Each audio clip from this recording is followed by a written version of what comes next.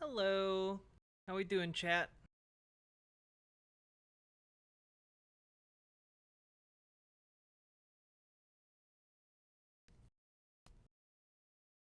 Hey, Gamer G. Hey, Ashley. Hello, LB. Hello, Irked. Hello, Gromit is a Prince. And I'll just take that call real quick. Sorry about that.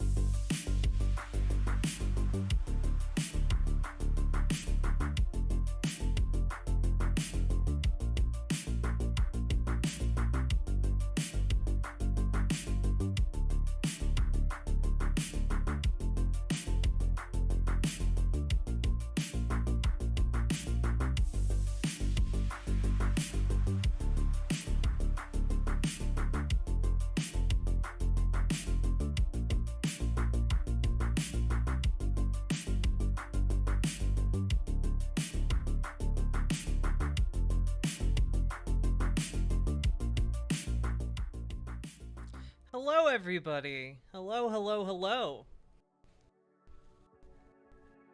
Um, you looking bomb? Hello, thank you. Hello, Holly Hoomst. Hello, Entroma. Hello, Forlorn79. Hello, POW now, Nobody now. Hello, Mithril Mist. Hello, Vacant Zero. Snuggle Kitten. Punky Gal. Hey, Nindreen.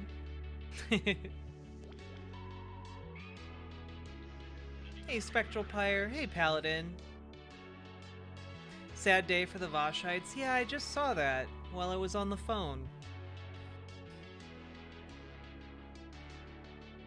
And like, losing a pet always sucks, you know? What happened? Vosh had to put his new cat down. Hey, Classic Daddy.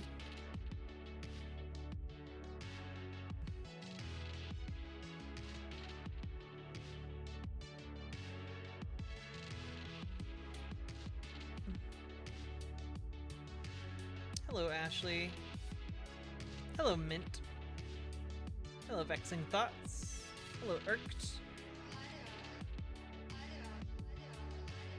Hey, Hellscape Wander. Haven't seen you in a hot minute. How you doing?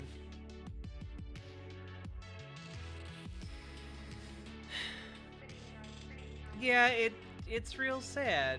I don't know exactly what happened, but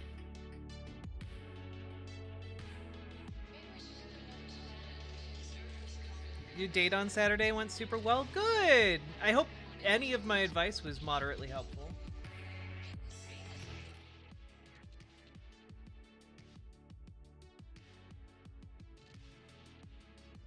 Absolute travesty happened at my city library board meeting today. Completely defy the will of the people. It's a sad day. What happened? Got a chance to say hi because I'm on a coffee break? Hell yeah. Sheckley! I'm glad you guys like the top. It's new.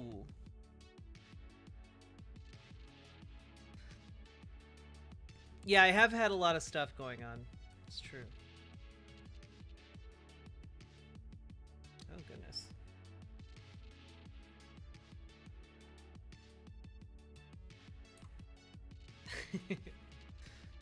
Why are you sorry, Archangel? Oh, you're an agent? Makes sense.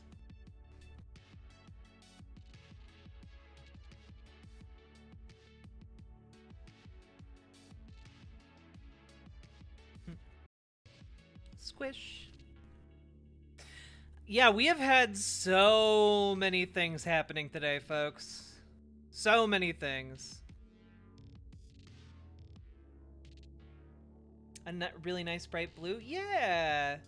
They got some Bluetooth functionality, which I resisted for a long time, but the quality is pretty good. Can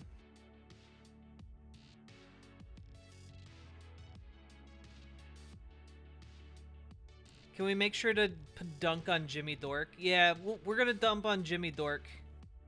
And also on Jordan B. Peterson and Larry Elder. It's a day. Okay, look, we're as lefties today. We are racking up the W's. Okay, folks. Will I talk about the Pinkertons? Honestly, I wasn't really planning on it. Just because, like, yeah, it's a weird story, but like I don't know that there's much to it. But we can talk about it a little bit. Yeah. I've been watching you dunk on Jordan B. Peterson on Twitch. Hell yeah.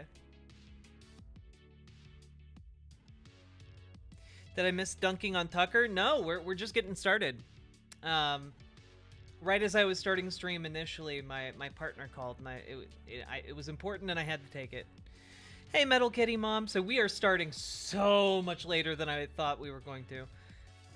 Apologies. And also, hello. I got, like, okay, chat, I'm gonna run this by you because I'm still trying to figure it out in my own head.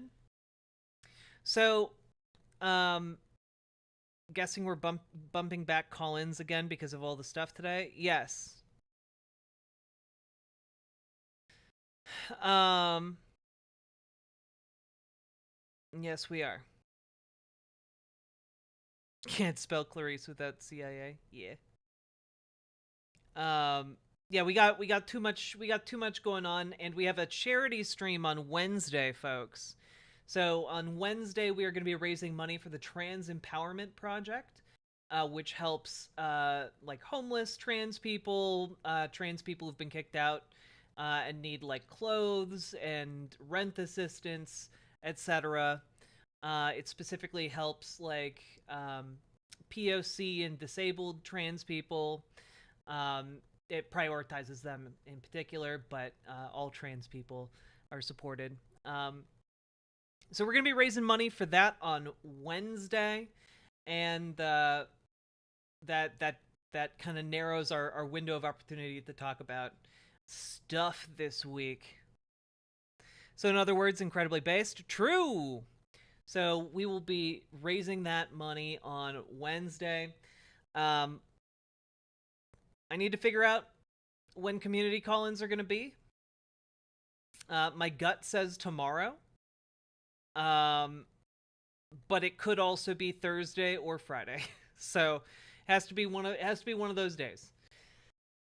I want to get it done this week. Um, and yeah, I hope you all had a wonderful weekend. Um, and yeah. And folks, before we get started, this program is only made possible by viewers like you. So if you guys like what I do, if you guys like what the content I'm putting out there, if you find it entertaining and informative or just interesting and quirky, and you like my boobs a lot, you can throw some subs or bits. You can use exclamation point tip over on Twitch. And you can also consider going over to riverboat.gg, which is where you can see the site on screen here, and subscribe over there. I get 100% of all the donos and subs you make over on riverboat.gg, so I'm kind of incentivized for you guys to come on over here. And yes, please do support, because without your gifted subs and your personal subs and your donos, I would not be able to exist. So do consider doing all that stuff. And join us, please. Jack, using those assets, well, they're an underutilized portion of my Twitch experience. Okay. But yeah, sorry. Also, sorry I started so much later tonight, just with going live initially, because I had a weird experience in my building today, where one of the maintenance guys who works here, um, like he had come into my apartment to work on the air conditioning unit, and like ever since, like, we just kind of like, oh hey, hello. And I like, he usually just sees me in my pajamas, like, sweatpants, oversized button up lumberjack shirt, and today he saw me and was like, and he's like an older African American guy, and he we were making like some small talk, and then like we were waiting for the elevator together, and like he he turned to me and was just like, so I don't know what you got going on. um I don't know what you got going on, brother. But man, I just want you to know I support you, and like, I I'm down with it. And I was just like, oh, okay.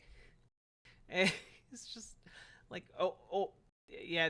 And like he offered a fist bump to me, and so I fist bumped him, and he's like, yeah. I just want you to know I'm cool, brother, or sister. I'm like, well, yeah. I'm just a girl named Jack, and it was just super awkward. but also like positive. It was like it was deeply like it reflects well on him. Let me put it this way: it reflects well on him, but also ever since that encounter today, I've just been like, what what was I doing wrong to get like misgendered? Like what I haven't been misgendered or like not pulled aside, but like have some have someone come up to me and like talk about trans stuff in a very long time, you know? Yeah, yeah, he's trying. He got spirit, you know? Um but also like just like it didn't make me feel good. Like, you know? It's been a long time since I've been misgendered in public. He saw your stream, doubtful.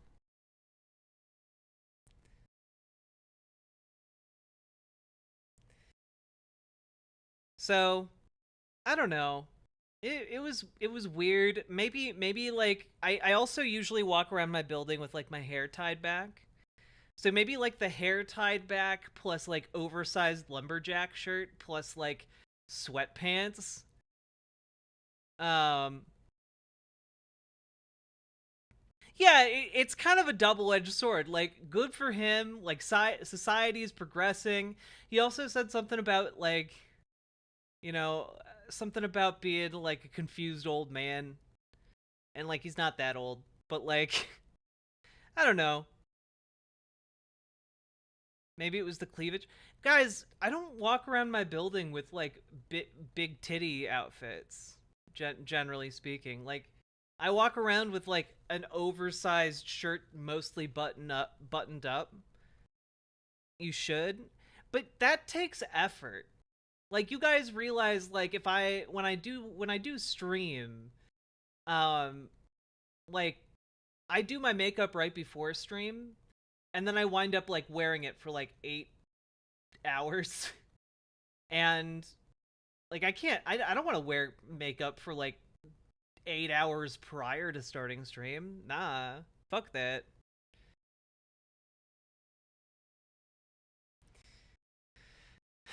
What, your stream appearance isn't just how you always look? It's true. Though sometimes I do look nice out in the real world because I'm going on a date with my partner Clarice, or I'm trying to let everyone in the doctor's office know that I'm okay, you know? Or I'm trying to assert my fashion dominance over a potential rival. Yes, Tungsten Wastrel, it is quite gay. Yes.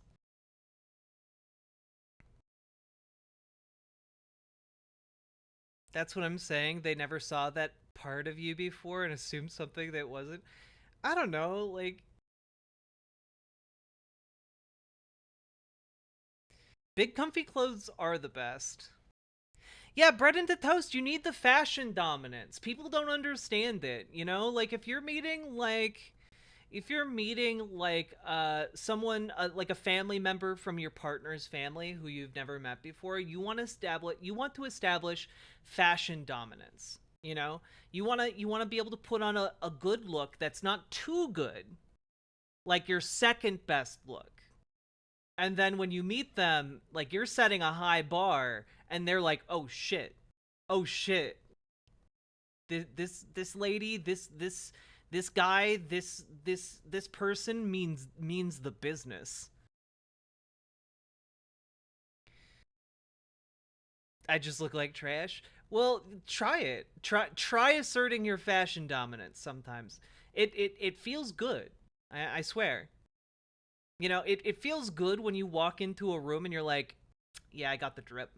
I got the drip."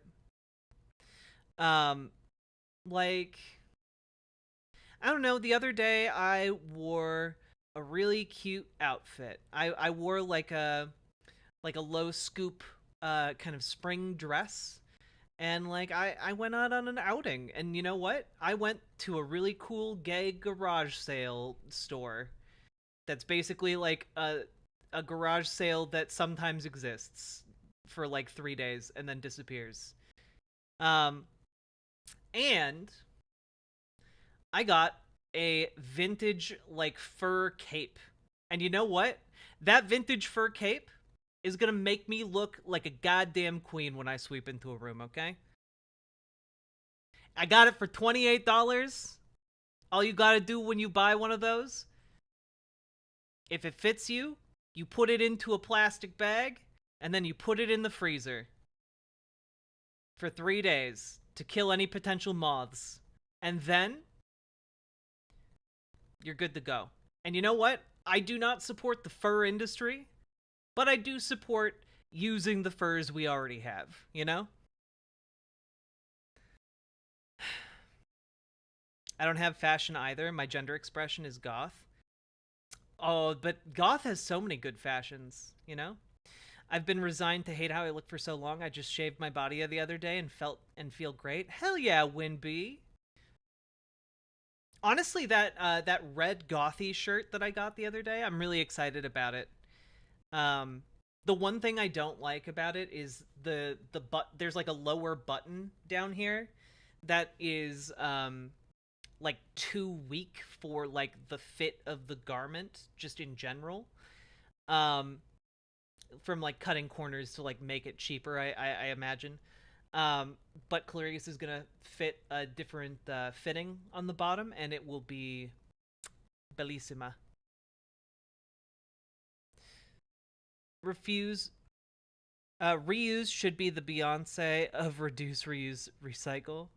I don't know what that means, but I like it. Bread into toast, why aren't you over on riverboat.gg? It's the place to be. Here, have some out of the closet, which always has a bunch of cool stuff. They have out of the closet. Yeah. The place I went to, I think, is called Pink Flamingos. You got new boots? Hell yeah, Archangel.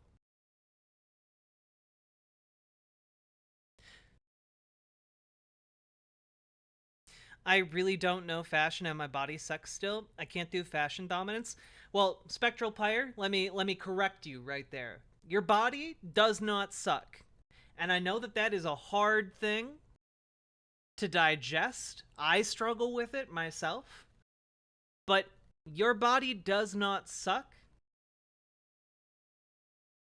And I mean this sincerely, okay? You can look at Lizzo, right? Lizzo has a body that conventionally society would all of society's messaging is geared towards telling Lizzo that her body sucks, you know? But you know what?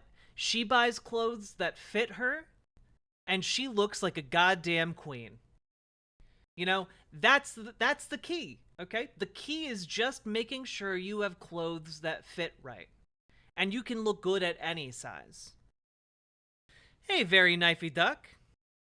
My body doesn't suck, but my mouth do. Hey, hey, operator Emma, how you doing?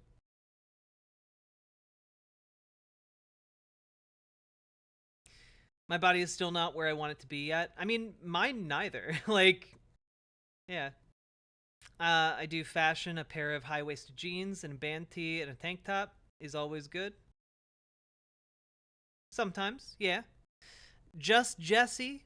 Hell yeah, you know what I'm saying. I'm mad because I lost my Branny car. Okay. I'd be all up on the .gg, but I'm still at work. No! Lizzo's fabulous and pulls insane moves in her music video with that plus size. It's true. It's true. And chat, that provides me the perfect opportunity, okay? The perfect opportunity to segue into today's first topic. And you know, you might think to yourselves, oh, I know what the first topic is going to be. It's going to be... It's definitely going to be Tucker Carlson and Don Lemon being let go from their respective networks. That obviously has to be the first story of the evening. And no, you're wrong. That's not the first story of the evening, okay? The first story of the evening is going to be Lizzo. So you see, chat, one of the things that I've been talking about for a bit has been that I think we are at the point where the transphobia that is being essentially fabricated whole cloth by the far right. This transphobia that's just being this moral panic, that's being injected into our society by the far right. We're at the point now where it's just getting too ridiculous for the mainstream. Okay? And that's one thing you guys have to understand. Like, people who watch me, people who watch Matt Walsh, they are in a political bubble. Okay? They are in a political bubble. And outside of that political bubble are the normies of society. And normies, they just want to, go outside, hug their children, go to work, drink a beer once in a while, and maybe sometimes do an outdoor barbecue. Okay? That's what normies want to do. And they do not spend their time thinking about politics. And generally speaking, if somebody's like trans or gay around them, they're like, oh, that's cool. Like that's like the extent of it, right? But then you have conservatives. Conservatives just coming out and being fucking insane. All right? Now, if you don't know what I'm talking about here, okay? And how this relates to how does this relate to Lizzo, you might say? Well, folks, our good friend Matt Walsh tipped his hand. He went a little bit too far. Believe it or not. I know, you guys are thinking, Matt Walsh, that restrained saint of a man? How could he possibly go too far? How is that even possible? Well, here we are. Here we are, okay? Matt Walsh, in response to a video of Lizzo taking the stage with a bunch of drag queens in Tennessee to protest Tennessee's ban on drag performances that also applies to trans people, just simply tweets, "Throw her in jail." And I gotta tell you guys,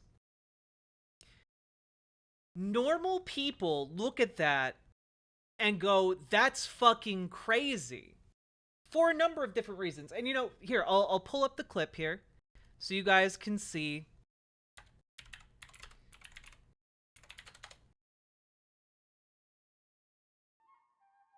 Oh, go. Here is a short 40-second snippet from the concert, okay?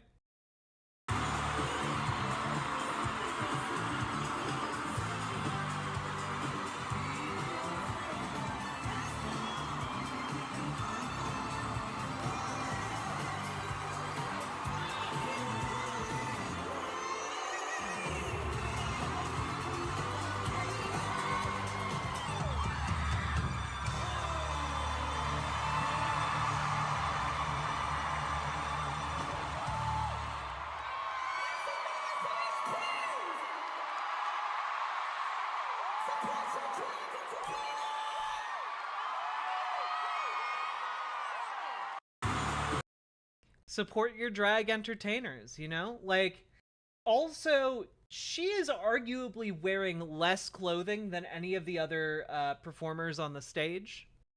And yes, very based of Lizzo. We'll get back around to this, okay? We'll get back around to this. But I just want to say, first, based Lizzo. Second, conservatives fucking hate Lizzo. Just like, look at the way she walks down this runway here.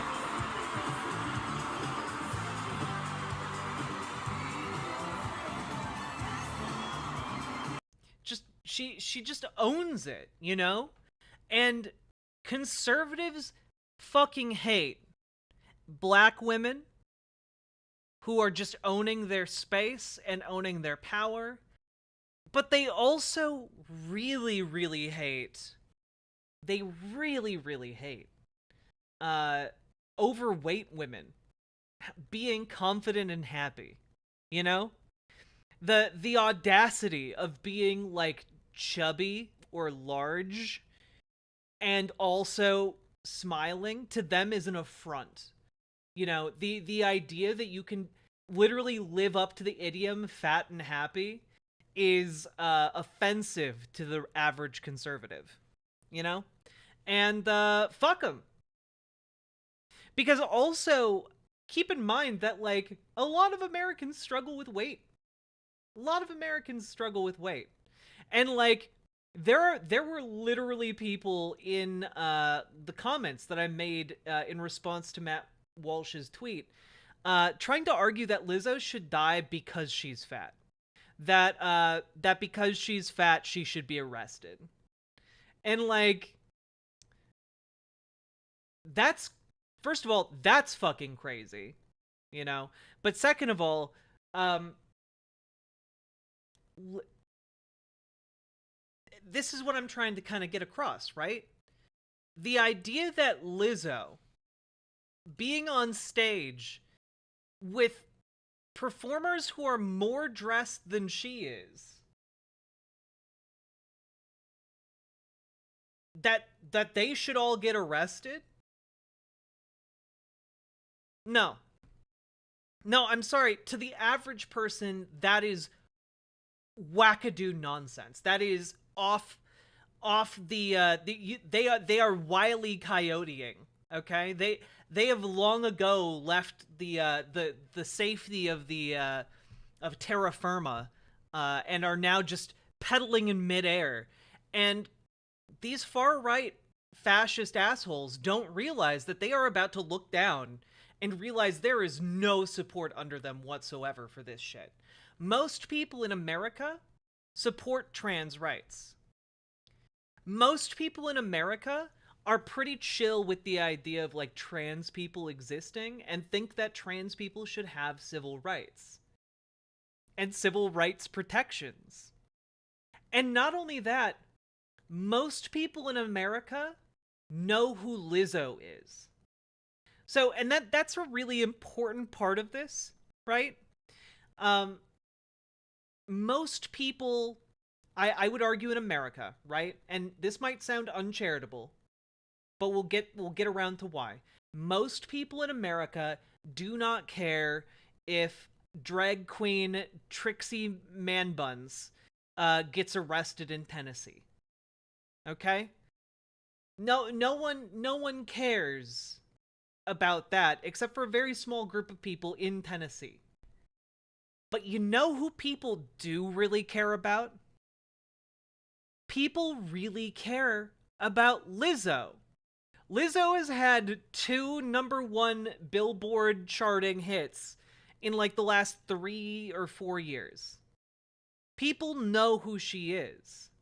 And if you are calling for the arrest of Lizzo because she danced on stage with a bunch of even more dressed up performers, most people in America will pay attention to that.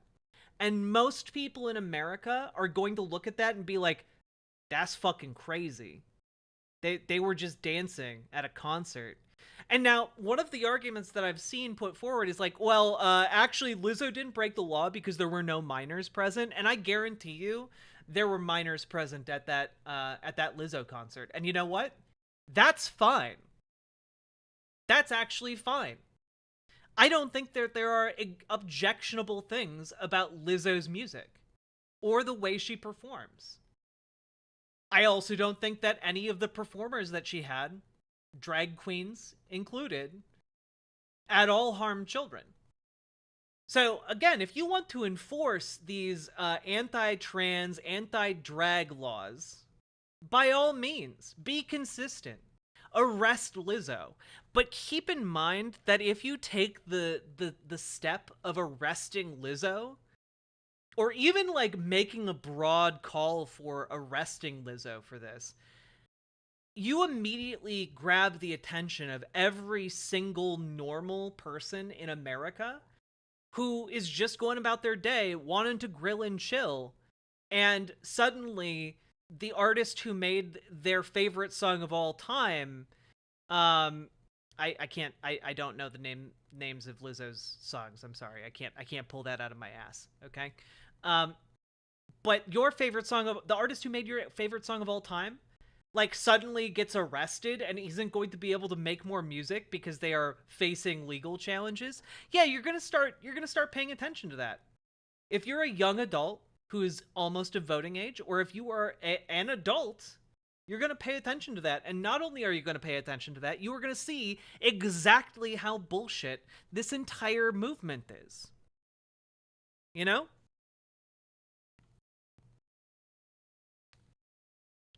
Drag queens representing trans rights is problematic because of the way it is conflated with being trans, i.e., trans women are just men in dresses. Well, here's the thing, Melody MP. I agree with you that it might be problematic, but we have to understand that to a conservative, there is no distinction. Sorry, to a transphobic conservative, there is no distinction between a man in a dress and a trans woman.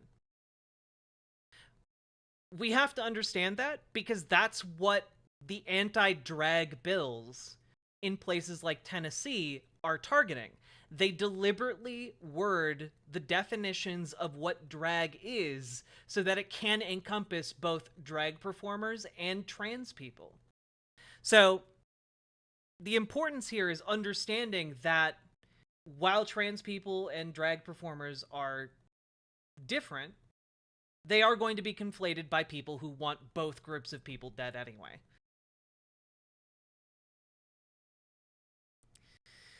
So, yeah, it's... Lizzo, please join the resistance. We need your fans. Well, here's the thing, Gamergy. I would argue this is Lizzo joining the resistance. You know, like, how else are you supposed to interpret her deliberately doing a show in Tennessee with a bunch of drag performers in a deliberate attempt to protest against this, you know? How else do you interpret this? Yeah.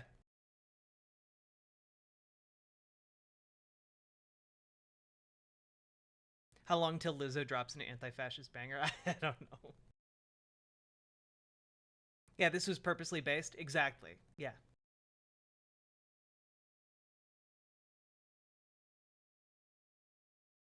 So, anyway, um I I made the comment that fascists have overplayed their hand and are losing the culture war. No sane person thinks that Lizzo should be arrested for dancing with drag queens. Went a little got a little bit of traction relative to my audience and size on Twitter. Um, a lot of people were reading this as like me saying like, "Oh, Lizzo, we have now undone the state power in Tennessee." Like, no, obviously, but like more and more stuff like this is going to be happening. And if conservatives want to try and enforce these draconian laws, they are going to lose. This is a long-term project to oppose these people. And they are currently losing, and I think that is wonderful.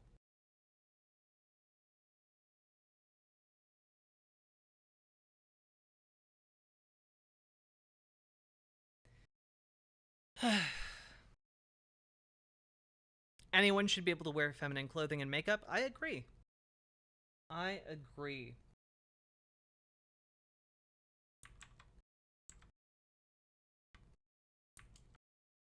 Now, it is worth pointing out that the Tennessee drag bill is currently on hold. A federal judge blocked it on First Amendment grounds, so that's good. Hopefully, it will be completely struck down and not go all the way to the Supreme Court. Um, we have to wait and see on that one.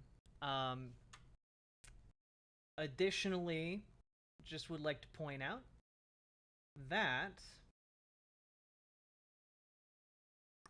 where was it? Do do do do do do.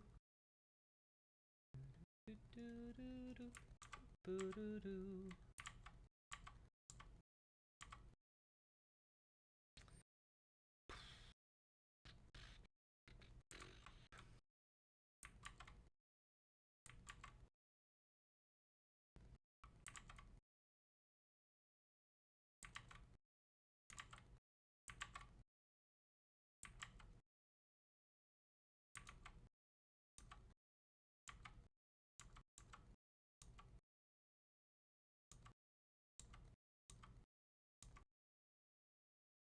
here we go.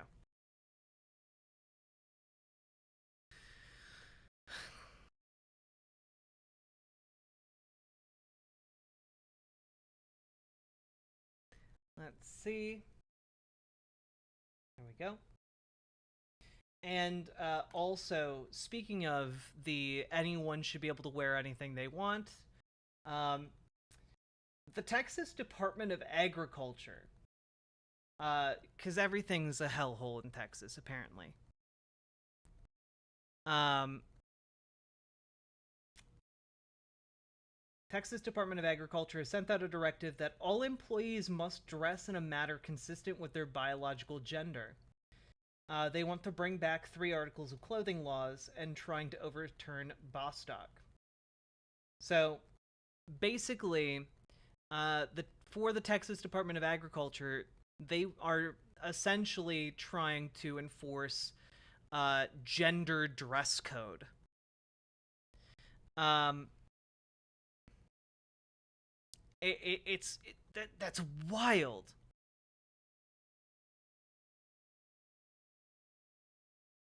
Oh yeah, Jack, I probably got the most traction I've ever gotten the other day when I replied to a tweet with the same critiques that you had about the ContraPoint's latest video. I did put forth the qualifier that I liked most of the video, but I still got clapback. I did get some people liking and agreeing with my tweets though, so that's nice. Yeah, Sheckley, it can be rough.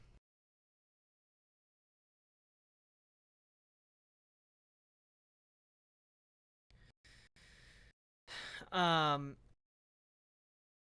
Clothing of their biological gender. These people are so fucking stupid. Yeah. No, it's for those of you who don't know. By the way,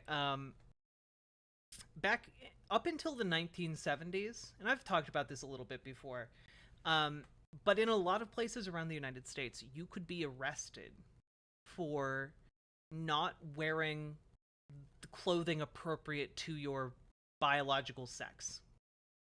Um, Essentially, if a cop saw you and thought, hey, you look a little too mannish to be wearing that dress, they could arrest you and charge you, and strip search you with all of the nastiness that implies. Um, and that was just the way it was. It was essentially illegal to be trans in the United States.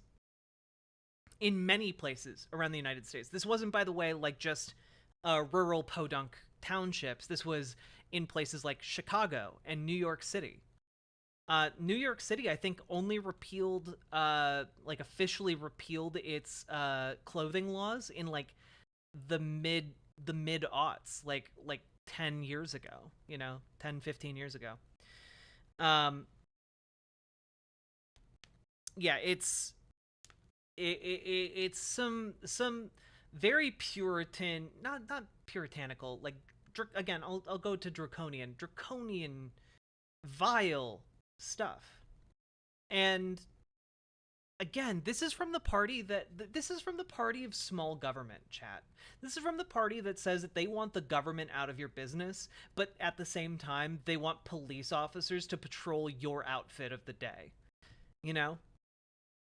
And like, by the way, prior to like the 1960s, um pants for women were included in like articles of clothing that were inappropriate to wear outside of your biological sex. You know, if you look back at like pictures of like women wearing like suits or whatever from like the 1930s, 1940s, etc., they were in direct violation of those anti-cross-dressing laws. And that's part of what made them so cool. That's part of what made them like such a an interesting societal movement, I guess. Um Good night, Mithril Mist. Get good sleep.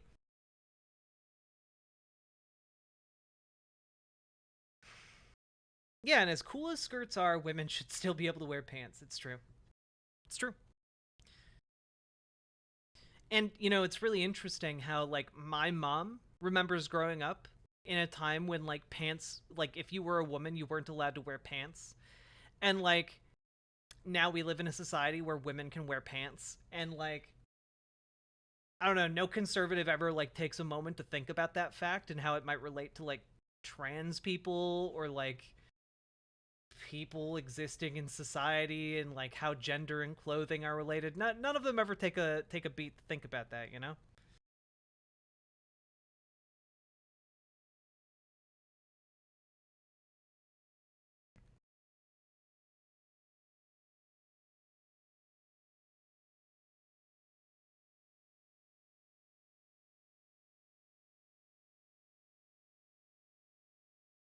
Well, that's true, Winby. Conservatism is allergic to self-reflection.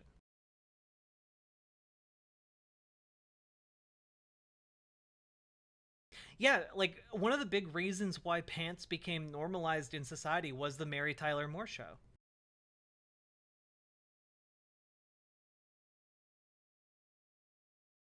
Like no joke. Like uh it's actually kind of hard to convey just how influential the Mary Tyler Moore show was for like American culture.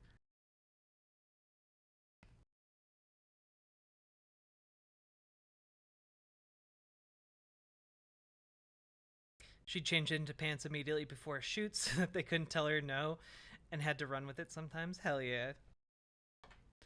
Gotta say, I hate pants though. Sweatpants are pretty okay. I like sweatpants.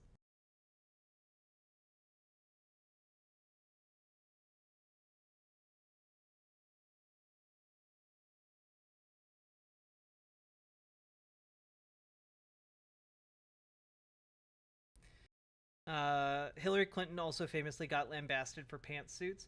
Yeah, but like pantsuits are not great. You need like a power suit. Oh,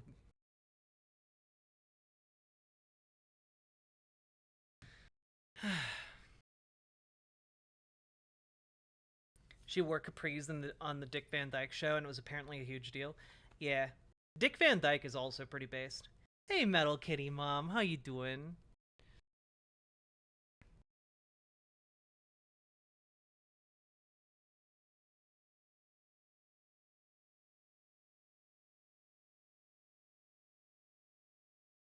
Um, let's let's just kind of back up here. Kind of jump the gun on some of the content for today. uh, oh, also worth noting that we have to take a moment to really understand the real reason why conservatives hate Lizzo, and the real reason for that is because Lizzo played James Madison's flute at the Library of Congress, forever sullying a plantation owning man's dead man's flute and our national history. Anyway, here we go. We'll watch it just because a thriving, talented black woman makes conservatives mad.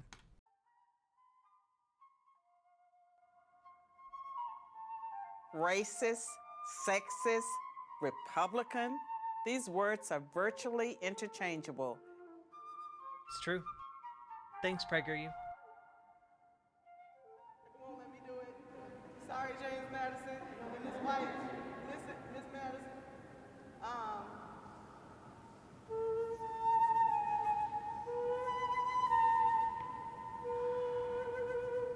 all right, I'm gonna just give you this.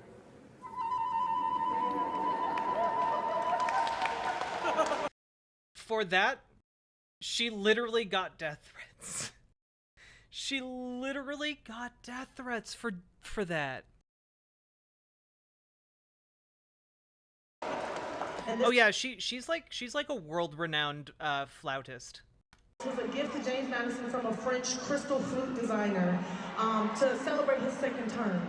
There was a fire when he was away, and the only two things that were saved was a portrait of George Washington and this crystal flute right here. And by the way, just at the time of his death, James Madison owned 36 taxable enslaved people, and did not free any of them during his lifetime or in his will.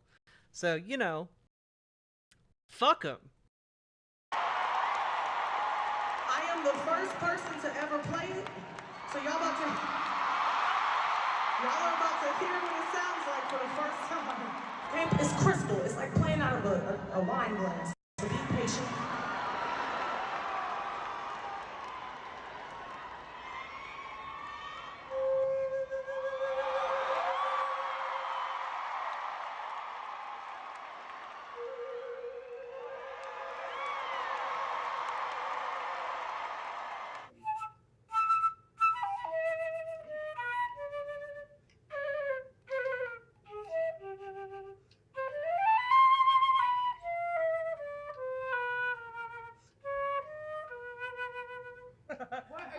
Ben Shapiro just jelly. He not as good at violin as this lady is at flute.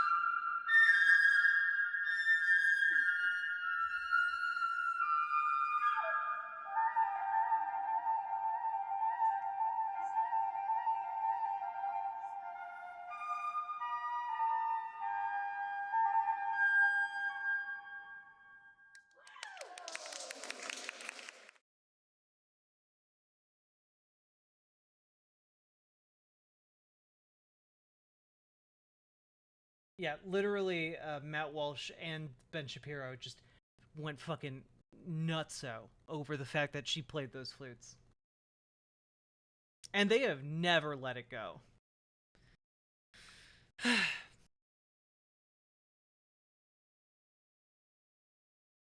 And you know what I go nuts over, chat? Subs and donos.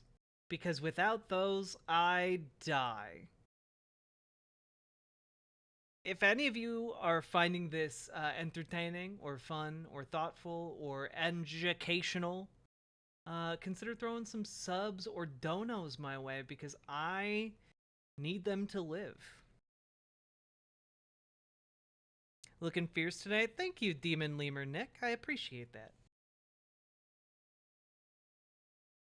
This top just does tend to ride up a little bit.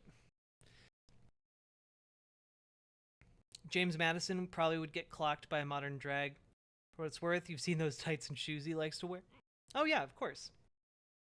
Just Jesse, thank you for the 30 bits.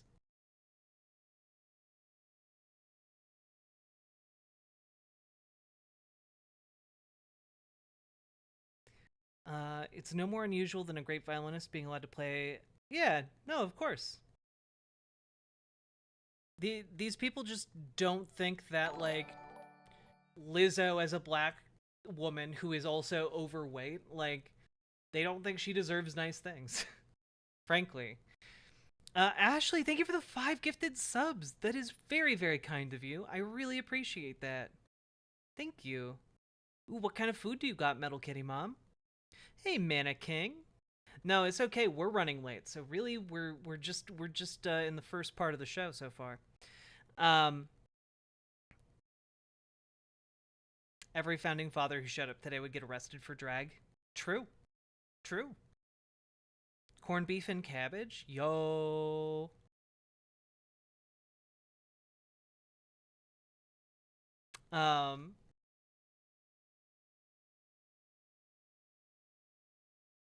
I'll never understand being so openly racist.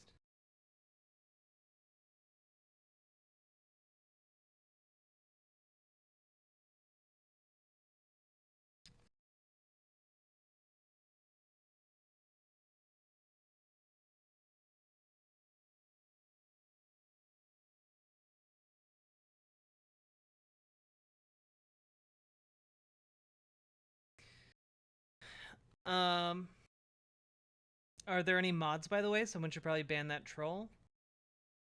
What troll?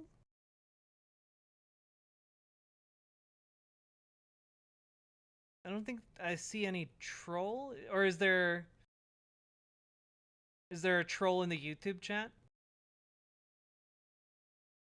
Door Kickers Inc.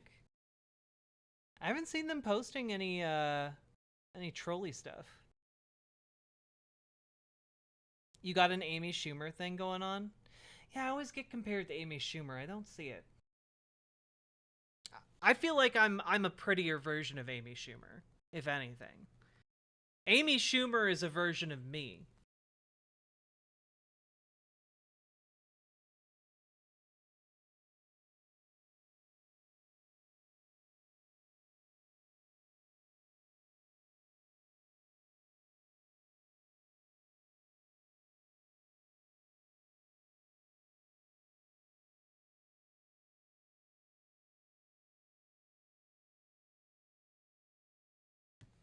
Let's see.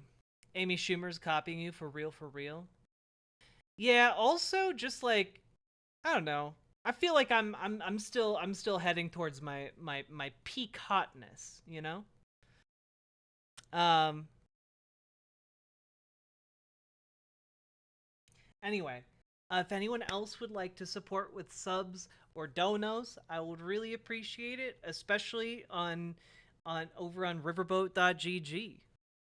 Why do I see two separate chats? Because the chat on screen is on my personal website riverboat.gg, where you get an ad-free experience just by being there, and you can turn yourself from a white name into a name of varying colors by subscribing over there. And yeah, it's the cool kids chat. It's true. It's true. It's the prioritized chat. Um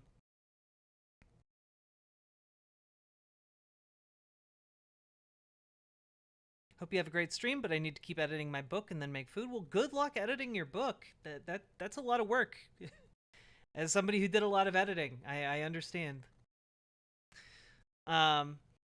Yes, this is the anti-Bezos chat over on riverboat.gg. Hey, Moldavite Wormhole, welcome. Let's see. Yeah, good luck on the book.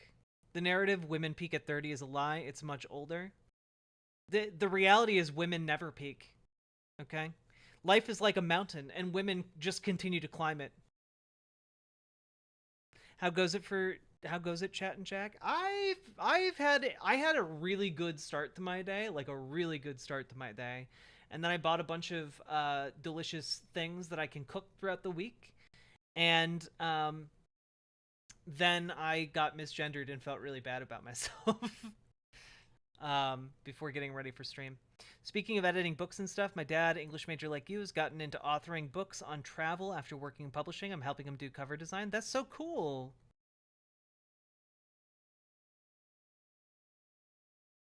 Bezos allows me to buy tall-sized clothing that fits. Cannot be too mad at Bezos. I'm mad at him for being a billionaire. Because honestly, Jeff Bezos didn't do any of that shit to like get you that tall clothing.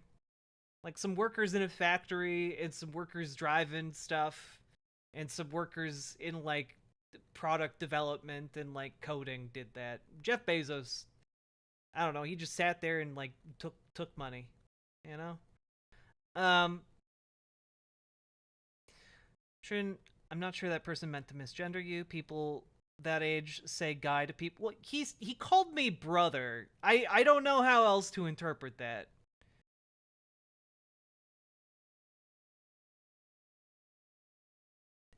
That's a pretty unambiguous one. And he said it multiple times and then corrected himself and said sister and was really awkward about it. It's pretty I got it. The message was clear. No, I don't think he was malicious. I've never said that. It just all I'm trying to tell you fuckers is that it made me feel bad. Completely benign people with good intentions can still make other people feel bad.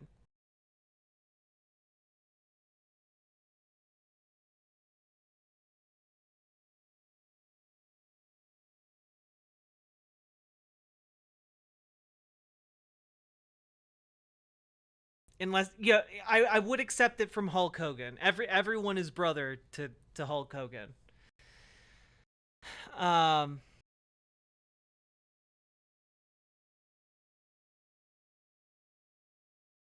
Okay. Moving on, we're getting to the news of the day, folks. The news of the day.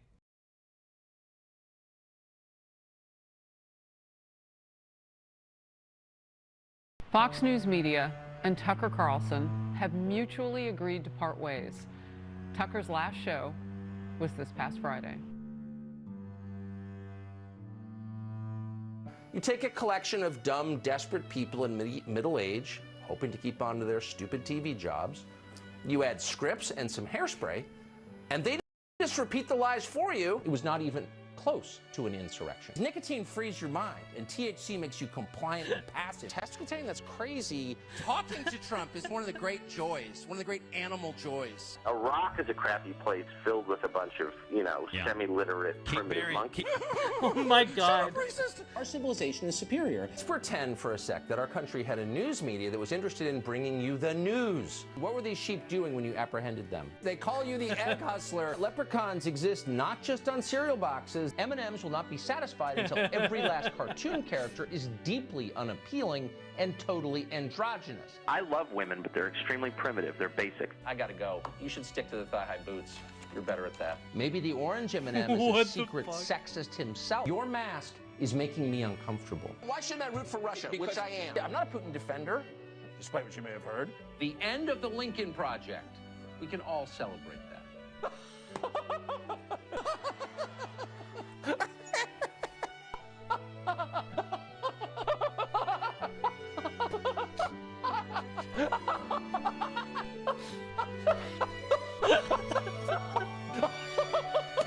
We want to thank Tucker Carlson for his service Oh my God. to the network. I'm sorry, I just gotta take a quick break and go cry in a closet while squeezing a stuffed animal. Rick Wilson? Ugh. Okay, I don't like the Lincoln Project, but this is really fucking funny. God. He's such a fucker. But for those of you who didn't know, Tucker Carlson no longer works at Fox News, effective immediately. Okay? Tucker Carlson, he's donezo. He's out, baby. And Tucker Carlson is really bad. Like, he was one of the baddest dudes working in conservative media. And the fact that he is out, good. Good. Delicious. Bellissima. Okay? Absolutely wonderful. No union? No union. Despite what you might think, he's actually not a member of the actors union. Right before I went to work, so I didn't know what happened, but yeah, nah, he gone, baby. He gone. But the real question now is why? Okay? So here's what we know happened. Tucker Carlson did a show on Friday, and they cut a promo for his show today. But he's not getting a show today. He's actually completely out. Okay? He's completely out. But they were planning on doing a show today. So this isn't like a planned break, which indicates that it happened very quickly, and it indicates that it was not amicable, especially because the network didn't give him a final show. And no one exactly seems to know why, but we do have some interesting details that have been coming to light throughout the day. And something you all need to know is that Fox News basically relied on Tucker Carlson. Tucker Carlson was in their most profitable time slot and was their most profitable anchor, you know? So it then begs the question, why would you let that go? What had to go wrong for you to cut loose your golden goose? You know, he had 3 shows on the network. And so the answer is, like, it has to be that they felt they had no other choice. But what put Fox News in that position, right? And some of the inside scuttlebutt is that, first of all, it appears that he was fired specifically by Rupert Murdoch. Okay? Came straight from the head of not Fox News, the head of Fox Corporation, which is headed by Rupert Murdoch. So this came from the absolute top of Fox, the Fox industrial complex. And we don't know why. Still, you know, the possibilities, as I see it, are that it might have something to do with the Dominion settlement. That's been something that's been going around today, in particular, that the Dominion settlement had, like, some kind of stipulation that they had to fire Tucker Carlson. The main problem I have with that is that Tucker Carlson didn't feature very much in the Dominion lawsuit. The Dominion lawsuit was mostly against a lot of other figures who were directly involved in making allegations against Dominion voting systems. And while some of the material that Dominion made public was, like, had, like, Tucker Carlson quotes in it that were embarrassing for Carlson, there wasn't a whole lot in there that really reflected directly on the Dominion case. So I'm not entirely sure why Fox News, while paying out an enormous sum of money, would also agree to cut off one of its largest revenue sources. So I don't think that's it. Okay? I don't think that's it. There are a couple other possibilities. One of the possibilities, which I think is unlikely, and I've seen this floated. Cenk Uygur earlier today talked about it a bit on the Young Turks, but the possibility that he deliberately pushed buttons at Fox News in order to be fired so that he could then be free to run for president as kind of like this martyr figure. And while I know that Tucker Carlson has had some presidential ambitions in the past, I don't think this is the way that someone would go about it if that's what their plan was. I don't think that's how that would go, because it would be so much more beneficial to have the entirety of the Fox News network solidly behind you instead of alienating their coverage. You know? I don't think that's what's happening here either. And I think that if you were to come to an agreement about Tucker Carlson running for president, Fox News would do everything in its power to, like, be the perfect springboard for that. Now, there are 2 other possibilities to my mind. Well, 3 actually. So there are 5 possibilities. We've gone through 2. There are 3 left. Number 1 is that there is currently a pending lawsuit against Tucker Carlson and Fox News by a former producer who was let go about a month ago. Now, this producer, who I believe is named Abby Grossman, she alleges that the work environment created by Tucker Carlson at Fox News was incredibly abusive, had no regard for facts, had no regard for procedure, and people often used colorful language and despised women openly. And the other component of this is that Abby Grossman has recordings from inside Fox News. And that's where we get some of the recordings that she has released publicly so far, or her attorneys have released publicly so far, that include like Rudy Giuliani basically admitting that the Trump administration had nothing to really back up the idea that there was election fraud. And now this is where we get to like some additional GD Reaper, thank you for subscribing on Twitch. This is where we get into some speculation from some of the rumors swirling around this, which is that Abby Grossman might have Tucker Carlson himself on tape saying some things that in particularly relate to anti-Semitism.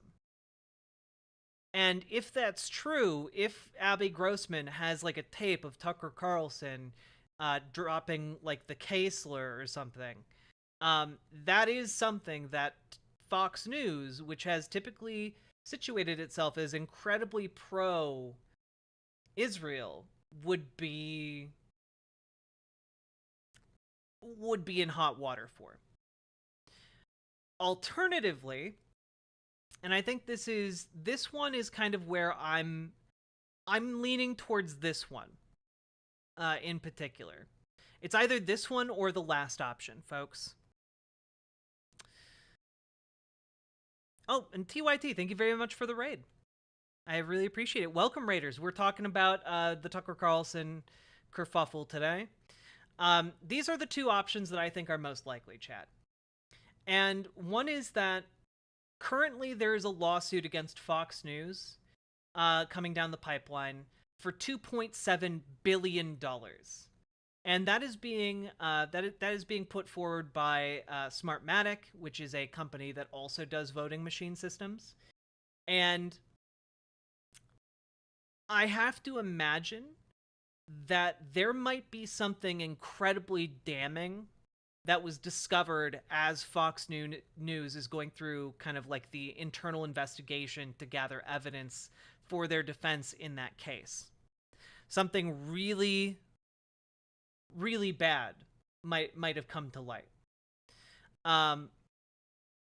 Either like Tucker Carlson being willfully complicit in a way where like the higher ups at the company got a hold of that information and looked at each other and said, yeah, we got to let this guy go. Otherwise, he's going to cost us an additional $1 billion, you know? And then we get to the final option, which is, so far I have not seen substantiated, but that there is some undefined other horrific thing coming down the pipeline that might have been unearthed in Fox News's internal investigations. What that could be that would result in such a quick severing, I don't know.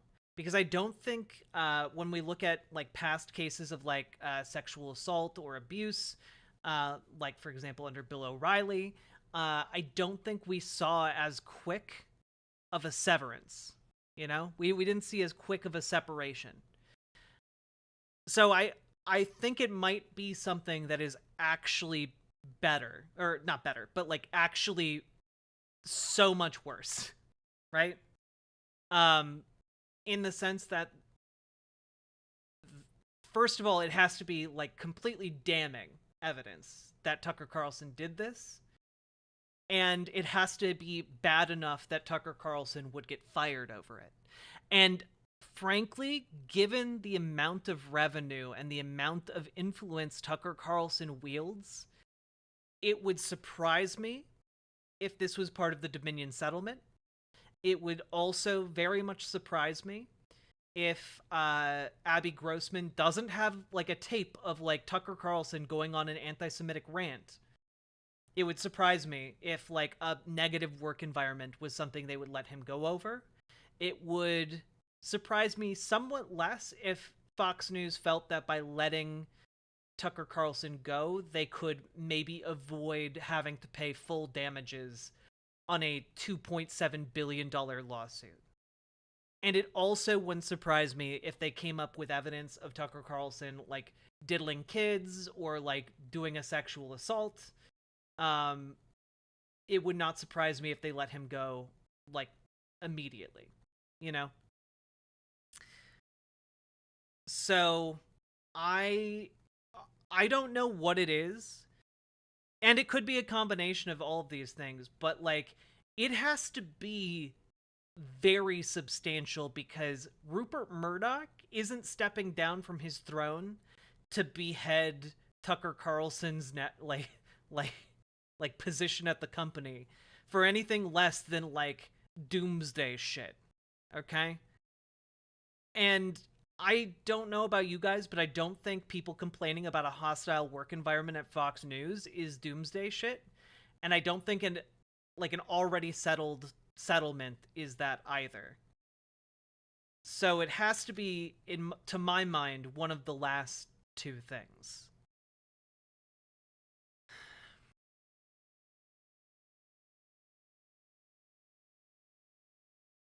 Yeah, it's not good, you know? People are thinking he'd just drop it to do internet shit.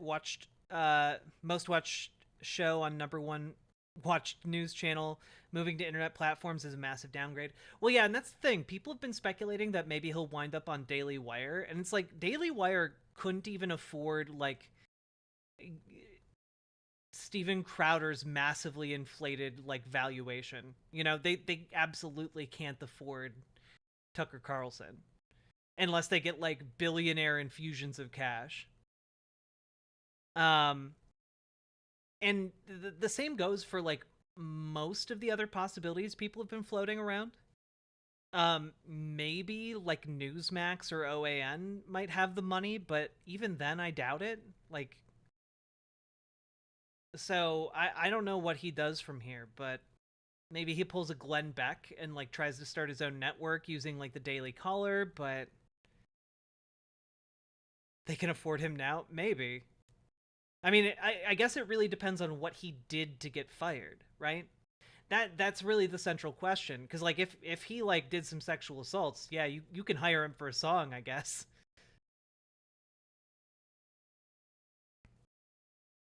CNN could if they wanted to get crazy. I'm pretty sure didn't Tucker Carlson have a show on CNN at one point that got, like, before he got booted?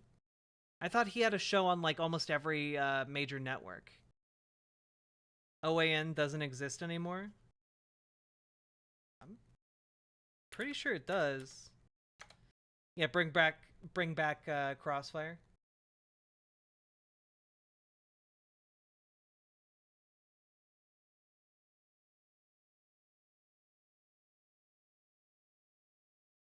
Yeah.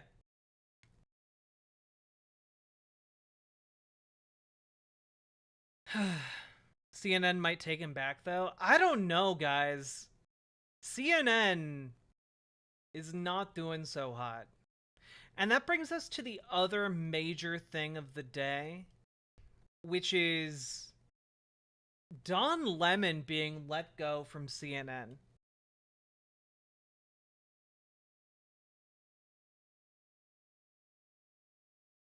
Now, I don't really care for Don Lemon. I don't watch a whole lot of CNN, obviously, but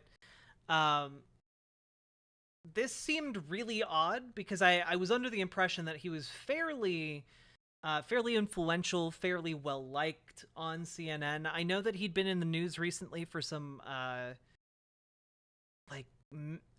for like some negative news stories. I don't really remember exactly what was happening with Don Lemon. But he put this out earlier today. I was informed this, first of all, whatever he wrote this on, he's not doing okay. Okay, this looks like a note like a kidnapper leaves. I was informed this morning by my agent that I have been terminated by CNN. I am stunned. After 17 years at CNN, I would have thought that someone in management would have had the decency to tell me directly. At no time was I ever given any indication that I would not be able to continue to do the work I have loved at the network. It is clear that there are some larger issues at play. With that said, I want to thank my colleagues and the many teams I have worked with for an incredible run. They are the most talented journalists in the business, and I wish them all the best.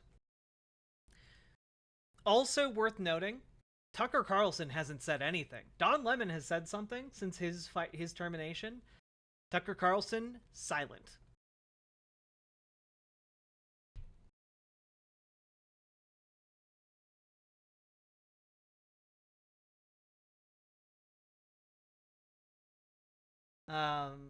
And we also have here that according to the New York Times, this is the interview that got Don Lemon fired.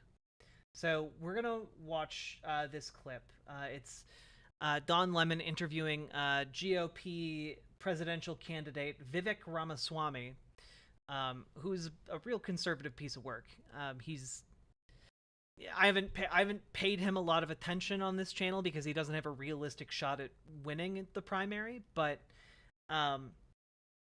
he's a real piece of work. He's like a wealthy businessman who wants to be president, or at the very least is auditioning to be in the cabinet of the president. You know? Jesus Christ. Someone up above me is just like pounding on the floor. So here's the interview. With due respect, I find your explanation reductive and actually insulting, including to black Americans, to say that black people today, compared to 1964, 1865, haven't made progress in part because of the freedoms we secured. And the Second Amendment was black part of what secured hang on, that please. freedom. I cannot keep a thought if you guys are talking to me in my ear. So hang on one second. So to say that black people, say what you said again? Black people secured their freedoms after the Civil War. It is a historical fact, Don. Just study it. Only after their Second Amendment rights were secured. They were not secured their freedoms after the Civil War. That is not, you are discounting Reconstruction. You're discounting a whole host of things that happened after the Civil War when it comes to African Americans, including the whole reason that the Civil Rights Movement happened is because black people did not secure their freedoms after the Civil War, and that things turned around. People tried to change the freedoms that were supposed to happen. And you know how they got it? War They got their Second Amendment rights, and they actually got the NRA played a big role in that. But oh today, my God. Don, the NRA did not play a big role. What a fucking liar, dude. Okay.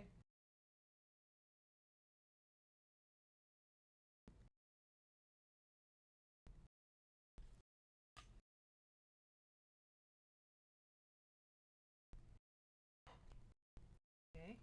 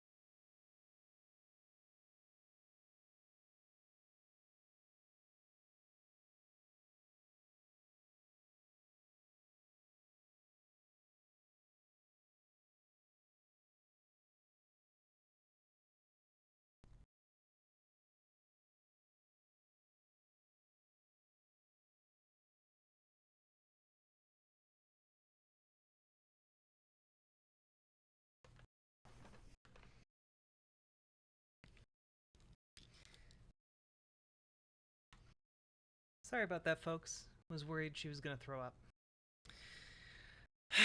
Okay. But yes, he's providing very valid pushback to Vivek Ramaswamy here. They train black Americans how to use firearms. That's a lie. That's not. The NRA did not play a big role in This is just historical fact. It's not historical fact. The part that I just find because you say it's historical the fact. part that I find insulting is when you say today black Americans don't have those rights after we have gone through civil rights revolution in this country. You are sitting here telling an African American about the rights and what you find insulting about the way I live, the skin I live in every day. Here's where you and I have the a different freedoms point that of view. black and white that black people don't have in this country, and that black people do have. Well, here's where you and I have a different point of view. I think we should be able to express our views regardless of the color of our skin. We should have this debate I'm not saying you without me regarding you as a black man, but me regarding you as a fellow citizen. That you're That's what I think we should say. Whatever ethnicity you are, explaining to me whatever ethnicity about I'm, I'll what tell it's like to be black. Whatever in America. ethnicity I'm, I'll tell you what I am. I'm an Indian American. I'm proud of it. But I think we should have this debate. Black, white doesn't matter. I think we should have this on debate. The content of the ideas. If you're going to do it, you should do it in an honest way and in a fair way. And what you're doing is not an honest and fair way. Okay? But we appreciate you coming on. With due respect, Don, I look forward to continuing that conversation. Thank you. The conversation. Thank you so much. Thank you, Papa. We'll talk about China. Yes, let's talk about China. Next time you come back. Oh, thank you. Much to say on declaring independence from China. Okay, something you can can move add on now, please. Thank you. Thank you. Thank you. Jeez Louise. But yeah, first of all, completely valid pushback on Don Lemon's part. Like, having some chuckle fuck across the table from you, trying to tell you that, like, the NRA is responsible for the success of the civil rights movement. Fuck off, dude. Fuck off.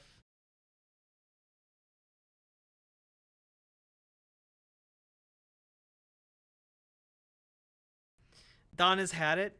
Don should have had it, you know? Like, and his co-host throughout this entire thing completely silent. And you notice at the beginning there he says, I can't hear with you guys talking in my ear.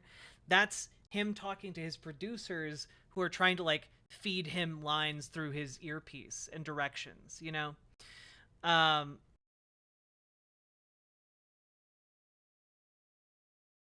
She was on her phone? Was she really? Wait, I missed that. Cured. That's not secured destruction. That is blind, and that is not the fact. Americans in this I think we should. That you're me regarding you as to me. Whatever ethnicity I'm, I'll what tell it's like explaining to me. You're sitting here, whatever ethnicity you are. She did reach for her phone at the end there. Who you texting, girl?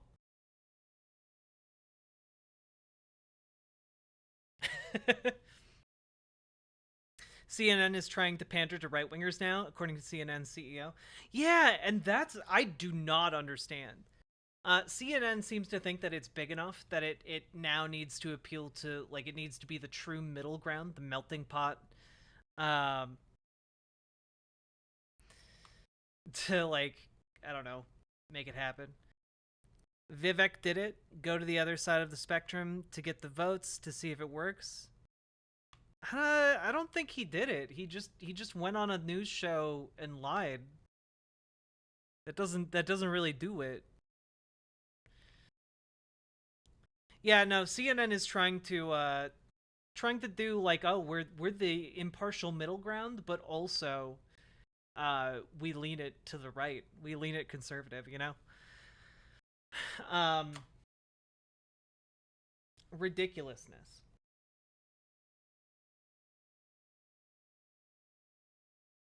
Full on Wilden. Here, I found this piece of coverage. I thought it'd be worth going through here. This is from CBS, talking about the shakeups and what they mean for the broader news media landscape. Because make no mistake, folks, this is a major shakeup. And with these people being gone, there is a colossal power vacuum. There's a colossal power vacuum. Right now, at Fox News, Tucker Carlson's spot is going to be kind of replaced by, like, a cycling window of chuckle fucks. And we're also going to see a similar thing take place at CNN. And frankly, this is an opportunity for both companies to pivot. And it seems to me like the pivot would be for Fox News to go a little bit more left-leaning, to kind of rein in their farthest right rhetoric. And it seems like CNN is trying to position itself to go exactly to that same like political positioning as well, just moving to it from the left side.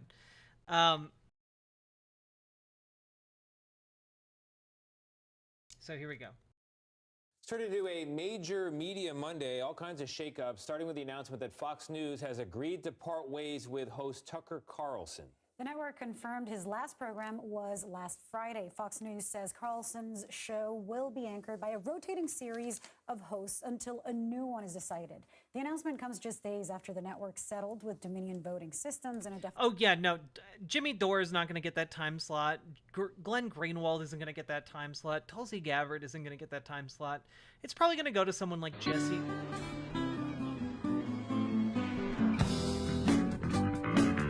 It's probably going to go to someone like Jesse Waters, frankly. Defamation lawsuit for more than $787 million. Then CNN announced it has parted ways with anchor Don Lemon today. Lemon wrote on his Twitter that he was informed his contract was terminated after 17 years with the network, but CNN says his statements about the events were, quote, inaccurate, and instead of meeting with management, he released a statement on Twitter. Joining us now is NPR media correspondent David Folkenflik. David, it's good to see you. What a busy day for us all. Yeah, it's a crazy day. I mean, the question of cause in Oh, both these cases comes to mind, and there are lots of potential causes, and I don't know that we know what the answer is in terms of what added up to each of these exits. Where are you on that question, and what avenues of reporting are you following? Well, of course, we're trying to get information on both and present a full picture for our listeners and readers, as well as, of course, your viewers. I can say, these are two separate instances, Thanks, and yet Fact. they are ones where each individual has caused enormous headaches, as well as enormous rating successes in different ways for their networks. Let's take each in turn. I think Tucker Carlson, as you rightly pointed out, his departure is happening less than a week after this gargantuan financial settlement with Dominion Voting Systems, which alleged it had been defamed by Fox, and which a judge ruled actually had been defamed by Fox, but should they be found legally liable, Fox paid $750 million to make that go away. But ancillary to that, another series of legal challenges spun out from a woman who had been, until she filed suit, Tucker Carlson's top booking producer, that is the person who gets guests onto the show. And she alleged two things. She alleged she'd been asked to, or pressured in a sense, to lie by Fox's lawyers about the experience she had under Carlson, and something that Fox denies. And she also alleged that his show was defined by sexism and made into a hostile workplace for her. I'm shocked. And, alleged that, for example, Carlson and his colleagues used words that were kind of shocking for women. And I think that this has to be looked at in that light. That is, there's this ongoing litigation right now beyond the settlement that just occurred that is about whether or not Fox is tolerating sexism in the workplace, disparities in pay and disparities in treatment for men and women.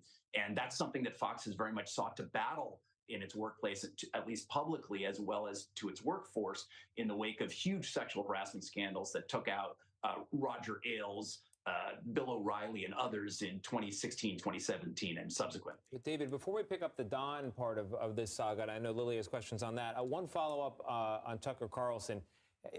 It seems unusual to me that he had his show on Friday. We've got the climate that you just laid out so expertly. He had his show on Friday. They were teasing ahead with a political interview he was going to have this week. So far, they're and then not. Suddenly, poof, he's gone, and there's no goodbye show. There's no build-up. I mean, this was someone who was a major star. We still haven't seen a statement from him. No statement from him. Yeah. They've agreed to part ways, is what so Fox far, this says. is everything I've told you guys so far. About the final moment of this is over? The sense internally from people that I've talked to is a degree of shock, but they also reflect the idea that Fox felt that it needed to get him out right now. It didn't want him on the air. This was not a particularly amicable parting. This was an imperative. And again, in the absence of hard, concrete information, nonetheless, Fox is right now investigating what happened at his show as a result of the litigation, even as they've denied the broad strokes of what Abby Grossberg, the former producer, had to say.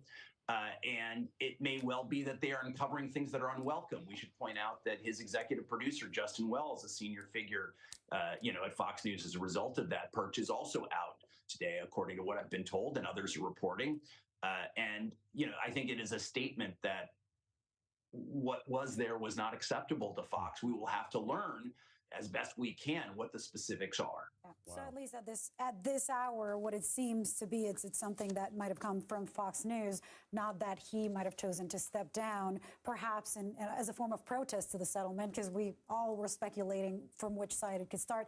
But we don't have you all day. I want to get into this Don Lemon firing.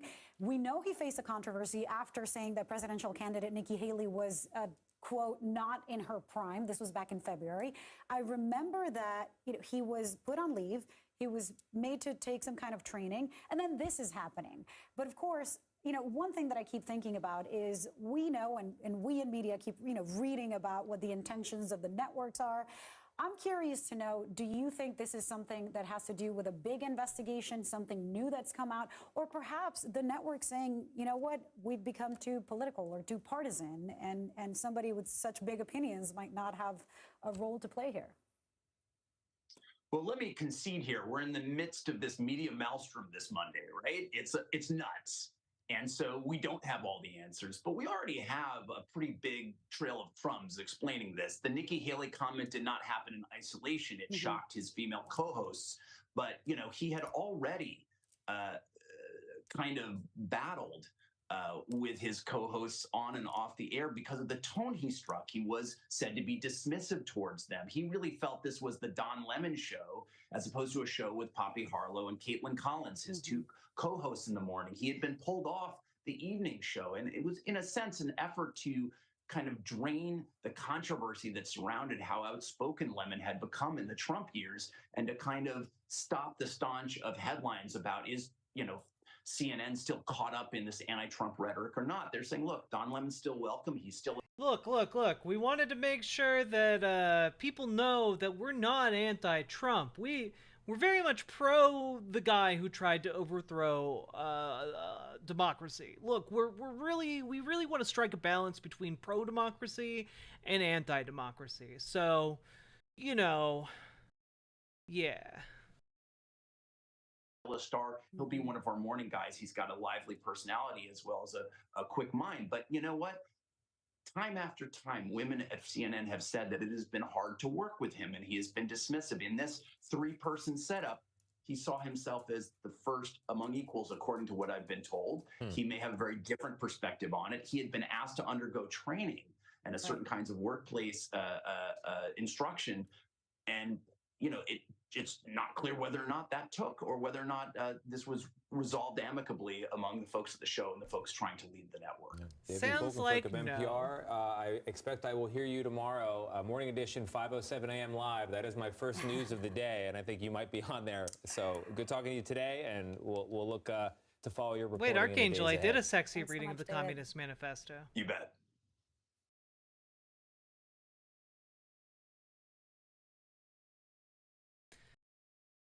So there you have it, folks. No one really knows exactly what's going on in either of these two cases. There are conflicting stories about Don Lemon, and we are left to speculate on limited information when it comes to Tucker Carlson. But I gotta say, given that Tucker Carlson has not put out a statement, given that this severing of Tucker Carlson was so abrupt, given the likelihoods of the different outcomes, I'm going to say that there's something horrible that we don't know about yet. That's where my money is on that particular issue. He did put out a statement. He said, "The bitches got me." God. This feels... Nah, Big Ben, I disagree. I don't think the Tucker Carlson stuff is related to the Dominion lawsuit. if it is related to any of the lawsuits, I'm gonna say that it's probably related to the upcoming Smartmatic lawsuit, or Abby Grossman, who's the plaintiff in the other lawsuit. If she has him on tape, like saying the K slur about Jewish people, like then it's either that, some damning evidence that Fox News uncovered internally related to the Smartmatic suit, or it's something horrible we don't know about yet. Those are the three things that I have my money on, but I think it's the third one.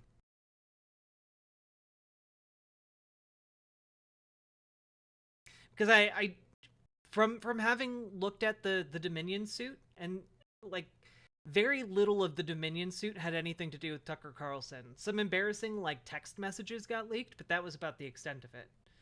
So it seems odd to me if it is related to the Dominion suit. Do you think it might be because Fox might be leaning into a more centrist right position or getting more crazies on rotation? I mean, I think that could be part of it, but I don't think that... I think that if that were the case, Fox News would instead send Tucker Carlson new marching orders to talk about more, like, centrist topics, you know? I don't think they would outright fire him.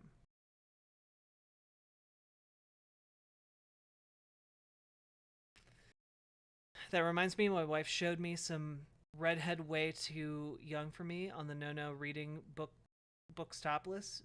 She was like, I can do that. Hell yeah.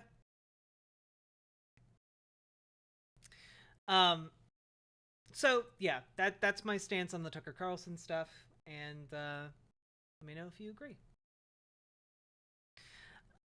Folks, we've been going for a little while here. If you're enjoying the show, remember to hit the follow button over on Twitch, hit the like button over on YouTube, and consider hitting the subscribe button over on YouTube. That'll help you make sure you get the alert when we go live. If you want an alert for that over on YouTube as well, which can be a little bit more reliable. And consider supporting Stream. It's been a bit of a slow night when it comes to like support, but if any of you are feeling generous, I know I would very much appreciate it as we get towards the end of the month and rent paying time. If these were Murdoch's orders, it's something criminal or hardcore slurs on tape. Yeah, and that's the thing, GamerG. It's either something that directly costs Fox News like $1 billion and they're seeking to minimize damages, or it's something like Tucker Carlson is a rapist, or they have him on tape saying racial slurs, and not just like one time. I feel like even if Tucker Carlson is on tape dropping the N-bomb one time, he might still get away with it. It has to be like 3 or 4 times, you know? I have a little positive news item, if I may share it. I'll allow it. Also those really good YouTube videos. Don't forget to like the likes and comments. True. Make sure you like and comment all the YouTube videos.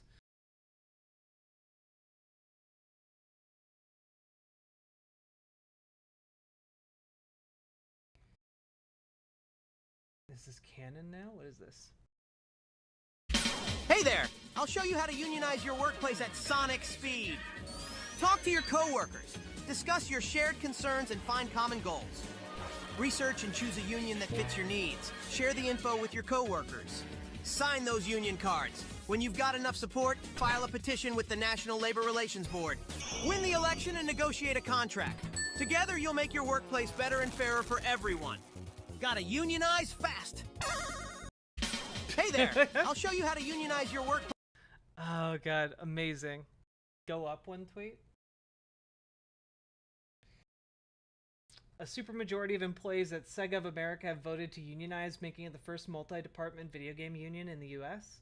They've filed with the NLRB and will go by the Allied Employees Guild Improving Sega, AGIS. First of all, based as hell, we've never gotten like a studio wide like game union. That's really big. Second of all, I love their name, Aegis. And third of all, this logo slaps.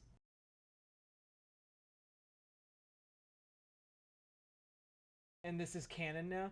I think this tweet is tongue in cheek, but there is a TikTok account called the Swoletariat that makes a lot of content of like Sonic the Hedgehog being pro worker power.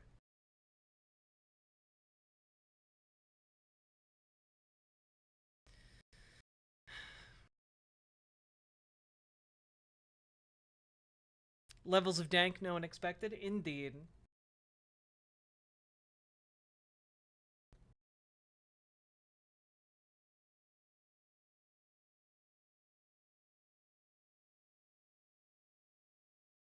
It is nice to see the U.S. Game sector starting to unionize more and more.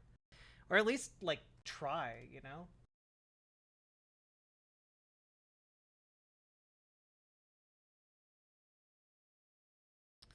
Oh. Yeah, I forgot about this. We need to talk about this real quick. Just... God damn it.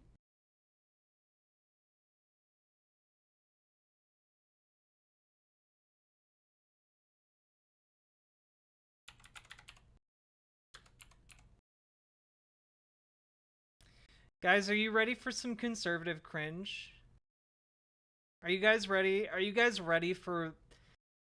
I shit you not. First, this is real. Okay? This is real. This is not satire. And this exists. And there's really nothing else to say about it. I have no in-depth political analysis here, except that I really hope that whoever made this made a lot of money at conservatives' expense. I really do, because this is either one of the worst advertisements I've ever seen, or whoever made this took a bunch of money from conservatives and made it deliberately bad on purpose, because it is funny as fuck. America presents Real Women of Politics. Real women of politics. Today we salute all the real woman leaders of this great country. Real women don't have to fake it. Real women doing real things. Real women work too hard for this. Some big companies can't tell the difference between real and fake anymore. Real people know the difference. That's why we're introducing the Real Women of Politics koozie. Real women of politics. Now, you can salute the real women of politics at every backyard barbecue and tailgate. And if it covers up the label of a big woke company, well, that works too. Order your Real Women of Politics koozie today. Oh, God. No. Sarah Huckabee Sanders didn't just retweet this, chat. Sarah Huckabee Sanders paid for it. Her campaign fund, Sarah for Governor, paid for it. She tweeted it out. She's selling them. It's real. Is this really her merch? Yes. It's real. That's why I had to spend so many sentences telling you guys before we watched it that this is real. And now I just want to go through it step by step and point out what I love about this at every juncture, because this is one of the best 1-minute ads I've ever seen in my life for all the wrong reasons.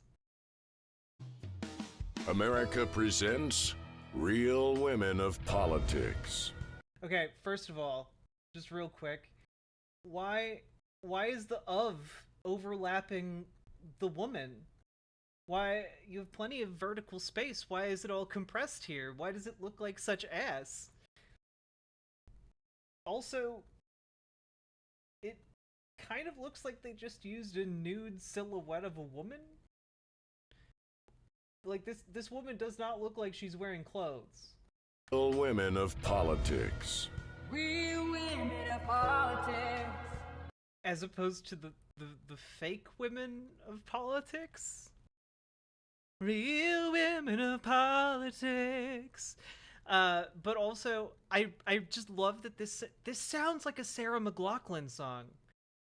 Like, the real women of politics are suffering right now. Just stare into their sad, dead eyes. Real women of politics. Take one home today. Give them a good home. They deserve it. Real women of politics. They'll cook and clean for you, and they'll never wear shoes or leave the kitchen. Real women of politics. And they'll tell you that you're good in bed, even when you're not. Real women of politics. Today we salute all the real woman leaders of this great country. Okay, second of all, like, is this woman not a leader? Like, she's dressed up in a military uniform. Who's she saluting? Aren't all these other people supposed to be saluting her? What? Salute all the real woman leaders of this great country. Real women don't have. Also,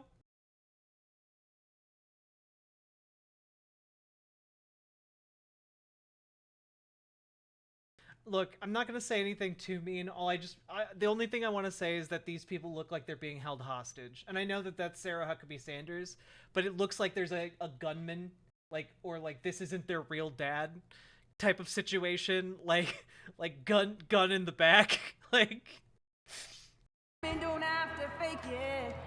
Also, okay, real quick. Have to fake it. Country. Real women don't have to fake it. What does that mean? Real women don't have to fake it. Now, folks, to me, that just sounds like it's directly talking about women faking orgasms.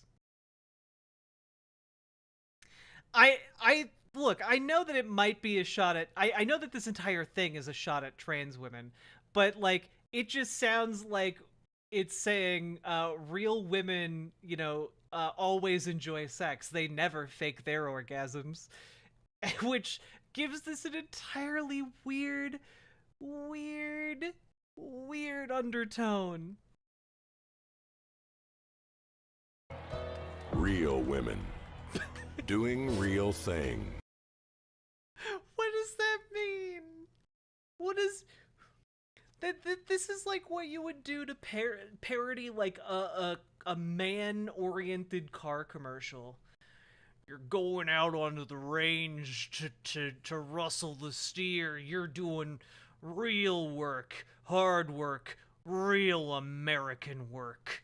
You know, like that's what it sounds like. It sounds like you're doing a parody. Look, she's doing a real thing. She's hunting. Hunting is real. Real women work too hard for this. Some big... Also, it sounds like the singer was originally supposed to say, real women work too hard for this shit. And they cut off the shit. Real women work too hard for it. Companies can't tell the difference between real and fake anymore. I want to know everything. And I know that this is a very short clip. I want to know everything about this particular piece of footage that seems like it's so specific, it had to have been shot specifically for this. Companies can't tell the difference between real and fake anymore. Real people know the difference. Like, Yep, just another day at the fake fish factory. I love my job. I love going in every day and not smelling like real fish. Instead, I go home at the end of the day smelling like fake fish. And that's a really big improvement over the factory down the street. The real fish factory. Man, I'm glad this isn't real. Look, I can just stack them up in this box. No scales, no smells. I wish I didn't have mercury poisoning from the fish factory. Just like, also part of it, like, I know that this fish is fake, but also just real quick, listen to what he's saying. Some big companies can't tell the difference between real and fake anymore. Some big companies can't determine the difference between real and fake anymore. Except in this circumstance, like, the difference between the fake fish and the real fish is, like, completely not real. That's not a real problem. No one's walking onto the set of a movie being like, "Aw, geez, someone accidentally picked up the prop fish, and now all we have left are the real fish. It's gonna get so stinky," and then looking at the camera and everyone laughs. Like, why is the fish larger than the box? See, that's another really good question, because it begs a few things, right? Because there are clearly already fish in that box. There's clearly something already in there. Real and fake. So how is fake anymore? How is that going to fit in the box? It can't. This entire clip is okay, but also, why is she wearing gloves? They're not real fish. They aren't slimy or wet or covered in scales. They're fake fish. So why is she wearing gloves? What's in the box?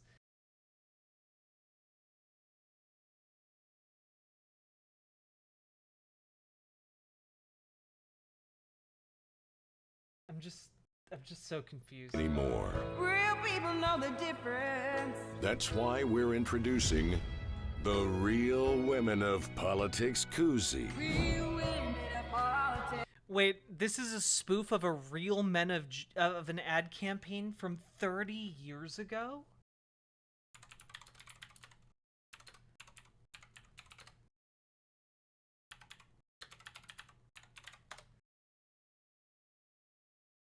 Oh god, okay. Now, you can salute the real women of politics at every backyard barbecue and tailgate. And if it covers up the label of a big woke company... Also, this is, like, weirdly sexual. Like, oh yeah, baby, put it in. Well, that works too. Real women of politics. Order your Real Women of Politics koozie today. Ooh. Okay, now, of course, we have to watch the original Real Men of Genius commercials. Budweiser presents Real Men of Genius. Real Men of Genius. Today we salute you, Mr. Really Bad Toupee Wearer. Mr. Really Bad Toupee Wearer. More than any neon sign or exploding scoreboard ever could. Oh. Your chrome dome cover says, "Hey guys, look at me." What could you be thinking? You think it looks natural, but it couldn't look phonier if it had a chin strap. Look at you! Made of space-age fibers, it can repel anything. Rain, wind, snow, and especially young women. I don't think so. So crack open an ice cold Budweiser. I do really like the idea that, like, this guy's just gay. Like, the framing of this is just that this guy's really happy that it repels young women. And especially young women. Yeah, this is Budweiser. So crack open an ice cold Budweiser, Mr. Stud in a Rug. Then crack open another for that thing on your head. I don't think it's all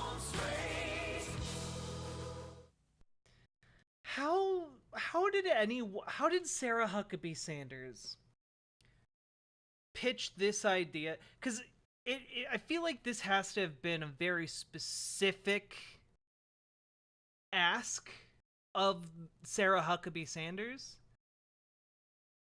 or whoever works at the firm that made this was just like, 60 and remembered this in like the basement of their mind,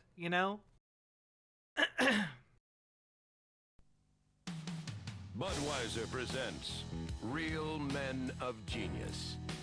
Real Men of Genius. Today, we salute you, Mr. Pro Wrestling Wardrobe Designer. Mr. Pro Wrestling Wardrobe Designer. While lesser designers would shy away from putting 300-pound men in spandex, you embrace it. Yes, you do. Pushing fashion to its limits, literally, you pair tights with a cape. Sorry. Wait. Small business. Smiling young woman wearing glasses picks up dried fish from shelves into box for sending to customers. What a wonderful and very specific thing to find for this commercial. Amazing.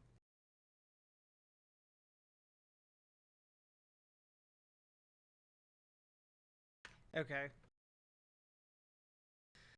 Oh, God.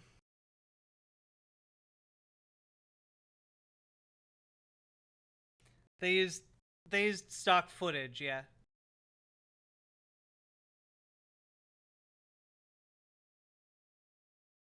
They're like seven of those. It's insane. How big is the fish, the fake fish stocking market,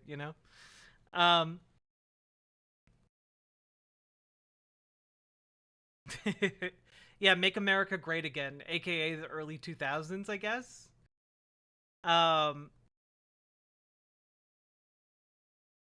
Folks,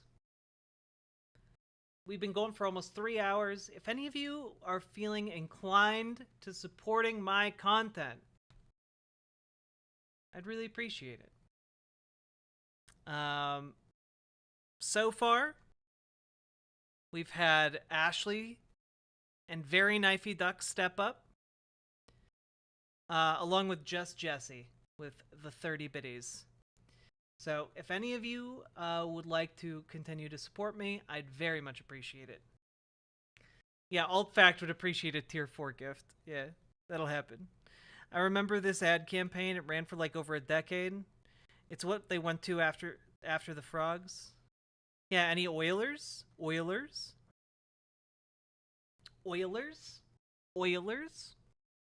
I'm very cute. I don't know if that counts for anything.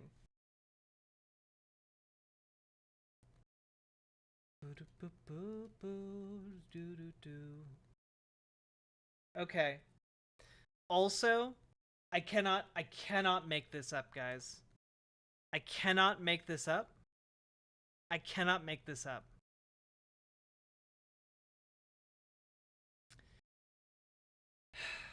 Jordan B. Peterson is considered one of the smartest figures, one of the most intellectual figures on the right. And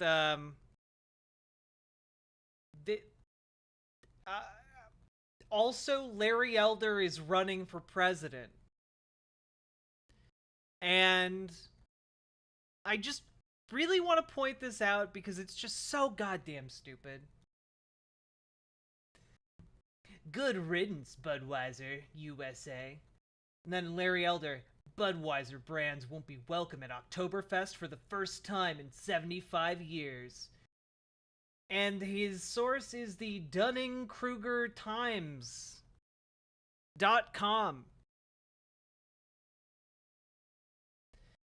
They both instantly agreed with it. And the website is called the Dunning-Kruger Times. A man who's running for president. And one of the smartest men on the right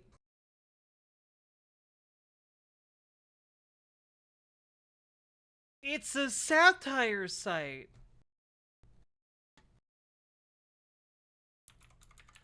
Oh, god damn it. What's the Dunning-Kruger effect? It's when dumb people think they're smarter than they actually are.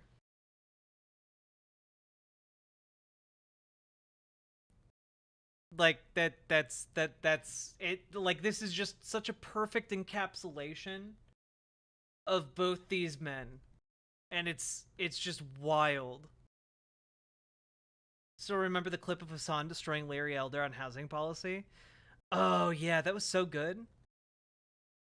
You know, chat, we got a couple white names in chat. If any of you want to support me and get rid of the white names, because I know you're all racist, sexist Republicans.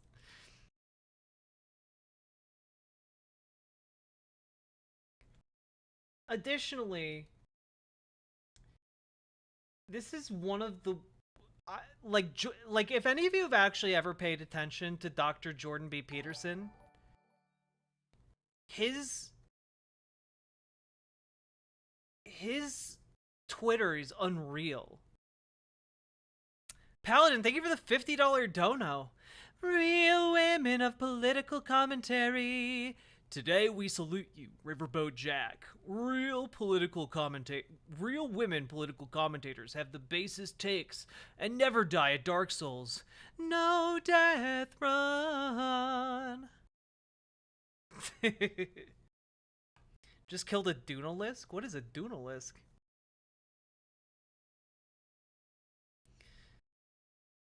But, like, look at this, chat.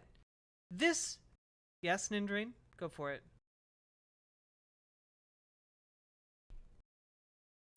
Real women of politics. Hideous Lemon, thank you. Oh, Stoudman, thank you for gifting Altfact a sub. And Paladin, again, thank you so goddamn much for the $50 dono. That is incredibly generous. Thank you.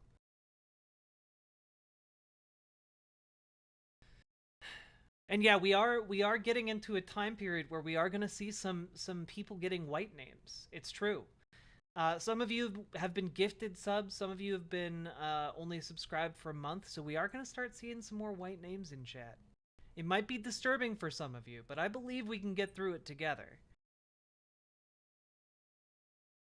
Your dude voice sucks and we love you. Oh, well, I'm glad my dude voice sucks. I was really self-conscious about my voice earlier today because of how that guy reacted to me.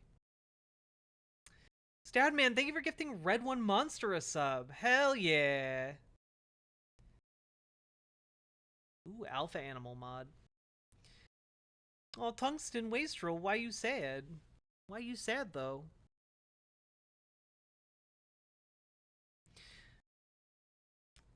But yeah, Dr. Jordan B.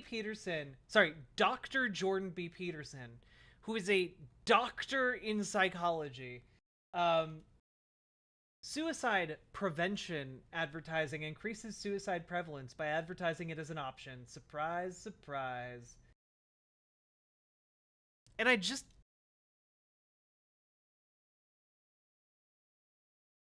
Doctor, you don't think people know that they can kill themselves? You don't think people know that they can fucking kill themselves? Are you for real? Like, that's insane. That is an insane... Oh yeah, people just keep advertising this this suicide thing as a positive. And, you know, the more you advertise it, the more people think of it as an option. What the fuck is wrong with you? People aren't advertising suicide. They're putting out, like, suicide hotlines for people to call who are considering suicide. People aren't considering suicide because they see the hotline number. No one's like, ah, yes, the National Suicide Prevention Hotline. You know, it just occurs to me that I could kill myself. What the fuck? No, okay, if any one person has ever done that, that is That is one more than I would ever expect. You know?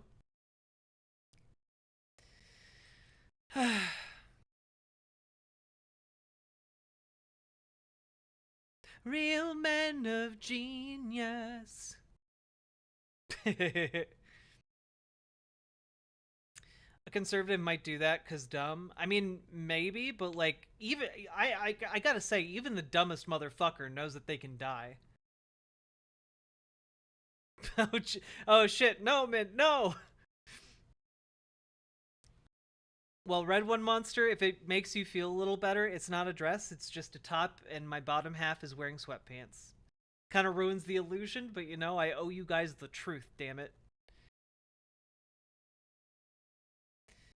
I wouldn't know Jack was trans if I didn't already know. Aw.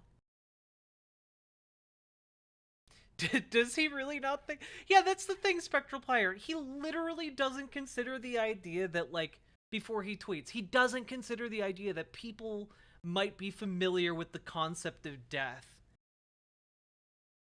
You know? Don't underestimate people. A lot of suicides appear to be an in-the-moment thing.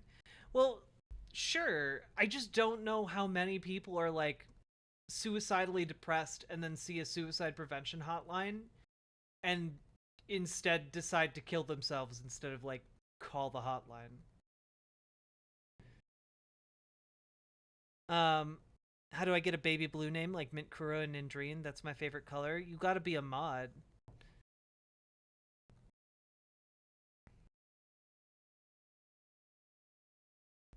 Maybe Jordan is projecting. Could be. Could be.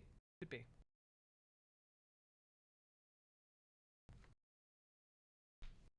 But Stoudman, you could have a fancy yellow name. The color of Scrooge McDuck's gold.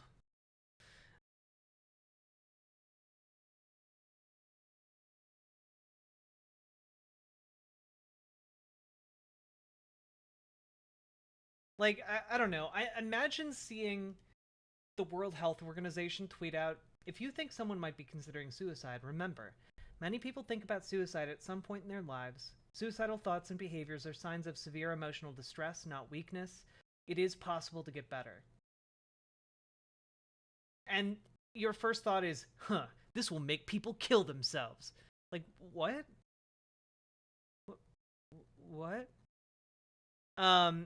Hideous Lemon, to get yellow, you can subscribe at higher tiers. Yeah, like, I with this kind of thinking, I feel like Jordan Peterson has quantifiably driven people to suicide. If he thinks that, like, telling people that, like, suicidal feelings can get better, and, like, they're just going through some hard shit. Like if he thinks that, like, just presenting people with hope when they're suicidal is, like, gonna cause them to kill themselves, like, I do not think his patients turned out okay. Oh, yellow is a tier 4 sub, yes. That's why yellow names are beloved in this chat. You see a yellow name, you guys kiss the ground it walks on.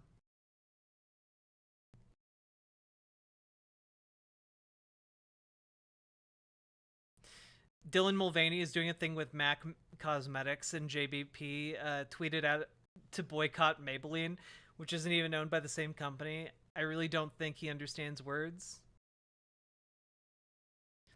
Dude is the most divorced man who's still married. Dude is the most divorced man who's still married.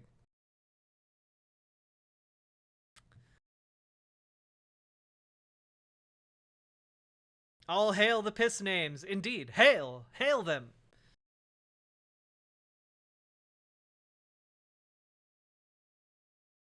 Yellow name and purple star is tier 4. It's true.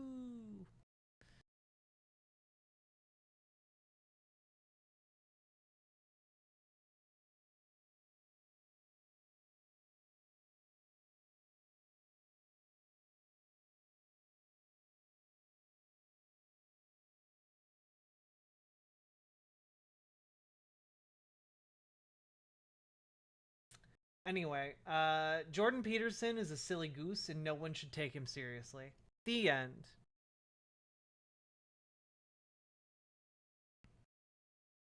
Hello, Land 122.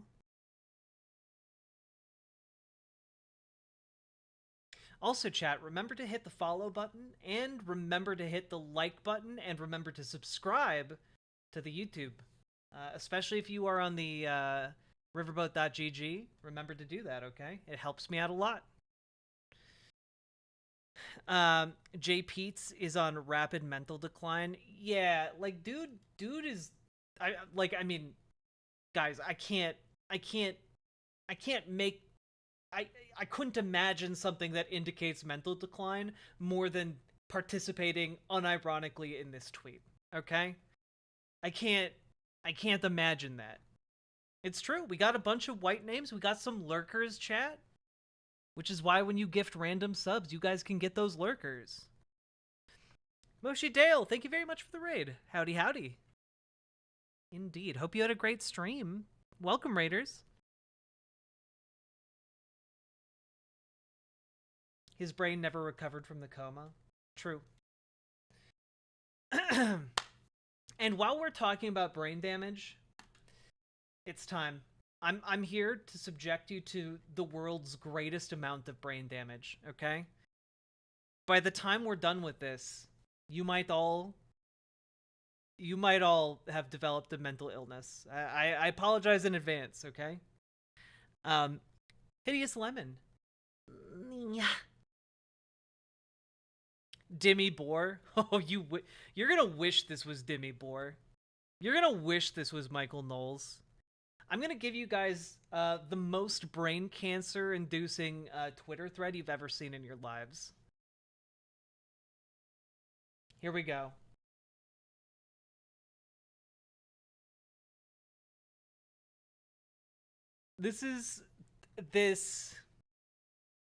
I don't even know. There's no preamble to this.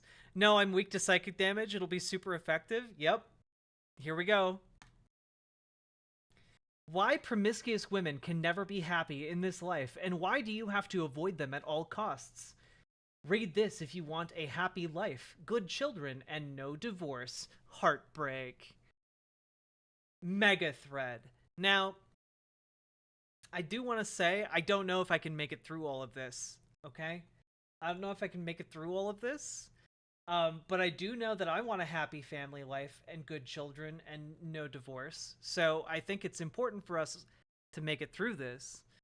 I think it's important for us to make it through this, chat. Why are we giving this absolute crackhead any attention? I don't know. Now, I really don't know what's going on here in this picture. I don't know that this is his girlfriend, and I don't know if this is him, because his photo is like an eagle smoking a blunt. Like, what? I don't know how to take that. But also, this woman looks very uncomfortable, and he does not look okay. He's not doing all right. All right.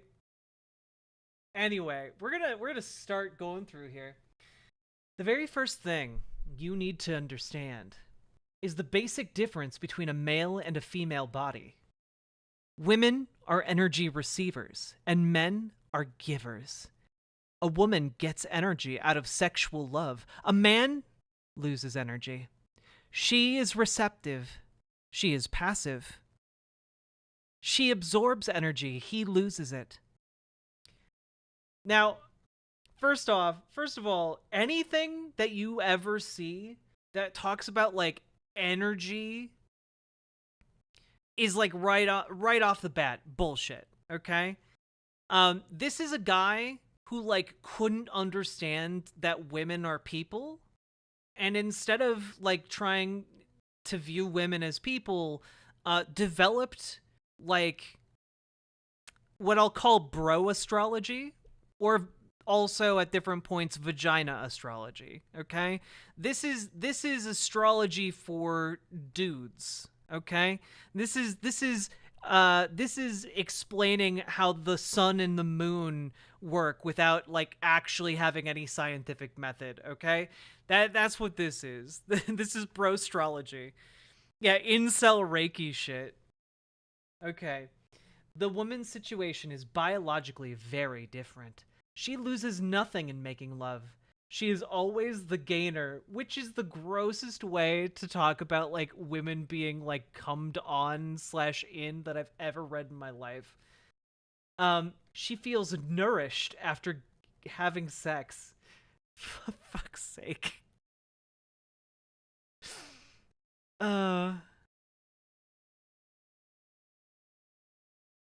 Okay, so the person in that pic is okay, so neither of the people in the pic at the beginning had anything to do with this guy. Okay. Whereas men feel weak because women gain and men lose energy from sex. Look, if you're doing sex poorly, then you will have the perception that women gain. Okay? If you're doing sex properly, you both should be tired afterwards. Because you were getting hot and heavy, you were getting sweaty, okay? You were underneath those sheets. All right? Yeah, massive self-report. Sounds like a skill issue.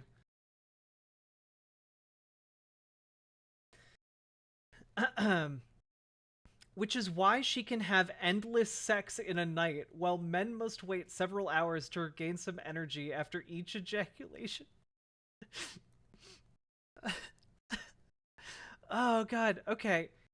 Second, you must understand that the more intense her love is, the more energy she receives. Okay, we're gonna start... We have to, like, take this tweet by tweet, okay? First of all, women can't have endless sex in a night.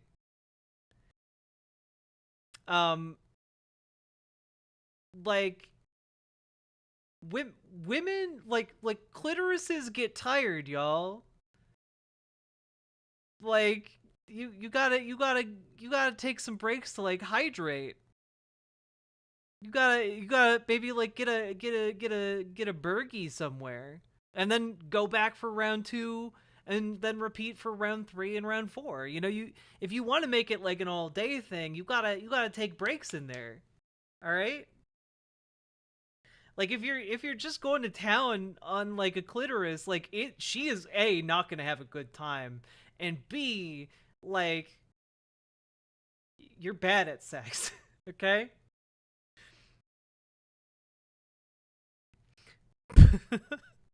The pussy myth. The pussy magus over there says you're wrong. Well, you know, you'll have to know who to listen to here. Either me, a known sex haver, or this person who has really no sex to show for it, okay? I'm still lost on the nourishment. Look, cum has calories. Moving on.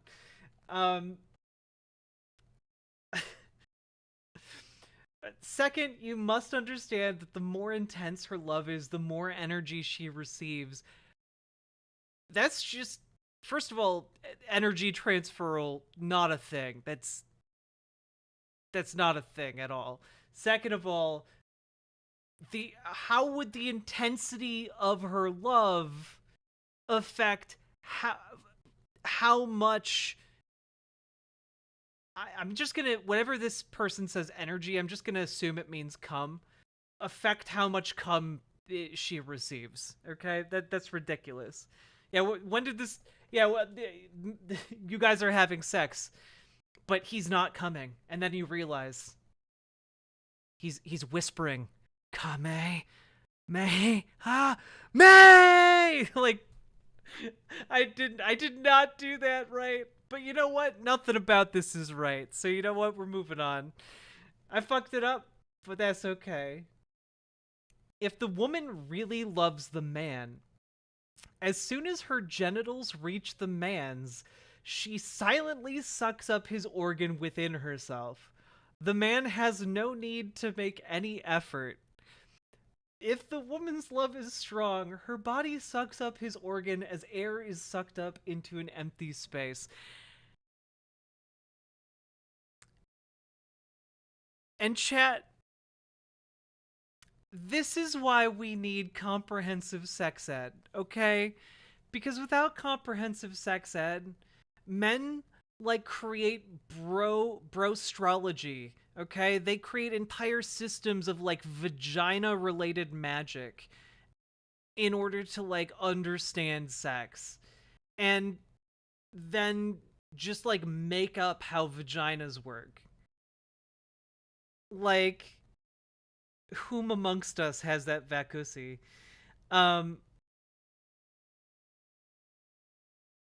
It, like, vagina, women's genitals just don't work this way. What? Like, she, first of all, silently sucks up his organ within herself. It's not like a fucking tractor beam, bro. What are you talking about? Vaginas make noises. Dicks make noises. The sex is silent. Here at Vandalay Industries, we're developing the future. With the new Vagina Mark II, we've added both a suck and blow function with variable speeds up to 120 psi. Wait, that tweet wasn't ironic? Oh, Red One Monster, you soft summer child.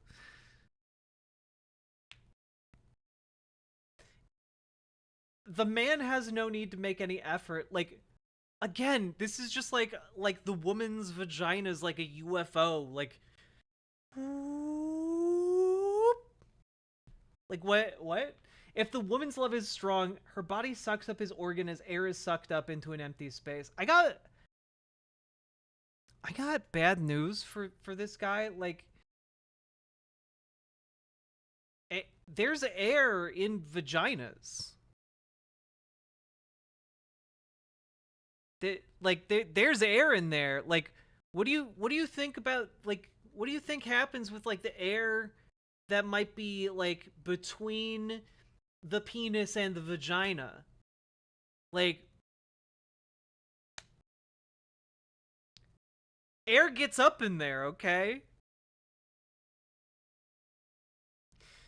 Also, I really like the reader's added context. Vaginas are not capable of actual suction.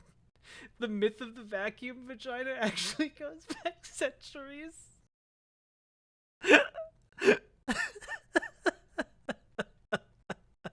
Isn't that what a queef is? Yeah, a queef is just air that got pushed up into the vagina getting out. I was not aware. Okay, well, now we gotta take a brief detour. Report on Reddit, reports of mystical vaginas that can suck up air like sexual bissels are making the rounds, but what are they, and why is suction only a feature of some? Do we have like a... Oh god, no. This is too long. Alright.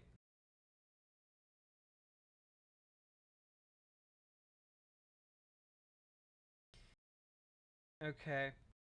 Michael Ingber, a urogynecologist at the Center for Specialized Women's Health in New Jersey, confirms the link between unusually tight or hypertonic pelvic floors and the vacuum effect. We see people with hypertonic pelvic floor all the time, Ingberg writes via email, but the vacuum effect has less to do with athletic prowess and more to do with anatomy. We typically see it when the interroidal muscles, like the transverse perini, perinae, or puborictalis, my goodness, are especially tense. This, combined with labial anatomy, can cause that vacuum effect. He adds that patients can develop hypertonic pelvic floor muscles after injuries, childbirth, and pelvic surgeries, and even as a result of high levels of stress causing the pelvic floor muscles to contract. Finally, he cautions against overuse of Kegels, explaining that overworking the pelvis can lead to an overly tight pelvic floor, which is why he recommends reverse Kegels or bearing down for patients experiencing uncomfortable amounts of negative pressure or suction. Aside from the occasional case of suction-related discomfort in Ingber's patients, the vacuum vagina effect doesn't seem to be dramatically impacting people's sex lives. For Sarah, it's a point of pride. I just thought I could queef on command. She writes me a Twitter DM, but thinking about it as a vacuum vagina has more pizzazz. All right, I'm done reading that. I got what I wanted out of that one. Here you go. You guys can read about it. There you go. This is a very astonishing fact that only a few wise men know. If this does not come about, i.e., vacuum vagina, the only reason is that the woman does not love this man. Therefore, her body does not perform the act of suction.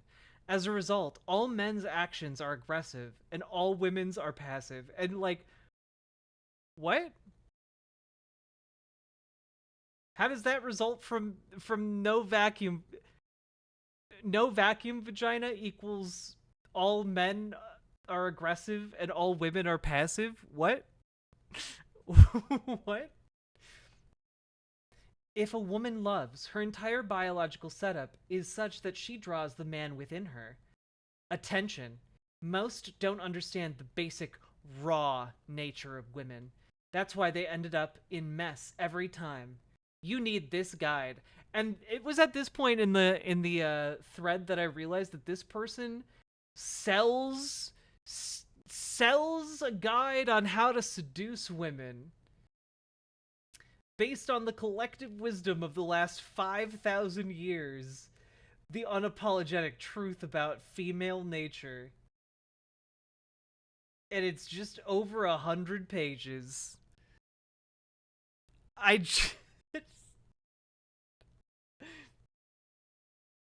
Oh, God.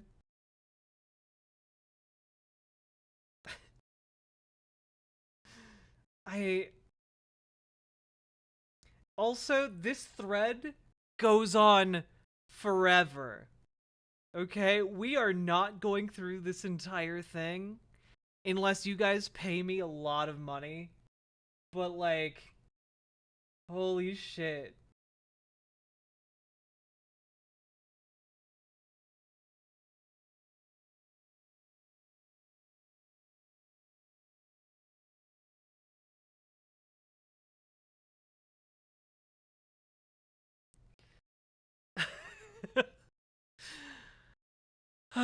Fuck that, we already suffered Thomas Sowell for like 5 hours. True. I'm not going to subject you to the rest of this thread. Don't worry, guys. I love you. I love you. I just needed to share that fragment of insanity with you, okay? We needed to learn about vacuum vaginas together.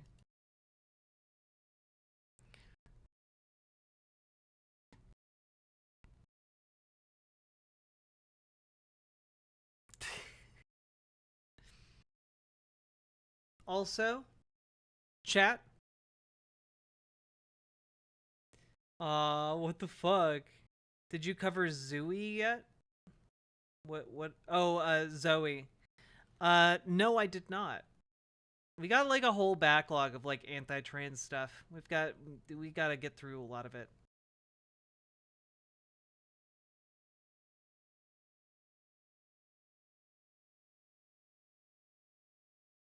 Aw, thanks, Hideous Lemon. I appreciate that. Your makeup, if you did it, is probably also looking really nice today.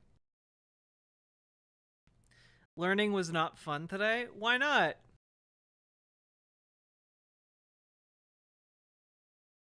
Alright.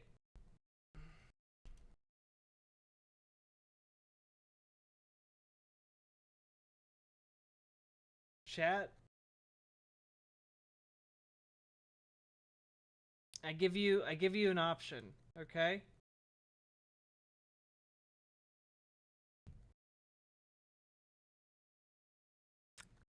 Give you an option. Aw, good night, Tungsten Wastrel.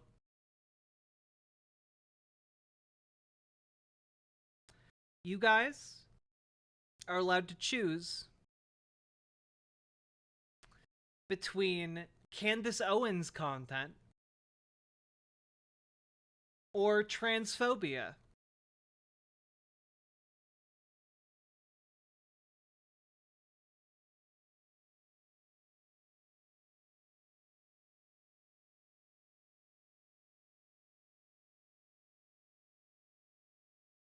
Twitch chat asks for pain, apparently. What's the difference? The difference is Candace Owens won't be talking about trans people.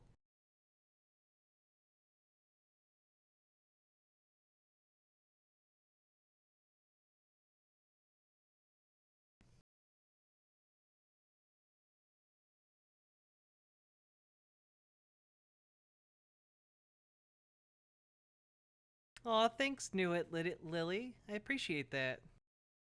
Let's go with Candace. I'll take transphobia for $200. Okay. We're going with Candace. Get ready to be. And you guys can end this for $200. There we go. $200 to end this early. This is a 30-minute long segment of Candace Owens arguing about whether or not women should have the right to vote. And you'll never guess which side of the question she lands on. Be really upset at the question of the day. Question of the day today is, should women be allowed to vote anymore? Should we just revoke our right to vote? And I'm asking this question seriously, and I want serious answers here. You are going to be surprised at what the internet had to say about this. Plus, later on, a plus-size traveler is demanding free seats and better accommodations on airlines because not giving them stuff for free would be discriminatory. They're really, really fat, and you should pay for it. All that and more today coming up on Candace Owens. Also, Candace Owens just really fucking hates fat people. She just really fucking hates fat people.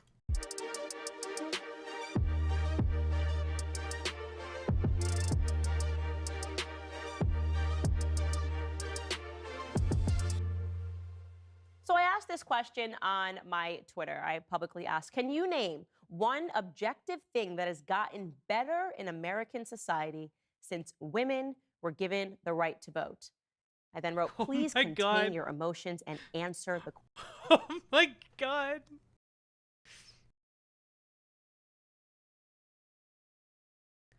Social Security, civil rights, gay rights, end of redlining.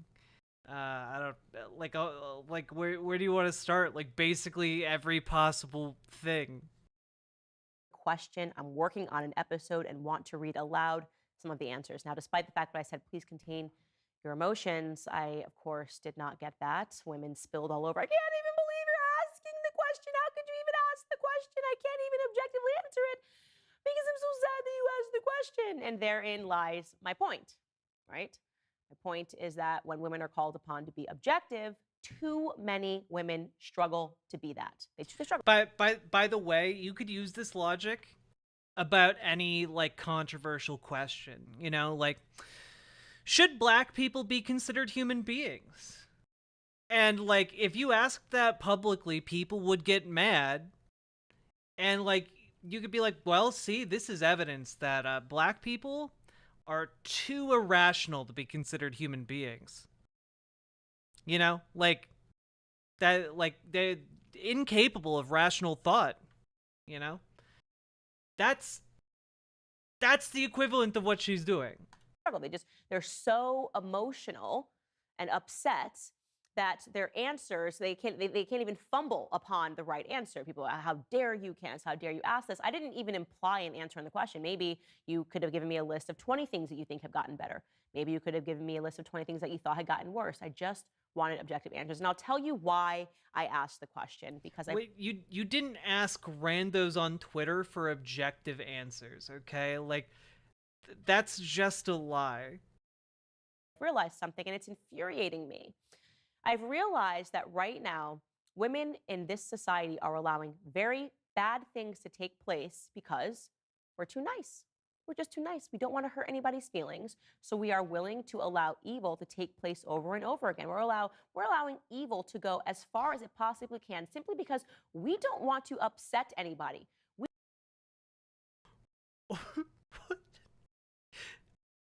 Is she kind of making the argument here that women are too nice and therefore evil flourishes in our society?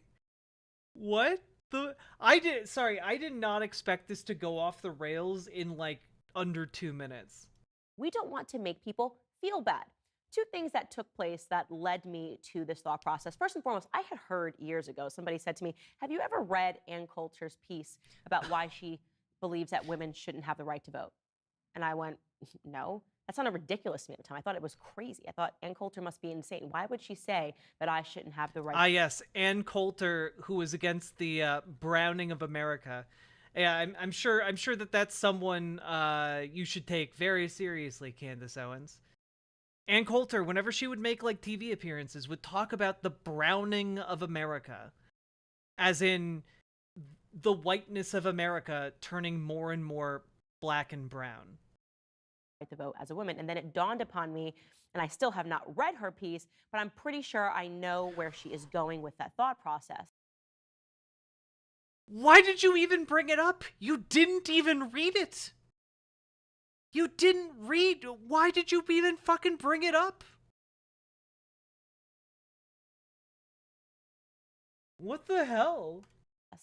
Because Budweiser and Bud Light and the entire controversy with Anheuser-Busch surrounding Dylan Mulvaney made me recognize that. But by the way, again, I just to point out, no one can buy this can. That is a one-of-a-kind can. Like, it's not like you're going to your local, like, you know, alcohol store, liquor store, and, like, picking up Bud Light and it has Dylan Mulvaney's face on it. They made one can, and these people freaked the fuck out. That men are able to do certain things that women cannot. We have watched over the last year, more than a year, Dylan Mulvaney put on a little girl's outfit, claim to be a little girl, say that he's living his first year of girlhood. We watched him mock women, right? He's literally playing dress up, and he was handed sponsorship after sponsorship, female sponsorships. Also, that's not a little girl outfit. That's just an outfit. I thought this was gonna be about voting rights, okay? The title of her video is very clearly about voting rights. His first year of girlhood, we watched him mock women, right? He's literally playing dress up, and he was handed sponsorship after. Again, to women like Candace, any trans person existing is mocking women, you know? Like, if you're a trans man, that's mocking women because you rejected womanhood. If you're a trans woman, well, you're mocking womanhood because you are merely adopted it, whereas cis women were born into it. For sponsorship, female sponsorships, Ulta Beauty. Here you go, Dylan Mulvaney. Nike, bra. None of those are female sponsorships. Anyone can use cosmetics, Candace. Anyone can wear Nike. What are you talking about? Also, I really like that what are you doing? Auto-generated captions? Abdullah Mulvaney. How many women had to step aside because a man decided that he could be a little girl better than we could be women? Or women. What does that mean? What did Dylan Mulvaney take from cis women by making his own, by making her TikTok? What did she take? What some cis woman could have made Dylan Mulvaney's TikTok instead? Dylan Mulvaney could have paid a cis woman theoretically to make her TikTok? She took everything from cis women. True. True. Outraged by this, some of us, too few of us, didn't stop the sponsorships from coming in. In fact, some women felt the need to stick up for Dylan Mulvaney. Dylan Mulvaney is just being who he wants to be. It's not perverted at all that somebody who's closer to 30 wants to pretend that he's a little girl and wear little girl skirts and outfits. Nobody. How are they little girl skirts and outfits? They're just skirts and outfits. Like,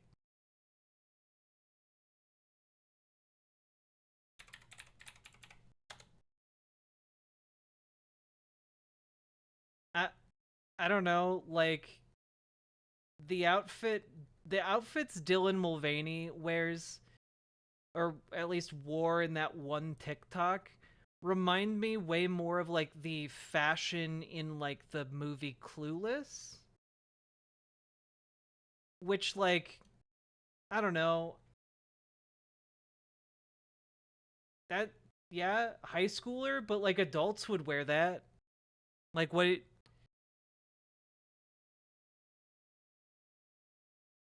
Candace Owens does not give a shit. Nobody cared. He was allowed to essentially trash women to our faces, mock women for an entire nobody cared. And then what happened? Well, Dylan Mulvaney picked up a can of Bud Light, said, ha ha. How did we get from whether or not women should have the right to vote to, like, somehow making this about Dylan Mulvaney? I don't know what March Madness is, but this is an ad, and swam in a pool, and men said, hell no. Okay? Kid Rock. They said hell no. The ad was for Dylan Mulvaney's audience, not for, like, Kid Rock, who never heard of Dylan Mulvaney. Rock decided to use Bud Light as target practice, and he said, F Anheuser-Busch, millions and millions of views. Men were like, yes, absolutely, we will not accept this. We are no longer drinking Bud Light. Bud Light, as a company, Anheuser-Busch, they suffered the consequences of having a perverted little man traverse into a male space. Matt Walsh, obviously a colleague and a friend here at the Daily Wire, tweeted this. He said, the Dylan Mulvaney endorsement cost Anheuser-Busch. Wait, Kid Rock is a pedophile?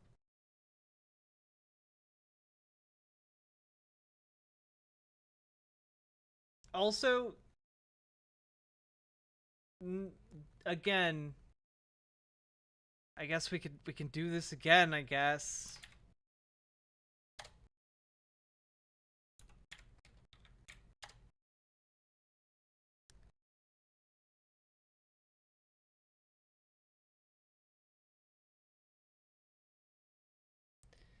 We can play this game again, I guess. Oh wow, over the last month. Okay. Here's the last number where it was $66.73. And now we're at $65.66. It's gone down by a dollar. Wowee. But you know what? It's still up 4.27%. So overall, people are probably pretty happy about that at the company. $4 billion so far. That's because we spoke out loudly and made them pay the price. Some conservatives say we should have ignored this issue. Would it have been better if Bud Light paid no price at all? Is that what they'd prefer? We have made Mulvaney toxic for brands like... Yeah, go woke, make profit. Exactly. Bud Light. This is a good thing. It's what we need to be doing. I'm sorry if it bothers you, but these are the necessary steps for actually moving the ball forward. I guarantee other companies that cater to a similar customer base will think twice before endorsing trans ideology after this. This is a win. I'm not saying it's a total victory in the culture war, obviously, but it's a win, and we should take our wins rather than looking for reasons to whine about them. Now, let me be clear, Matt Walsh is correct here. It was, in fact, a win. Dylan Mulvaney is now toxic to other brands. But what's being missed here is why did it... This video came out 6 days ago, and Dylan Mulvaney has already picked up a brand deal with MAC Cosmetics. The only thing this succeeded in doing is making sure every conservative knows who Dylan Mulvaney is, and every normie associated with an insane conservative now knows who Dylan Mulvaney is. Take men standing up to this for this to end? Why did it take men saying something for people to go, wait a second, Dylan Mulvaney, what are we talking about? This is a complete pervert living out his sexual fantasies. This is a form of sexual deviancy. A grown man wanting to be Citation needed. a little girl is not normal. We should not accept this. Why did it take Kid Rock deciding to annihilate some Bud Light cans for people to say, this is really wrong? Why did it take that for Bud Light to lose all of this money? For any of the brands that have played with Dylan Mulvaney, how come they weren't similarly impacted by endorsing this sort of ideology? Oh, I know why. Just kidding. Oh, yeah.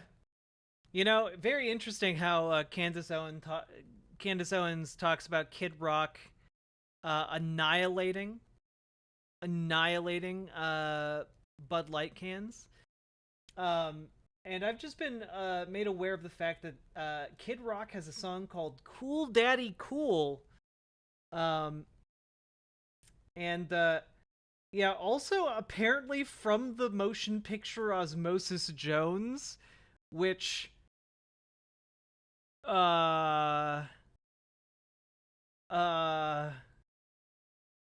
we'll roll right on past that, but we'll go down. This song includes the lyrics, young ladies, I like 'em underage, see. Some say that's statutory, but I say it's mandatory.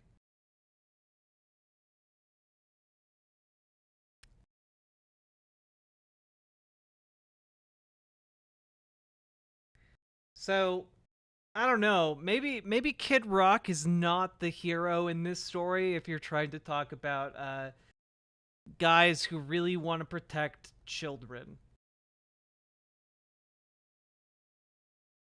Oh, I know. Kid Rock also grew up in, like, opulent wealth. It's because women felt bad. That's it. We're expected to feel all the time. I see this, by the way, even within my career. Actually, I'm working with a journalist, and I'm not kidding. She's working on a profile piece. She has sent me back and forth emails, and she continually keeps asking me if I can be nicer to trans people. She's talking to me like I'm a toddler, like I'm in middle school. Don't you think you could be nicer? Don't you think that your words can be harsh? When we're talking agree, about trans people, she's Neverbuddy. referring to harsh niceness. And finally, I said back to her email, I said, would you be asking these journalistic questions if you were talking to a man? Good night, Chris Something Huggy. tells me that if you were sitting across from Bill Maher or you were sitting across from Trevor Noah, you wouldn't be like, could you be nicer? But you're comfortable doing that because I'm a woman, and the expectation is that women should be nice even when we're being erased from our own spaces, right? Riley Gaines should just be nice. Who cares if men are taking her place? Who cares if she's worked her entire life to swim? Right? To be in Who cares if Riley Gaines has worked her entire life to come in 5th place in a race? You know, if a trans woman hadn't been in that race, she would have come in 4th place. And what I gotta say to that is, sucks to suck, get better at swimming. first place. Who cares if now a man comes and completely annihilates all her records? She's a woman, and she's therefore required to be nice. Oh, she tied for 5th place. It finally led me to the moment of recognizing what Ann Coulter was likely talking about. That women, we vote with emotionality. We allow. Oh, wait, she tied for 5th, so even if Leah Thomas hadn't been there, she would have still come in 5th? Oh, that's so sad. That's so sad. Oh my God. Allow horrible things to take place because we feel bad for people. You need some other examples of things in our society. Look around you. Transgenderism, yeah, that's us. That's on us, ladies, 100%.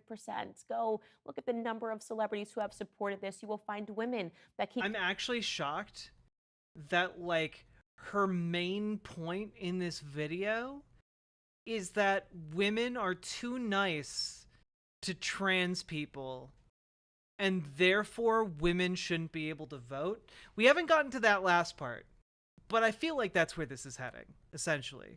continually speaking out about how we need to do our part. Doesn't matter if they're taking our place. We just need to be nice because this is how this person feels.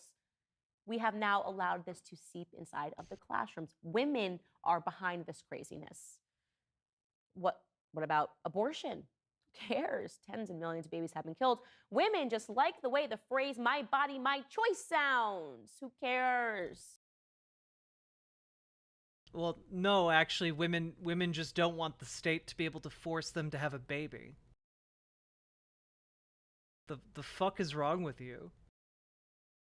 If we are mass murdering infants in the womb, who cares? Because, well, they know what to do in politics. It's very simple to get women to feel something, to get women to be enraged, to get them to go down from Yale on buses and to protest Brett Kavanaugh.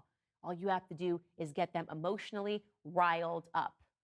What about open borders? Remember the infamous picture of AOC crying? Oh, who cares? These people are breaking the law. But she's gone very down knifey to the duck. border Thank you for to gifting a sub to cry. Neverbuddy. This is such an injustice. Why would we want Mexicans to follow the law of the land? Don't you feel bad for them? They want to be in this country so badly that they're willing to break the law. Don't worry about it. Don't worry. Yeah, look, torture camps are fine as long as someone broke the law. You know, like I just the amount of cruelty right-wingers like Candace excuse because someone broke the law is ridiculous. You know? It's ridiculous. Sometimes there are very good reasons to break the law, Candace. You know, it was illegal to run away from the plantation back in the day, Candace Owens. It was illegal. And I would argue, still a good thing. It was bad, actually, when slaves were recaptured and brought back and punished, even though the thing they had done was illegal. And I would argue that today, forcing people into desert cages and camps because of the crime of coming to the United States and then literally selling their children to child labor factories. I would argue that's pretty fucking bad. But again, I guess that's just a bleeding heart, you know?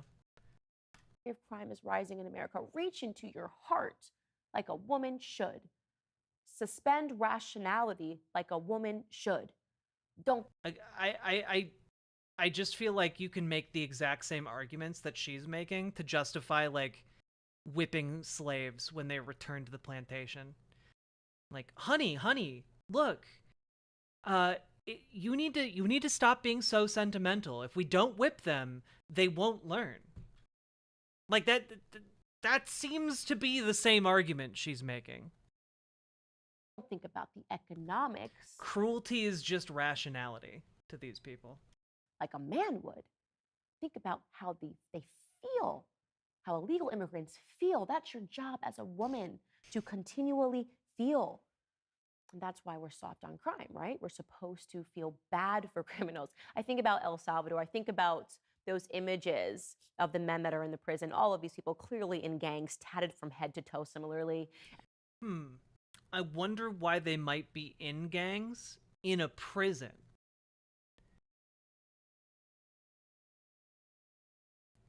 I wonder why one might join a gang while in prison.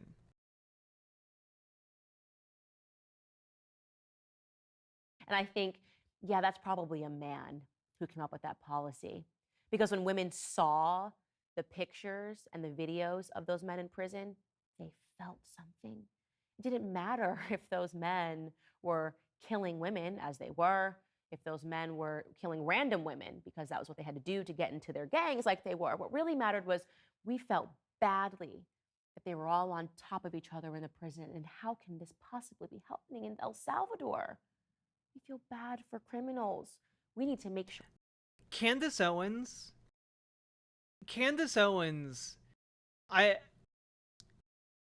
I feel like I've been relatively kind to Candace Owens. Relatively kind. I'm gonna not be kind for a moment. Candace Owens is absolutely the kind of person who in Nazi Germany would be looking at like the numbers of like Jewish people that they tried to send abroad and then were sent back, and would be like, you know, it's actually pretty expensive to keep them in those ghettos. It'd be so much cheaper if we just eliminated them without sending them to other countries, and instead, you know, just took care of them domestically. You know, bullets probably too expensive, but you know, we can get a lot of pesticides. And like, to her, that's just the rational solution, right? It's the final rational solution. You know, you can't let any of that womanly feeling get in the way of this rational way of dealing with all of these parasites on society, these crime bringers to society.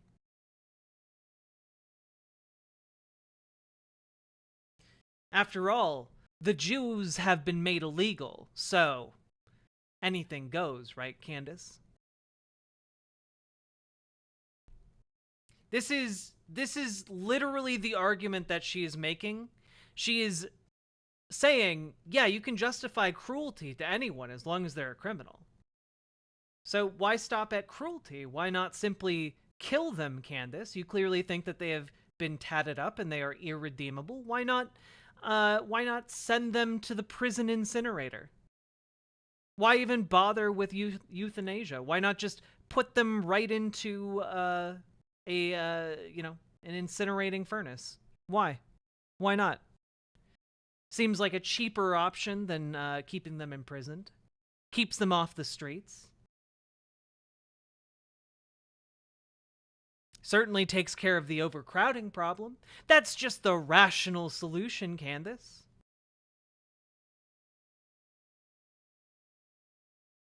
And yeah, she would enjoy it. Because she's like every other freak at the Daily Wire, okay? She is devoid of human decency. She is devoid of like any kind of kindness or compassion. All she cares about at the end of the day is her bank account having that check clear. And ultimately, guys, and this is my bit of hope, okay? This is my bit of hope. Ultimately, people like this are too fucking crazy for normal folks to be able to go along with. Ultimately, when a normal person sees Matt Walsh calling for Lizzo to be arrested for dancing on stage with flamboyant dancers, or sees Candace Owens arguing that women are too emotional to have the right to vote because women have the audacity to want like bodily autonomy and like not hate trans people and like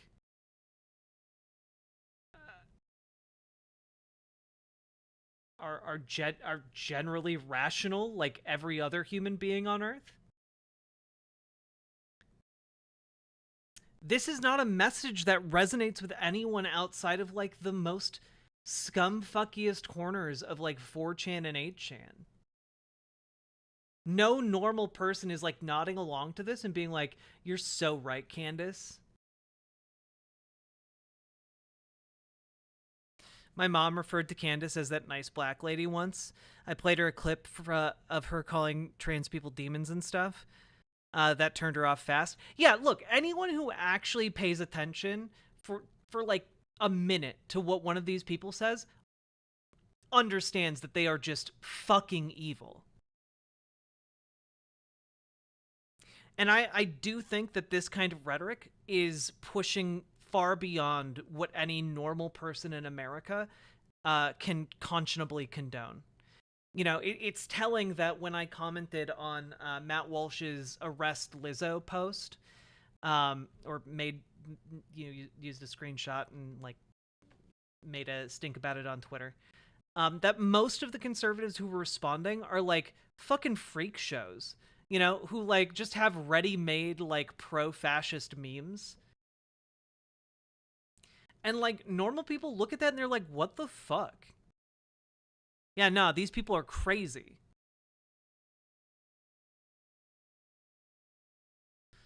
Chud's going after Mr. Beast might backfire harder than Walsh going after Lizzo in the long run. Oh, no, absolutely. Like, again, but all the Daily Wire folks also went after Mr. Beast. Like, these people are just absolutely turning off every kind of fence sitter who might otherwise be amenable to, like, anti-trans policies by going too far, Sure they're comfortable in the prison systems. In fact, why don't we just release all of the criminals? Wouldn't that be a great idea? Who do you think would vote for that? A woman. What the fuck? So let's be honest with ourselves about citation. Like, look.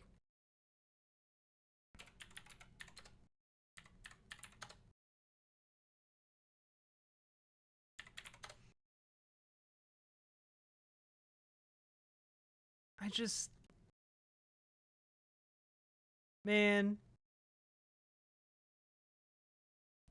Can we grab one of these?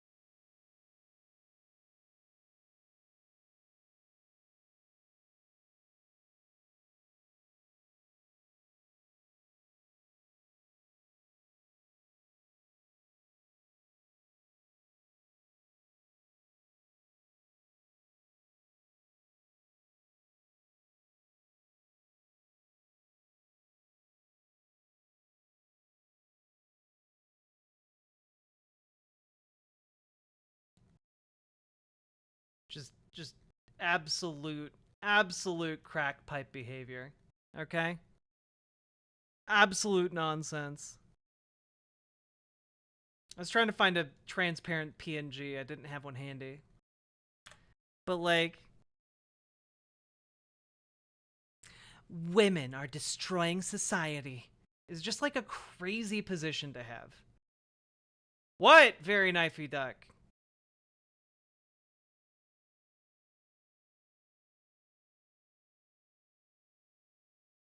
She doesn't fucking cite any of her sources. She's just making shit up. She's like making hypotheticals up about how like women are like going out and like are very on board with every prisoner being released.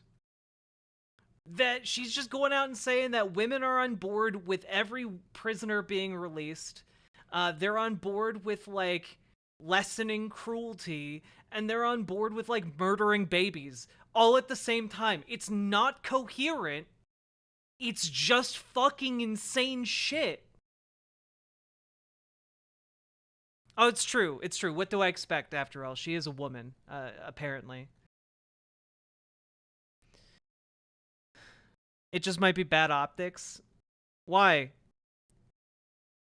Some black people smoke crack, okay? Some white people smoke crack. A lot of people smoke crack. It's a highly addictive drug. Also, you think Candace Owens gives a shit about like an association between black people and crack use? No. Societal ill that we are facing today. Every major society. And anyone who criticizes me for like using a crack pipe there to make the point that she's like fucking spewing nonsense is a disingenuous little shit. And we ask ourselves, how did we get here? The reason is because women feel bad. We're in places and in spaces in which men do not, in which men feel rational.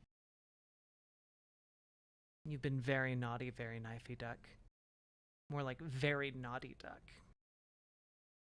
Shame on you. It's not to say that all men think rationally and that all men are not as emotionally expansive. But right now, we have the majority of people that are voting, turns out, are women. And the majority of those votes are being influenced by emotion, in my view. I don't think that the average person thinks like me. I think there's a reason. Look, to be fair, Legend of Sean, I didn't think this was about transphobia because I'm not a pre-watcher. I assumed this was about women having the right to vote. Reason that there are a lot of women out there that hate me. Candace, why don't you accept fat acceptance? Oh, I don't know, because it's a death cult. You're encouraging clinical obesity. Only women could be so stupid as to allow the cover of our magazines to feature clinical obesity and trying to convince us that it's health. This doesn't happen in male spaces. Men don't lie to each other on the internet. Men don't look at pictures of clinically obese men and go, you look amazing. You're so brave. You're so stunning. Not even gay men. They're the most vain of all. They're not going to look at photos of clinically obese men on Instagram going, I'm proud of myself, body positivity, and go, Candace Owens just revealing that she has no idea what bears are. brave. You know what they're going to say instead? They're going to say, you're fat, bro. You need to lose weight, man. Man, you got fat as hell, man. What happened to you, man? You're fat, man. And they encourage each other to be better. That's the truth. Prime We Kai, lie thank you very much for the repeatedly to raid. each Welcome, other Raiders. on the internet. We're comfortable in our lives. Not only do we lie to each other, we lie to ourselves. Beauty of it all. We are lying to ourselves, lying to one another, and putting forth policies, Hey, supporting Wolf of Mandalore. policies Hello, Casimir. that can Casimir not Free. help society. In fact, it can only hinder society. That's the truth. And as I said, many women don't like me for it. The women that do like me, well, they don't like to speak out themselves because they feel uncomfortable, because they don't want people to accuse them of being a transphobe or a bigot or not accepting fat people, right? So they quietly support me because they're fearful that they'll be rejected, because as a woman, they're supposed to support lies. There were two really great responses to my question regarding women and the right to vote. The first came from Summer Lane on Twitter. She wrote, objectively, whether the 19th Amendment had anything to do with it or not, society has not improved. I don't think women voting is the issue. It was the rise of dogmatic, godless feminism surrounding women's suffrage that muddied what could have been great for girls. To clarify, I support the right of women to vote. Women need a voice too, but sadly, the ideologies surrounding female voting behavior is often rooted in emotional subjectivism. Hence why so many women vote left. They vote emotionally. That is so well said. I just love that they're dancing around this, trying to say that women are so emotional and easily manipulated, but also still deserve the right to vote, even though their logic is thoroughly compromised and they're unable to make actually meaningful decisions. Said the topic of godless feminism, something that I often bring up on this show, is what is behind this, because it is radical. It is hatred. It is hate-filled. It's all about destruction. And then there was Andrew Tate, who wrote this. Oh my God. He wrote, every superpower can be reverse engineered. The masculine propensity to protect and be violent in the name of righteousness. This is an important mechanism, but can be commandeered for evil.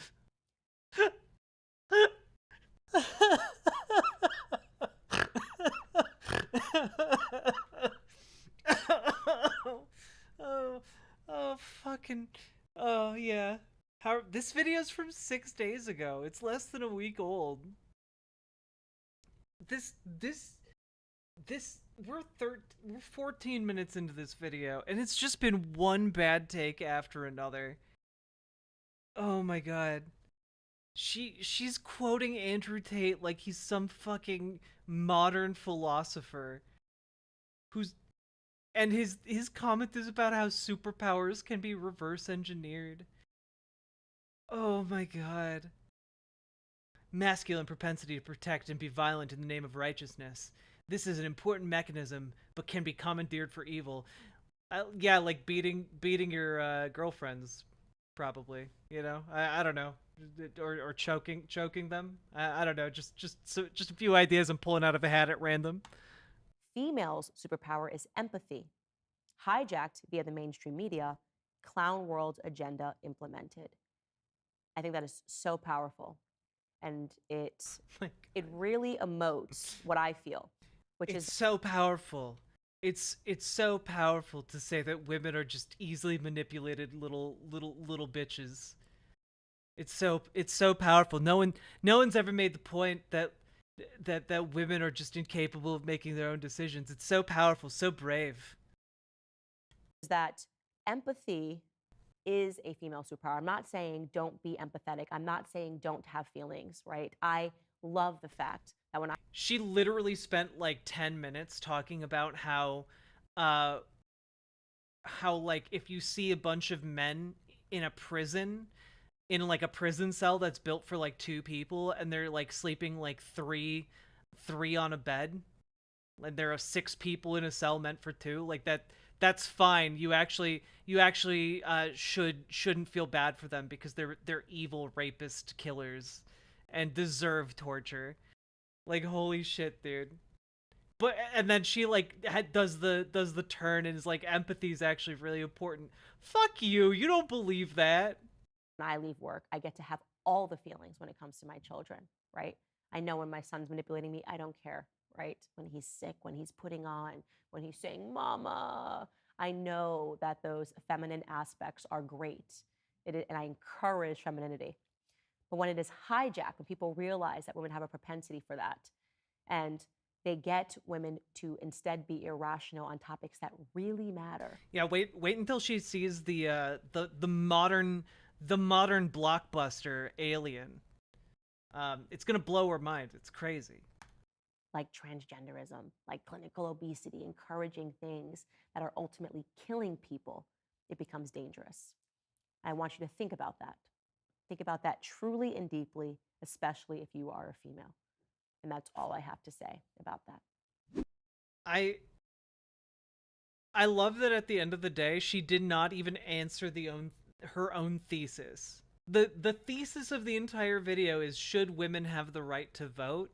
And her ultimate response was that women are irrational, easily manipulated creatures who, frankly, are incapable of making logical decisions the vast majority of the time. And that just kind of like ends it with like, empathy's good though. The conclusion you're leading your viewers to is that women should not be able to vote. That's the conclusion that you are leading them towards. I thought there wasn't going to be transphobia. I thought she was going to actually address whether or not women should have the right to vote, and that did not happen.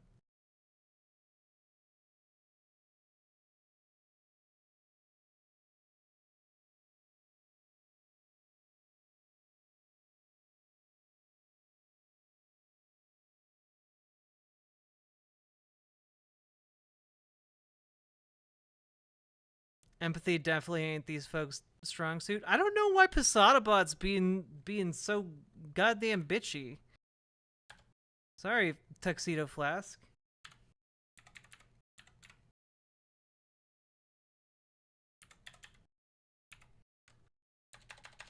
Let me fix that real quick. There we go. I literally lost brain cells. I mean, I've been exposing you to increasingly stupid content, so I don't judge any of you for losing brain cells, okay? The grift pays really good, I guess. I mean, she is headlining a new upcoming documentary that's like a sequel to like the Netflix Making a Murderer. Andrew Tate quotes read like a serious anime monologue. Kind of, except that Andrew Tate's monologues sound like a serious anime monologue from a bad anime.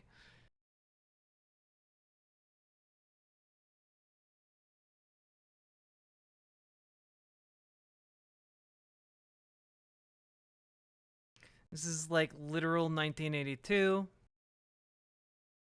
Yeah, literally 1982 over here.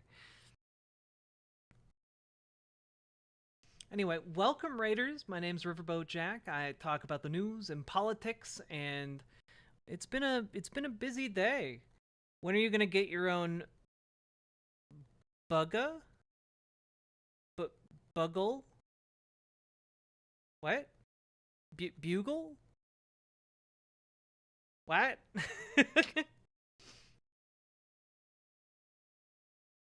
Happy.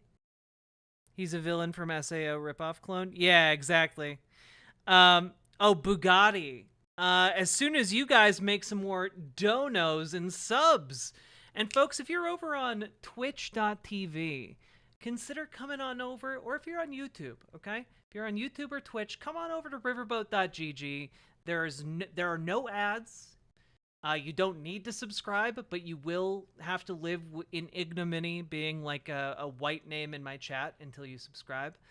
And folks, I know this sounds crazy, but I actually need money to not die.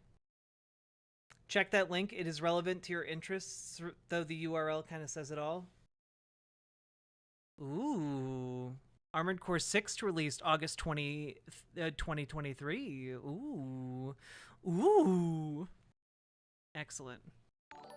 Fat guy named Tiny, thank you for subscribing. Hell yeah. Thank you very, very much. Guys, if you're over on Twitch, you can just use !site to post the link.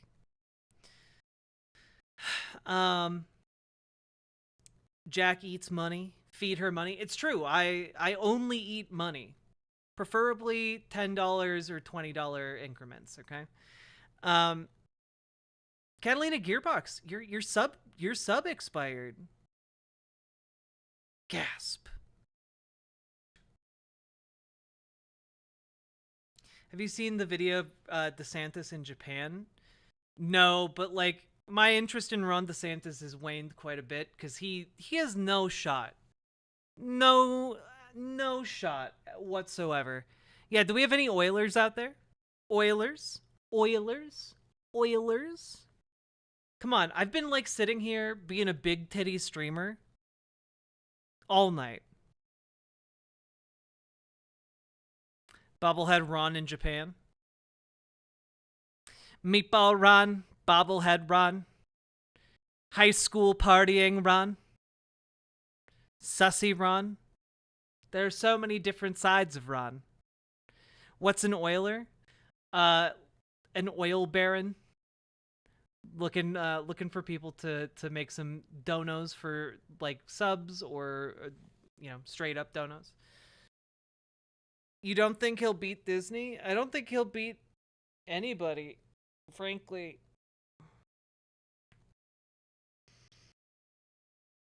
Oh yes, Tiny D. Tiny D. We have Tiny D and Big D, and we all know who Tiny D is, don't we, folks?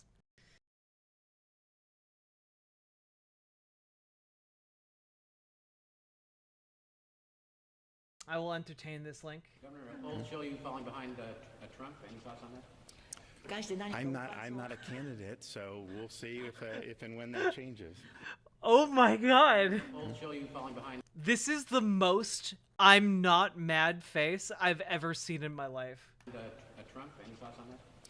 Guys, I'm not a candidate, so we'll see if and when that changes. Oh my God! Oh, he hurtin', chat. He hurtin'. You can't tell me he's okay, dog. You can't tell me he's okay.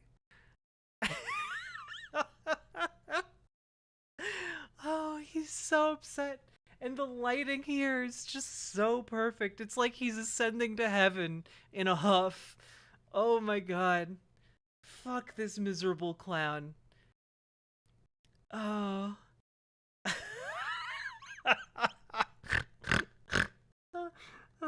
fuck, man?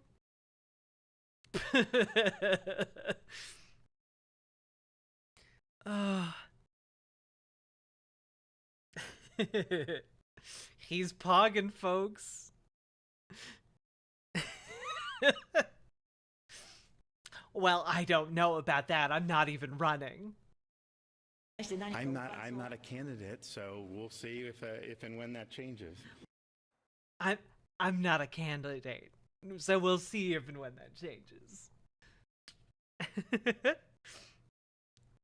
I heard snorts that cracked me up. Yeah, sometimes when I laugh, I snort. Oh, okay. That was absolutely worth the 10 seconds it took to watch that clip. Thank you very much for sharing it. I doubted, but now I believe.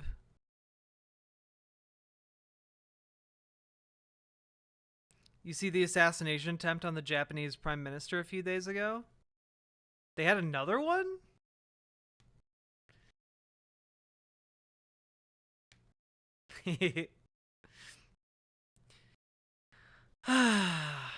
Well, chat, if you're enjoying the content, please hit the follow button and the like button on the stream if you're watching it on YouTube, and consider, you know, also hitting the subscribe button so that you don't miss any more streams, because it'd be really great if you came back here sometime soon.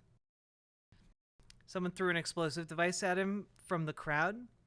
Damn.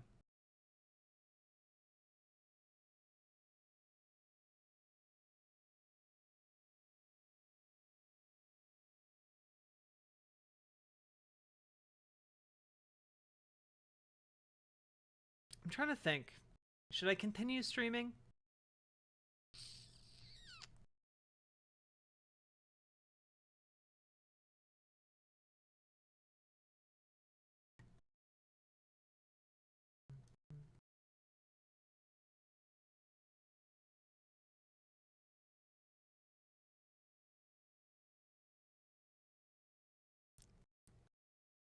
Do it. Let's stream. Yes, stay. Look, I gotta make a da monies, chat. Gotta go to sleep. Get good sleep, bread and a toast. We love you. We love a well-rested chatter. Some people are cucking out on not hitting the like button on the stream. What? Chat, is this true? Are you guys cucking out on hitting the like button? Is this true?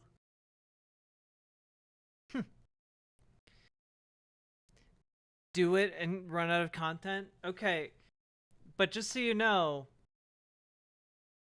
okay, this is the amount of content that we haven't gotten to yet. I don't know if you can see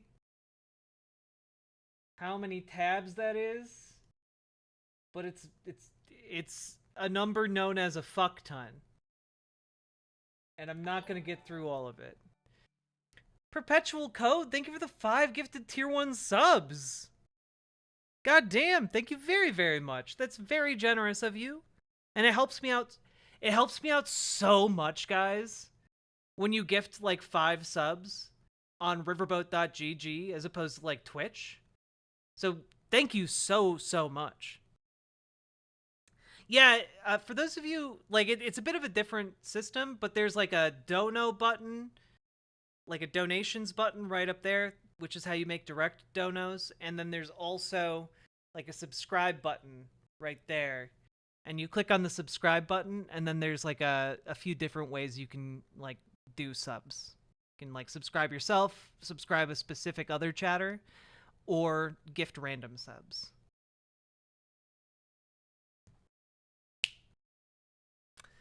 I got you.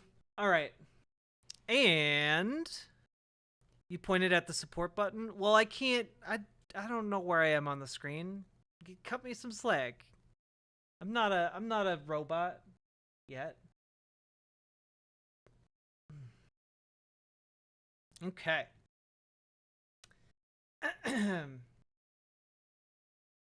So, as you all might know, trans people not in a good spot right now. Channel your inner Iket game? It out? I don't know what that means. Gordo, maybe? We also need to do Gordo content. We might do Gordo tomorrow. We'll see. Yeah, cut me some slack, chat. I'm not an intellectual streamer. I'm just a big chitty streamer. What the fuck is a chitty? All right.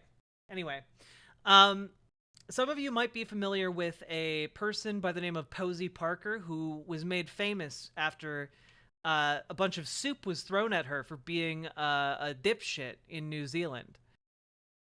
So, here is why she might have had soup thrown on her. Because she holds ideas like this. Eric Wade, $50. Thank you very much indeed. Nail the perps John Thomas to a tree stump, pour gas on it, light it on fire, hand her a butter knife and tell her to cut or burn. I mean, sinister, but I like the imagery. What can I say? Eric Wade, $50. Thank you very much indeed. Nail the perps John Thomas to a tree stump, pour gas on it, light it on fire, hand her a butter knife and tell her to cut or burn. I mean, sinister, but I like the imagery. You know, just a lady saying that she likes the imagery of, you know, trans woman's penis being nailed to a tree and then being lit on fire and then being given a dull knife to either cut it off or let it burn.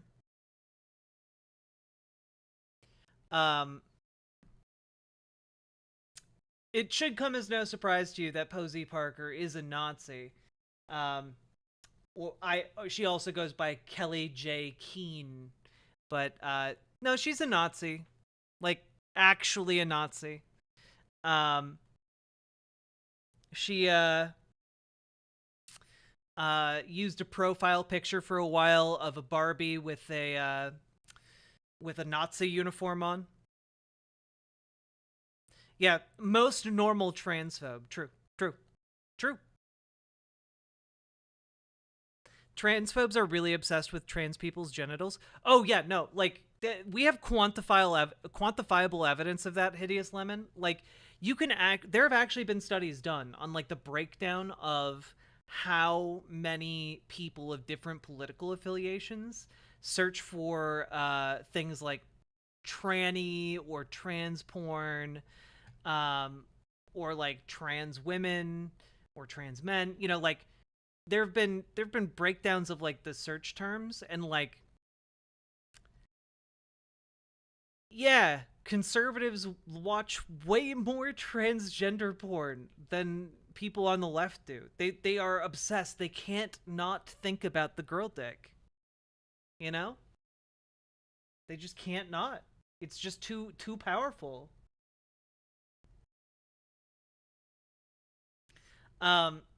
This is the home of Utah State Senator Mike Kennedy, who sponsored anti-trans legislation. Had his home vandalized. Says, "These trannies bash back," and fash on the garages. First, I don't want to say that this is faked, but I'm gonna say that it's faked.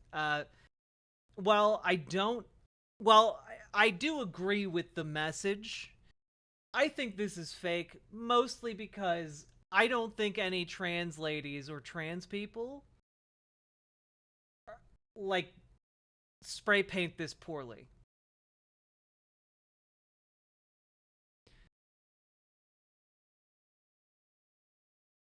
Like, yeah, not a real trans person would have better penmanship and would, like, I don't know, actually have made the word trannies fit on a garage door. I'm just throwing that out there, okay? Knowing what I know of the community.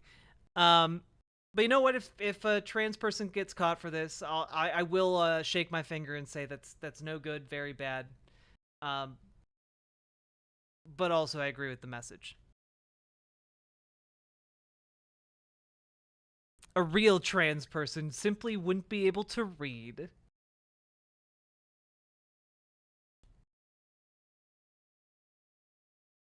Oh yeah. This got so much traction. Hasanabi actually retweeted this. We didn't really talk about this, but Matt Walsh got fucking bodied at a recent college tour that he was giving. Just absolutely bodied by this Chad of like a trans person supporter, okay? A trans warrior. In fact, there is the ultimate well-being for a human being is to live in the truth with a deep recognition of truth.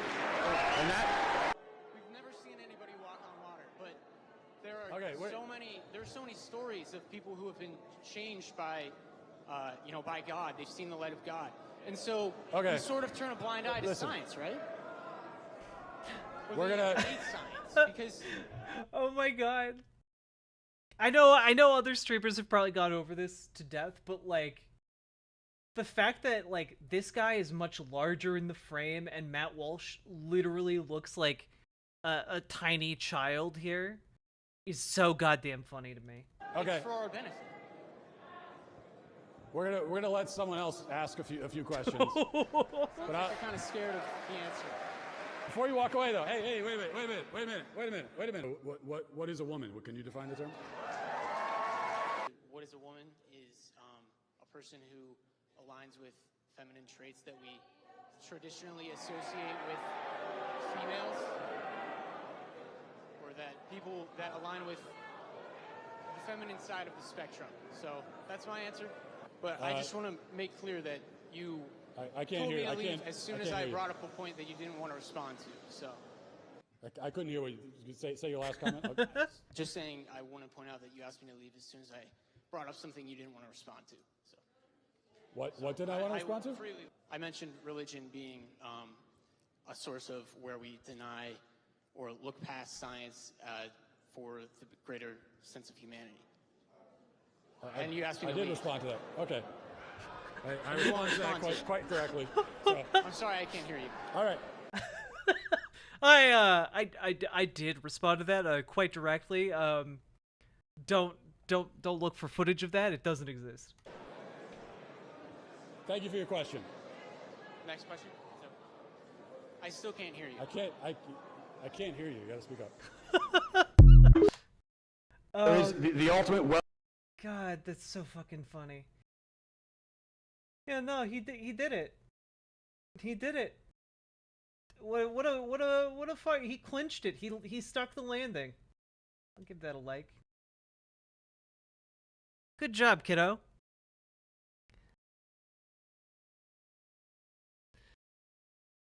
They didn't leave it in? No, they cut a bunch of this question time out of the actual Matt Walsh video.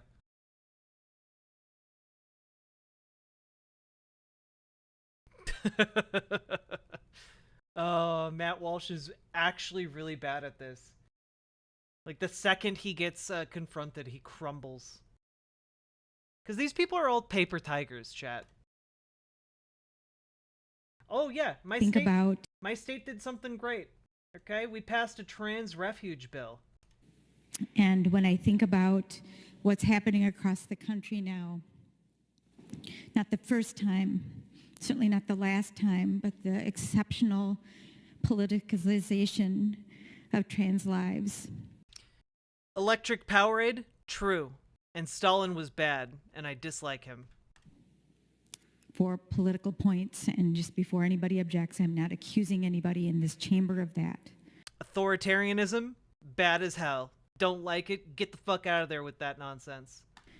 But if we follow along and we talk with people who are trans, we know it is the case, and it is putting their lives in significant danger. And we already know that trans people are people who suffer higher levels of violence and death because of who they are.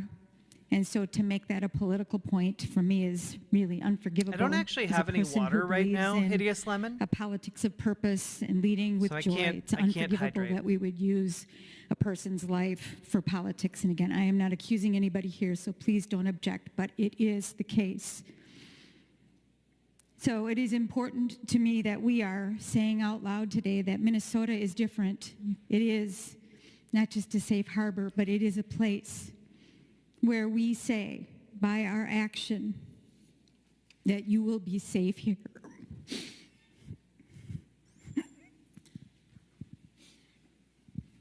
I do not have enough room in this apartment for safe anyone to here. move in, Mint. You'll get the care you need here. You can be who you are here, and that you are loved. You matter. I'm going to vote yes. Such a joy today. Thank you for being here. Aw, Kami Brad, thank you for the 2 gifted subs over on Twitch. Wait, Kami Brad, have you come on over to the riverboat.gg site? I'm small, it's fine. I can live in that little door behind you. You don't want to live in there. It's gross and it's loud. It's okay, guys. It's real nice. Like actually nice. It allows parents to know their trans kids won't get taken out of the state to be detransitioned. It'll prevent other states from subpoenaing gender care in Minnesota. So basically, like, if you come into Minnesota from out of state, and like, your kids can't be taken away by the law enforcement of other states, you know? Like they cannot get like records of gender care from clinics in Minnesota. Like, it's super cool. It's super good. You're welcome, even though you hate me and popcorn. I love popcorn. And I don't hate you.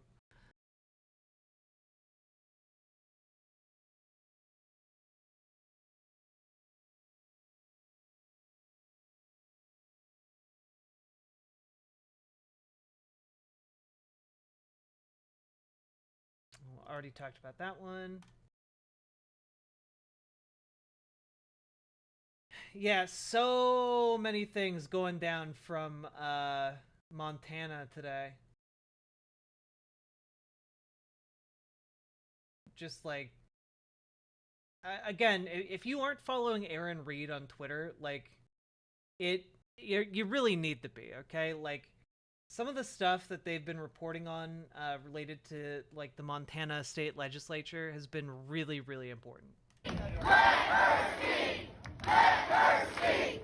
Let her speak! Let her speak! Let her speak! Let her speak! Let her speak! Let her... I actually really need to use the bathroom. I'll be right back, folks. Burp.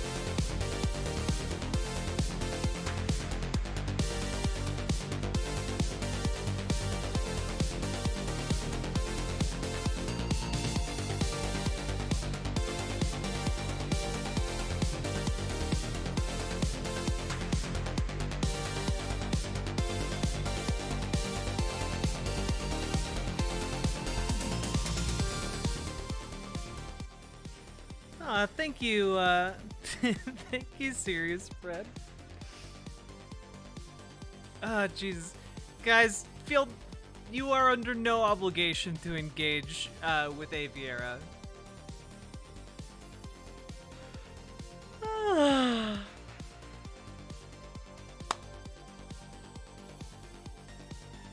How y'all doing, folks?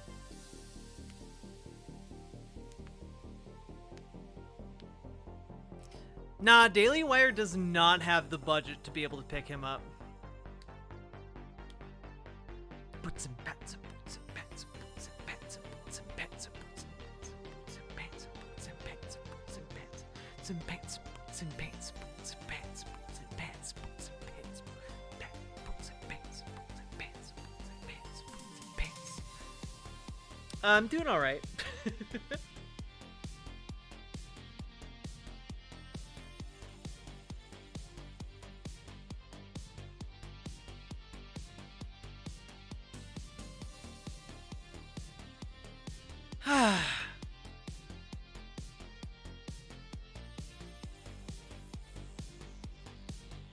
Let's go, babies.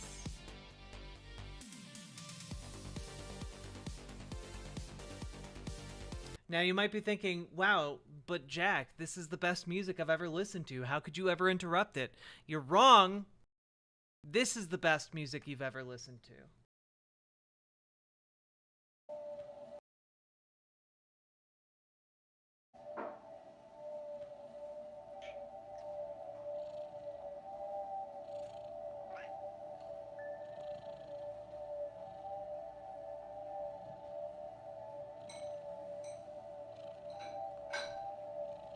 Unfortunately, Have You Checked Your Butthole is very DMCA-able, which is a problem on YouTube.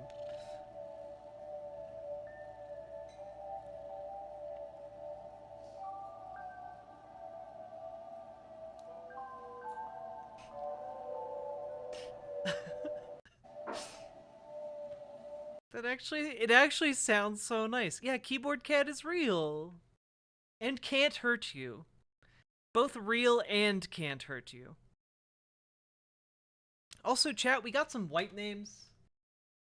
Are you guys okay with that? Just some white names rolling in here? To catch you guys up on some of this, some of the goings-on in Montana, Zoe Zephyr is the only transgender member of the state legislature, and they have basically been denying her the ability to speak on any anti-trans bills, basically arbitrarily, you know?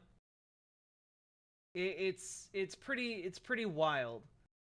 And this is pointed out at the beginning of their session earlier today. We are going to cover a wide variety of topics, and there are 10,000 Montanans whose voice will not be heard because their representative will not be allowed to speak, and that makes me really sad.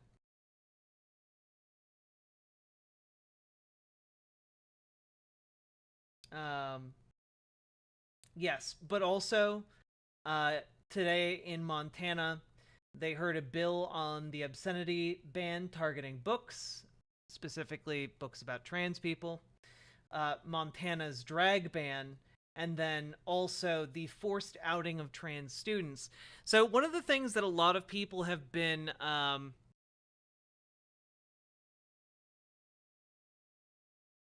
$10K open? I assume that the 10,000 were the people that Zoe Zephyr represented. Oh, Sentient Waffle, thank you for gifting Spitfire a tier 1 sub. That's really kind of you. Hideous Lemon, thank you for gifting Spitfire a sub as well. We got 2 months, baby. Thank you very, very much. But I don't think the 10,000 comment is referring to like her, like the transgender people in the state. I think it's talking about the actual people that she represents in her district.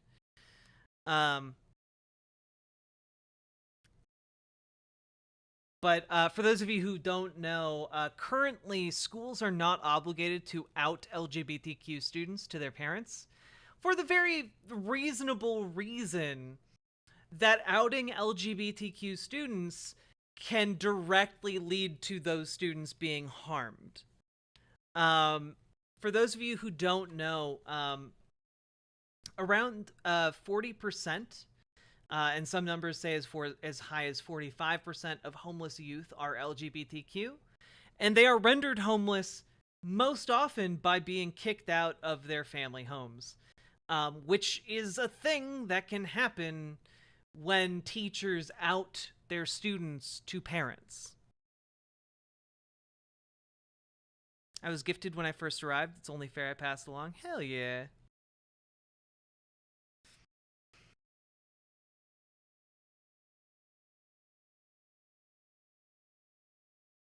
Why can't I gift to Catalina Gearbox? I don't know.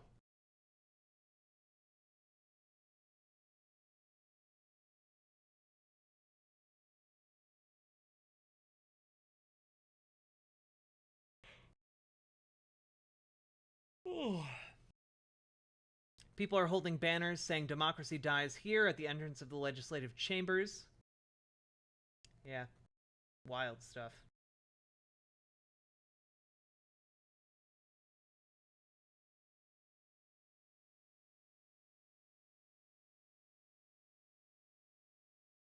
They are moving House Bill 359, the drag ban, to the bottom of the board. They are scared of the people in the gallery. Which, just to remind you guys, it's Montana. Having this many people arrive at, like, the state capitol to protest this is unheard of. Let her speak! Let her speak! Let her speak! Let her speak! Let her speak! Let her speak! Let her speak! Let her speak! This is a large amount of people for Montana, okay? Just want to point that out, and probably one of the first times, like, the gallery has ever been, not one of the first times, but, like, the gallery's absolutely packed by viewers, you know? That's like half of Montana. Yeah, you know?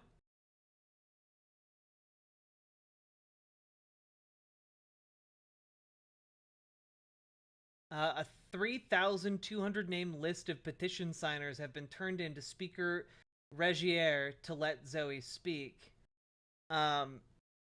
Which it looks like they just have a single sheet of, or like one massive sheet of paper that's been taped together of all the names of the people who signed this petition, which honestly, this is, you know what, if you're gonna hand in like a petition, this is the way to do it, okay? Fuck you, you have to deal with this giant piece of paper. Yeah, it's the giant novelty petition. Not as popular as the giant novelty check.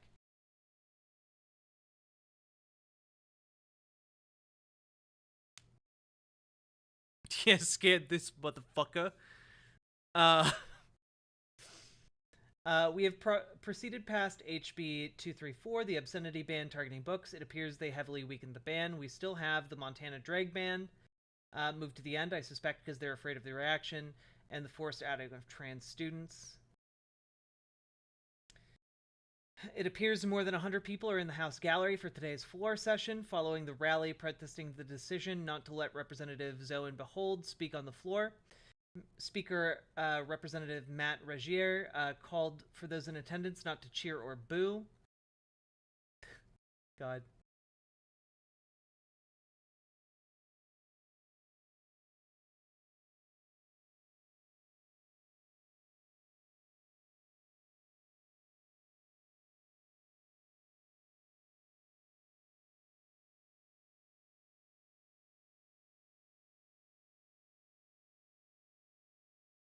Apparently, there are many police officers preparing from someone there.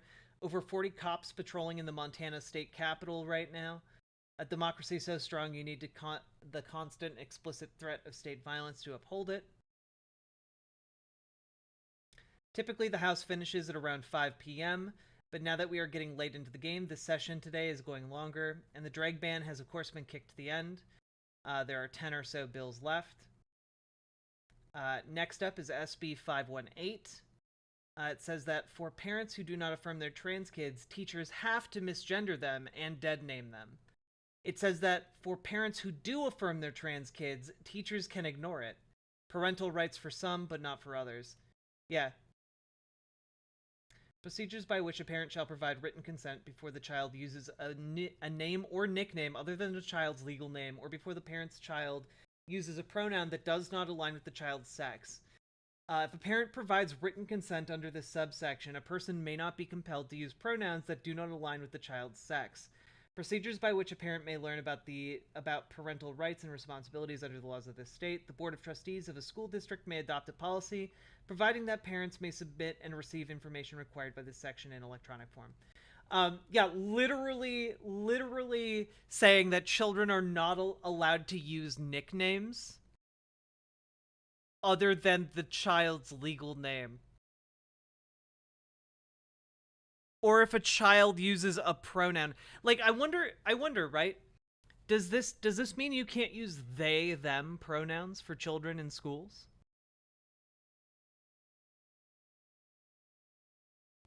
Does this mandate misgendering? Yes, it does. And even if you have supportive parents who say that you have different pronouns now, teachers can ignore it.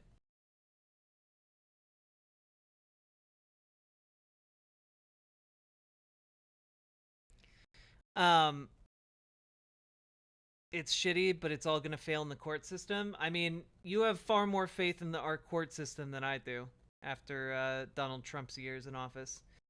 Azure Katse, the part that I find stupid about the dead naming thing is it's never done in school. Legal names are rarely used. Common names are not. Yeah, like that's the kind of thing. It's just straight up bigotry. Yeah, no, of course. But like the idea that you can't call, like, I don't know, so like William a bit like Bill, you know, if your kid wants to be called Rob instead of Robert, like the idea that you need to get like parental consent for that is insane.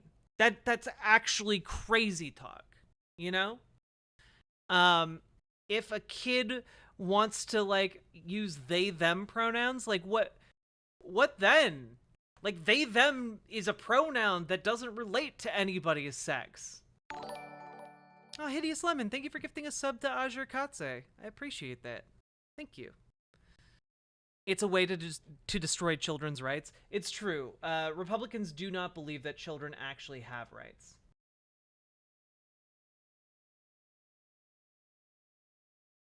Big test for if they let Zoe speak. 518 read. They are moving on amendment. Not sure what the amendment does. They're pushing an amendment to strike the forced dead naming. I think it may still have the misgendering. The amendment is adopted to the bill. We move to the bill itself now. The misgendering / pronoun ban is still in the bill. Non-binary representative S.J. Howell rises against the bill. Not 20 minutes ago, we had a debate to cloture about putting the safety of children first. They then talk about how it may be used by abusive parents. Bills like this really don't make space for that reality. Sent to me from someone in the gallery, Zoe's light is on. Them standing in solidarity with Representative Zephyr. The House votes 63-34 to not let Representative Zephyr speak. People are yelling, "Let her speak." Speaker Regier is saying the guests will come to order. The Sergeant at Arms is attempting to clear the gallery. People are yelling, "Let her speak." Representative Zephyr raises her microphone to the gallery. She's standing and raising her microphone. As they attempt to clear the gallery and force representatives to the walls, Representative Zephyr stands, holding her microphone up, giving her constituents a voice. Damn, that's powerful. It's a powerful image.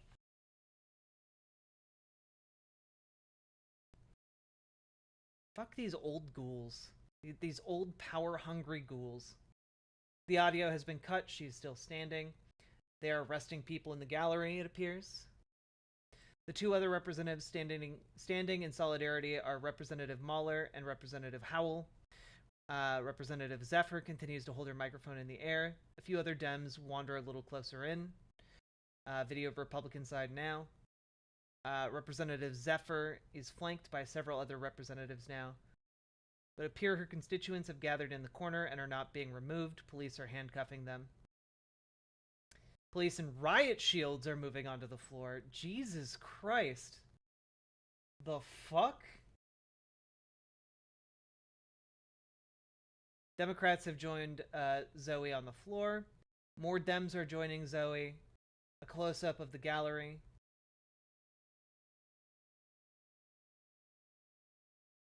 Lunacy. Yeah, these old ladies are definitely a threat to the Republican senators. Video of Zephyr holding her microphone high as people yell, "Let her speak." The House Speaker has not allowed Representative Zephyr to punch in on any bill for 5 days, disenfranchising an entire district. Let her speak! Let her speak!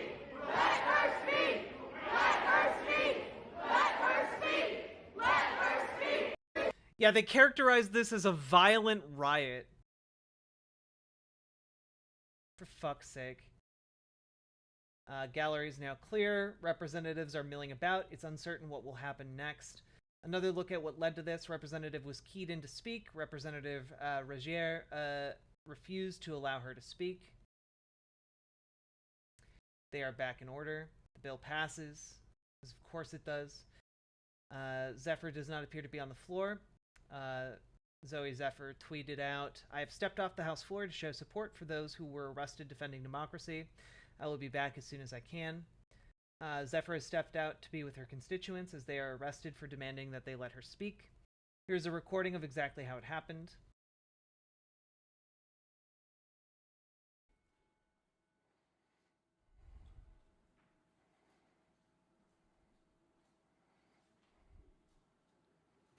Clerk, record the vote.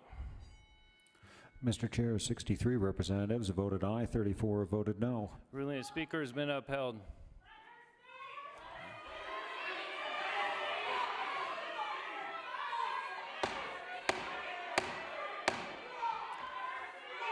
Guests will come to order. Our guests will come to order. Our guests will come to order. Sergeant of Arms, will you please clear the gallery? Members, will you please go to the side of the chambers? Members, please go to the side of the chambers.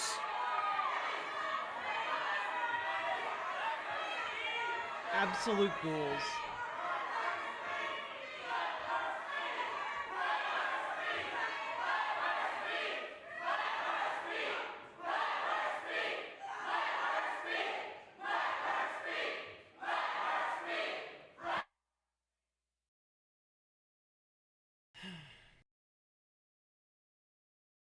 People of Montana will not be silenced.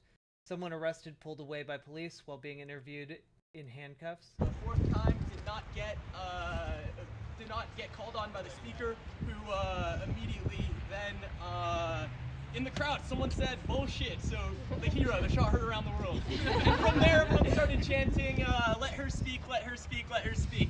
And then what happened is, I think the technical term is a Cajun. The cops on the right side started coming in, pushing folks. The closest folks to them were like, starting to stand their ground. That's when one of my dear coworkers, a brother of mine, stood and would not go. After that, he was arrested. After that, the cops continued to come in, arresting people who would not move, who were continuing to chant, let her speak. And at the end of the day, the people of Montana will not be silent.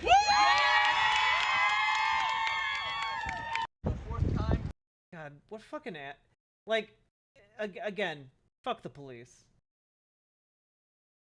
Fuck them.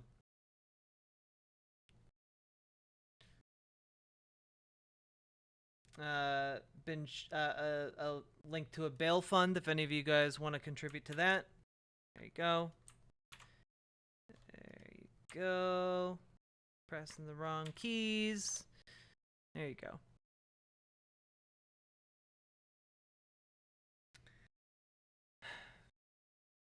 And we have finally arrived at the drag ban.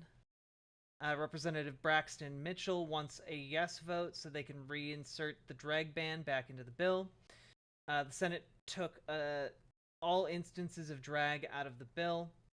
The House has voted to not concur. This will send the bill to conference and could allow drag to be inserted back into the bill. And the House adjourns.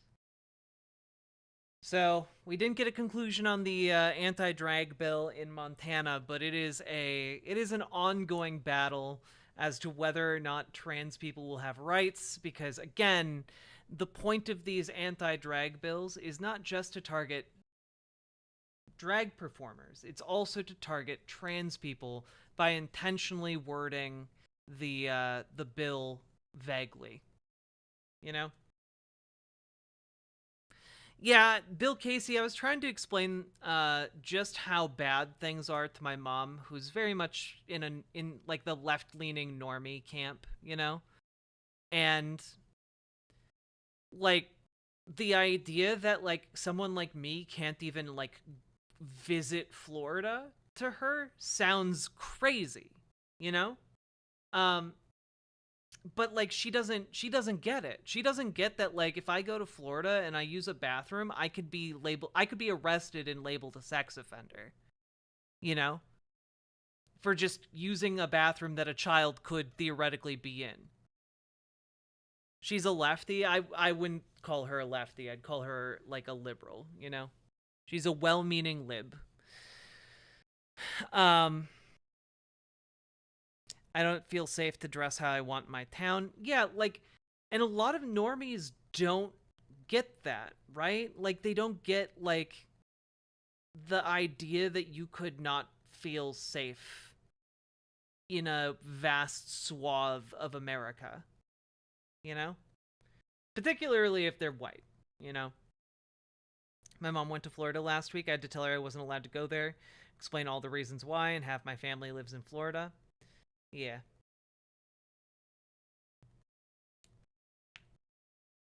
Hey, King Princess 420, how you doing? How you doing? How you doing? How you living? How you doing? And they don't believe in freedom? Well, yeah, of course they don't. They do, just freedom for like straight white dudes, you know?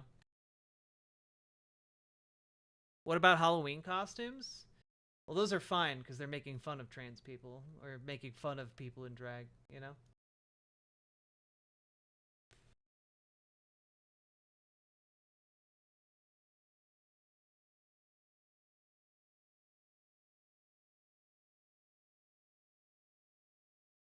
Oh, yeah, I came across this and I just gotta say, Lady Gaga's based, you know? She's a nice lady, and I like her. There was that rumor that you had a male appendage, that you were a hermaphrodite, and you joked about it on the stage last night. Maybe I do. But it's interesting. Would it be so terrible? But it's interesting. A lot of artists would immediately put out some sort of a statement saying this is absolutely not true. You have fun with it. Why the hell am I going to waste my time and give a press release about whether or not I have a penis? My fans don't care, and neither do I. There was that rumor that you... She's so cool.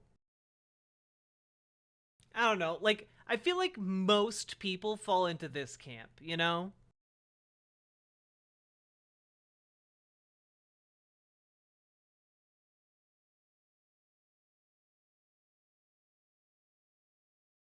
Sorry for being a real bitch tonight, but someone should go tell the arrested Montana people and the 11,000 people that is always constituents to just vote. Okay. I do think they should vote, but they should also do a lot of other shit. Perfect answer. True.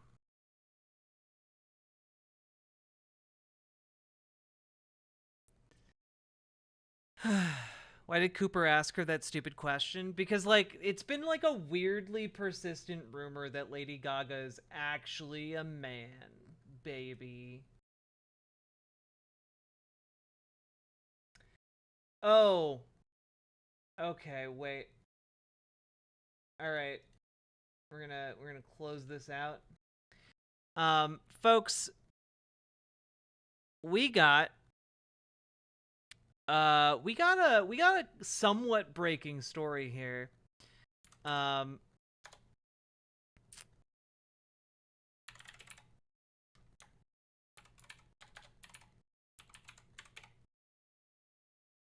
Now, folks, there's some weird shit going down with Elon Musk. Okay? Lance from the Surfs, I don't know if he spotted it himself, but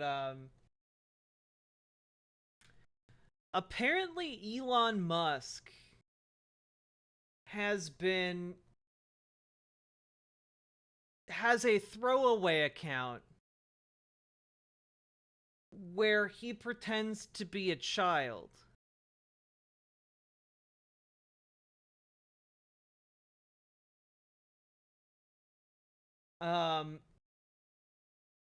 And unfortunately, it's not just him pretending to be a child.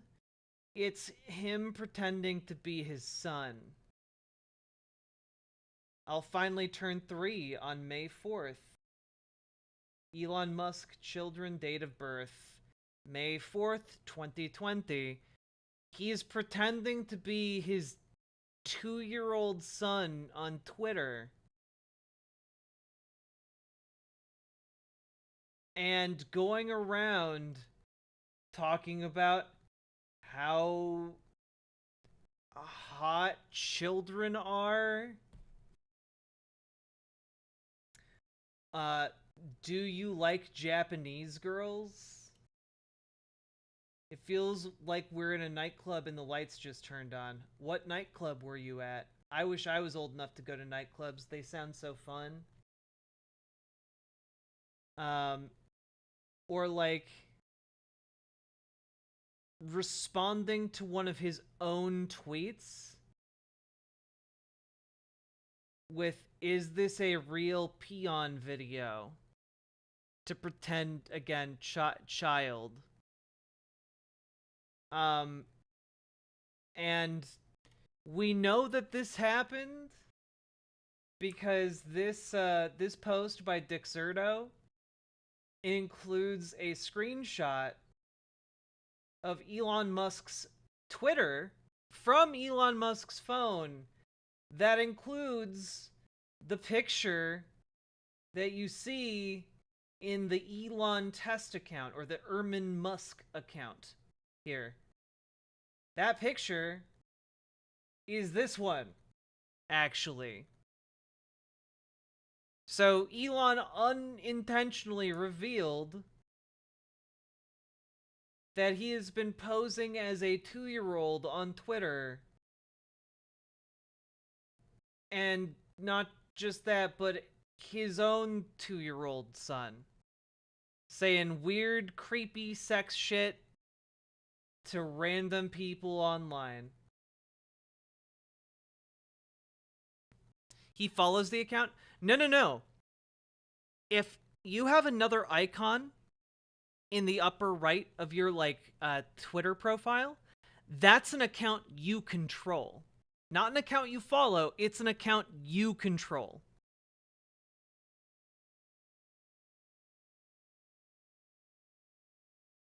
Yeah, here you go.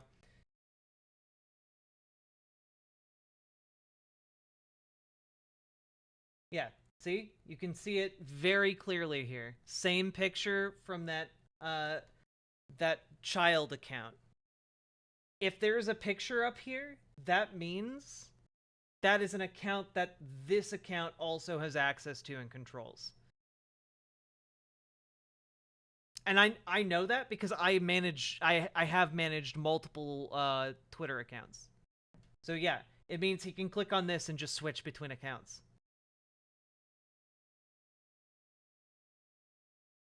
Dude, man. I'm actually kind of shocked that this has been up for like 10 hours and nobody's been like, sir, they found your weird sex account that you made of your 2-year-old son. A bit of a guys, are you saying a 2-year-old can't speak English on Twitter?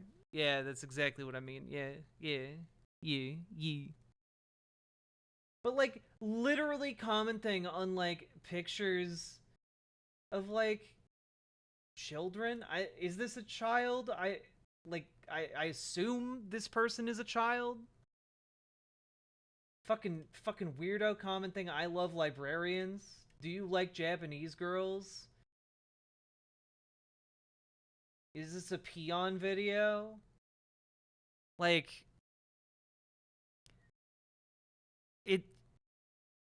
even if it wasn't like weirdly sexual, which it is, by the way, that is weirdly sexual. I don't want to see anybody trying to make excuses for like this not being weirdly sexual. But even if it didn't have that component to it, this would still, like, a grown man impersonating his own 2-year-old son on a social media platform would be deeply, deeply weird.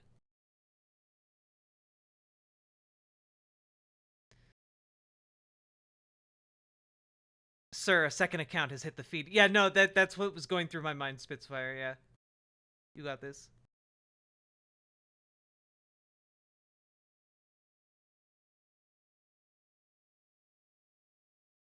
Yeah, I don't look. All I think is that Elon Musk should go to jail, and I think that's a reasonable take. Okay, I don't know if he did any crimes, but this is weird enough to go to weird jail. Okay, he needs to go to weird jail and be confined to the cringe block. Hey, objectively a cat.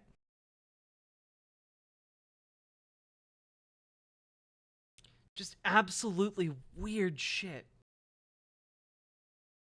Like there's nothing more to really build on there except that like Elon Musk has always come across as like one of those like weird mumbly guys with like sick fetishes. And not sick in a good way. Sick in a bad way. To the cringe mines? Yeah, he needs to work in the cringe mines for as long as his emerald mine was in operation.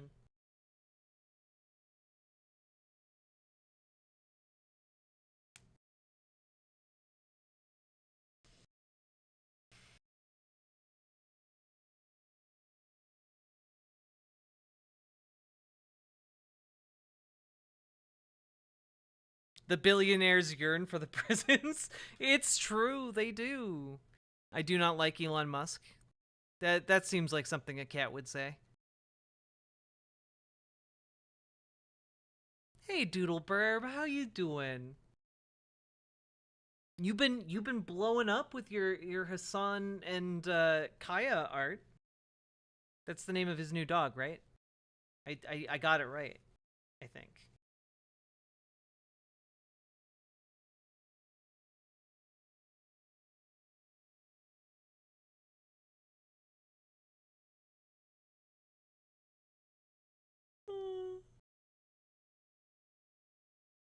Kaya's my cat's name? Aw. That dog is so cute. You got a few shitters, though? It do be like that, though. I really like this color of shirt on me. And I really like...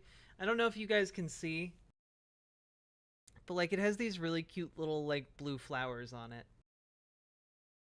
I like it a lot. Yeah, he has a really cute new puppy, Lady Raincloud. He finally adopted one.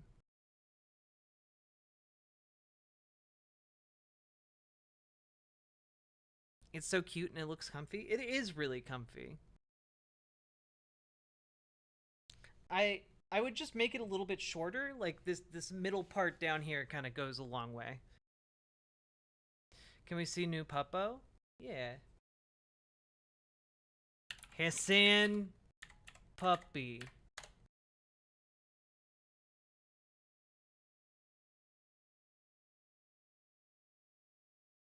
They're not a dog to be left in the house when you leave.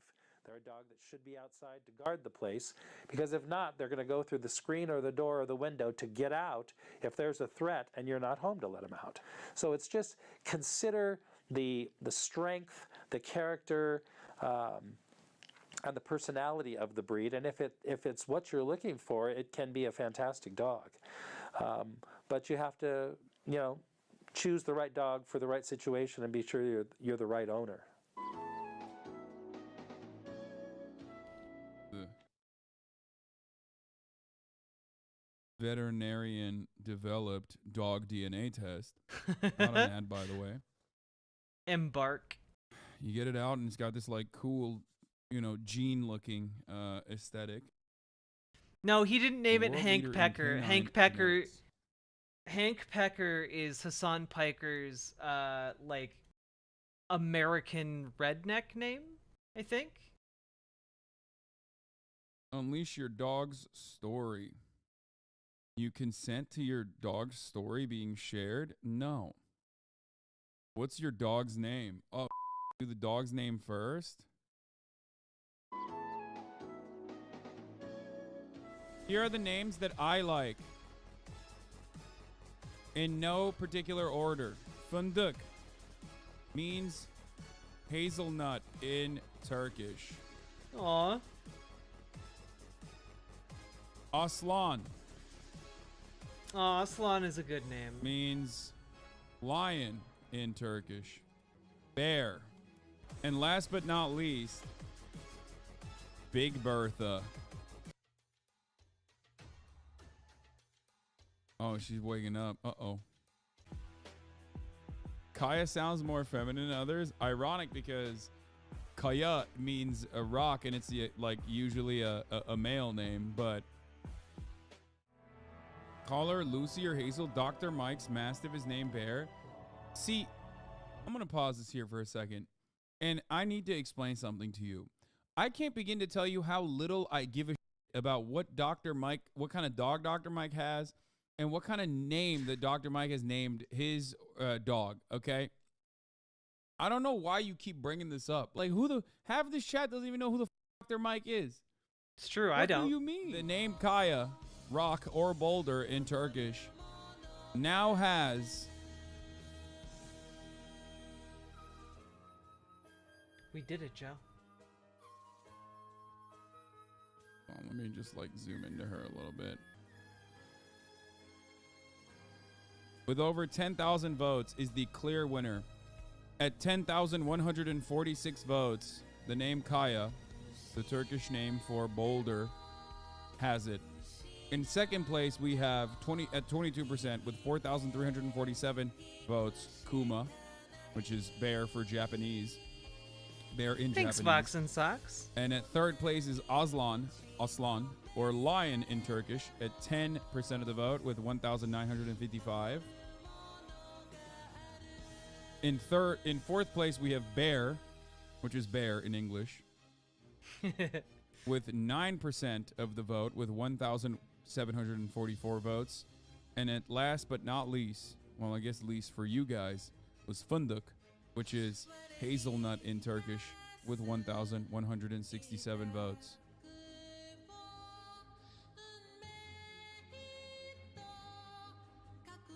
Ladies and I gentlemen, better not get DMCA'd for this. with 52% of the votes, this is a democracy after all. Kaya has it. Although I originally said in a TikTok that I believe went viral that I would name my firstborn Kaya, it seems to me like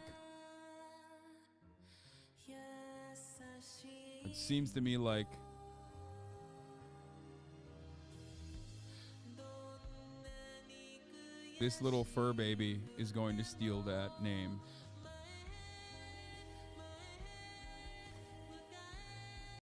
Adorable. It's such a cute puppy.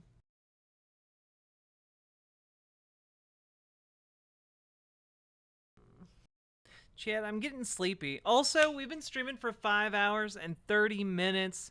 Folks, if you're enjoying the content, throw some subs, make some donos, because that is how I live.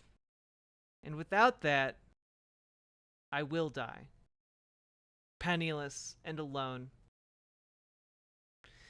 She's so cute. She is! Yes, it's true.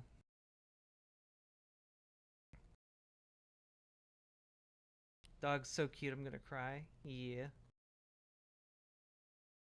Yeah, click the donate, the dono button, or you can click the subscribe button to give some subs.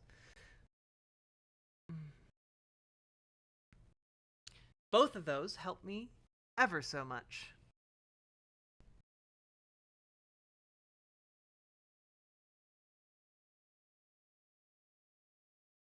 Oh, goodness.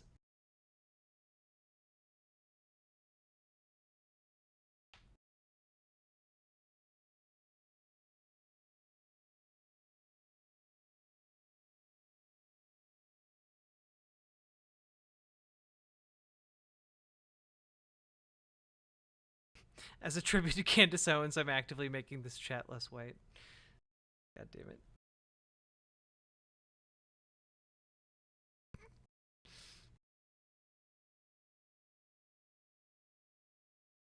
Alright. Chat, I am exhausted.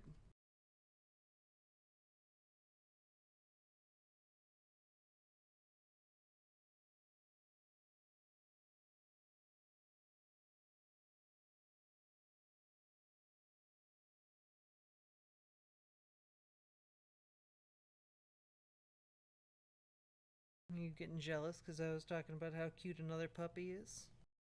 Not as cute as you. Not as cute as you. No, ma'am.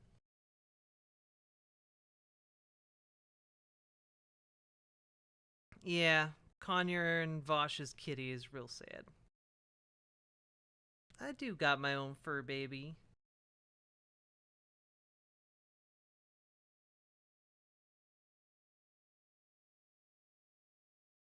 Well, friendos, I am gonna get some food in me and try and get some food in this dog who is not eaten today, which is a bit worrying. Oh, Dithron, Vosh's kitty had to be put down. It was very sad. Yeah, Daniel.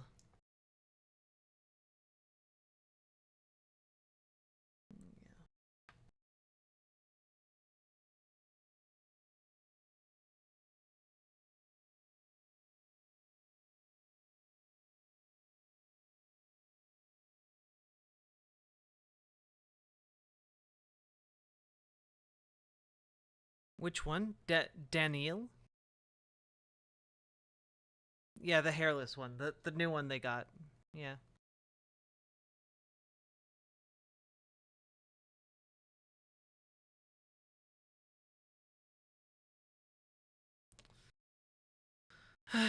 All right, folks, we're going to raid into actual Jake. Who will cleanse thee of thy sins, presumably. And, I don't know, I appreciate y'all.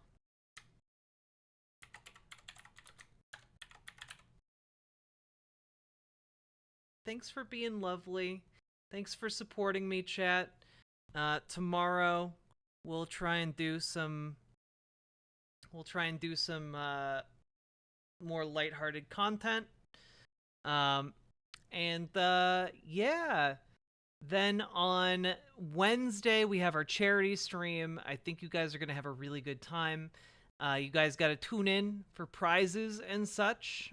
We got a giveaway. We got some We got, I don't want to give away too much, but we are having the return of Peepo art. So if you guys had fun doing that for charity a few times ago, get ready, because we doing it again, baby.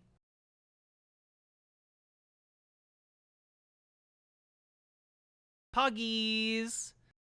All right, folks. Good night.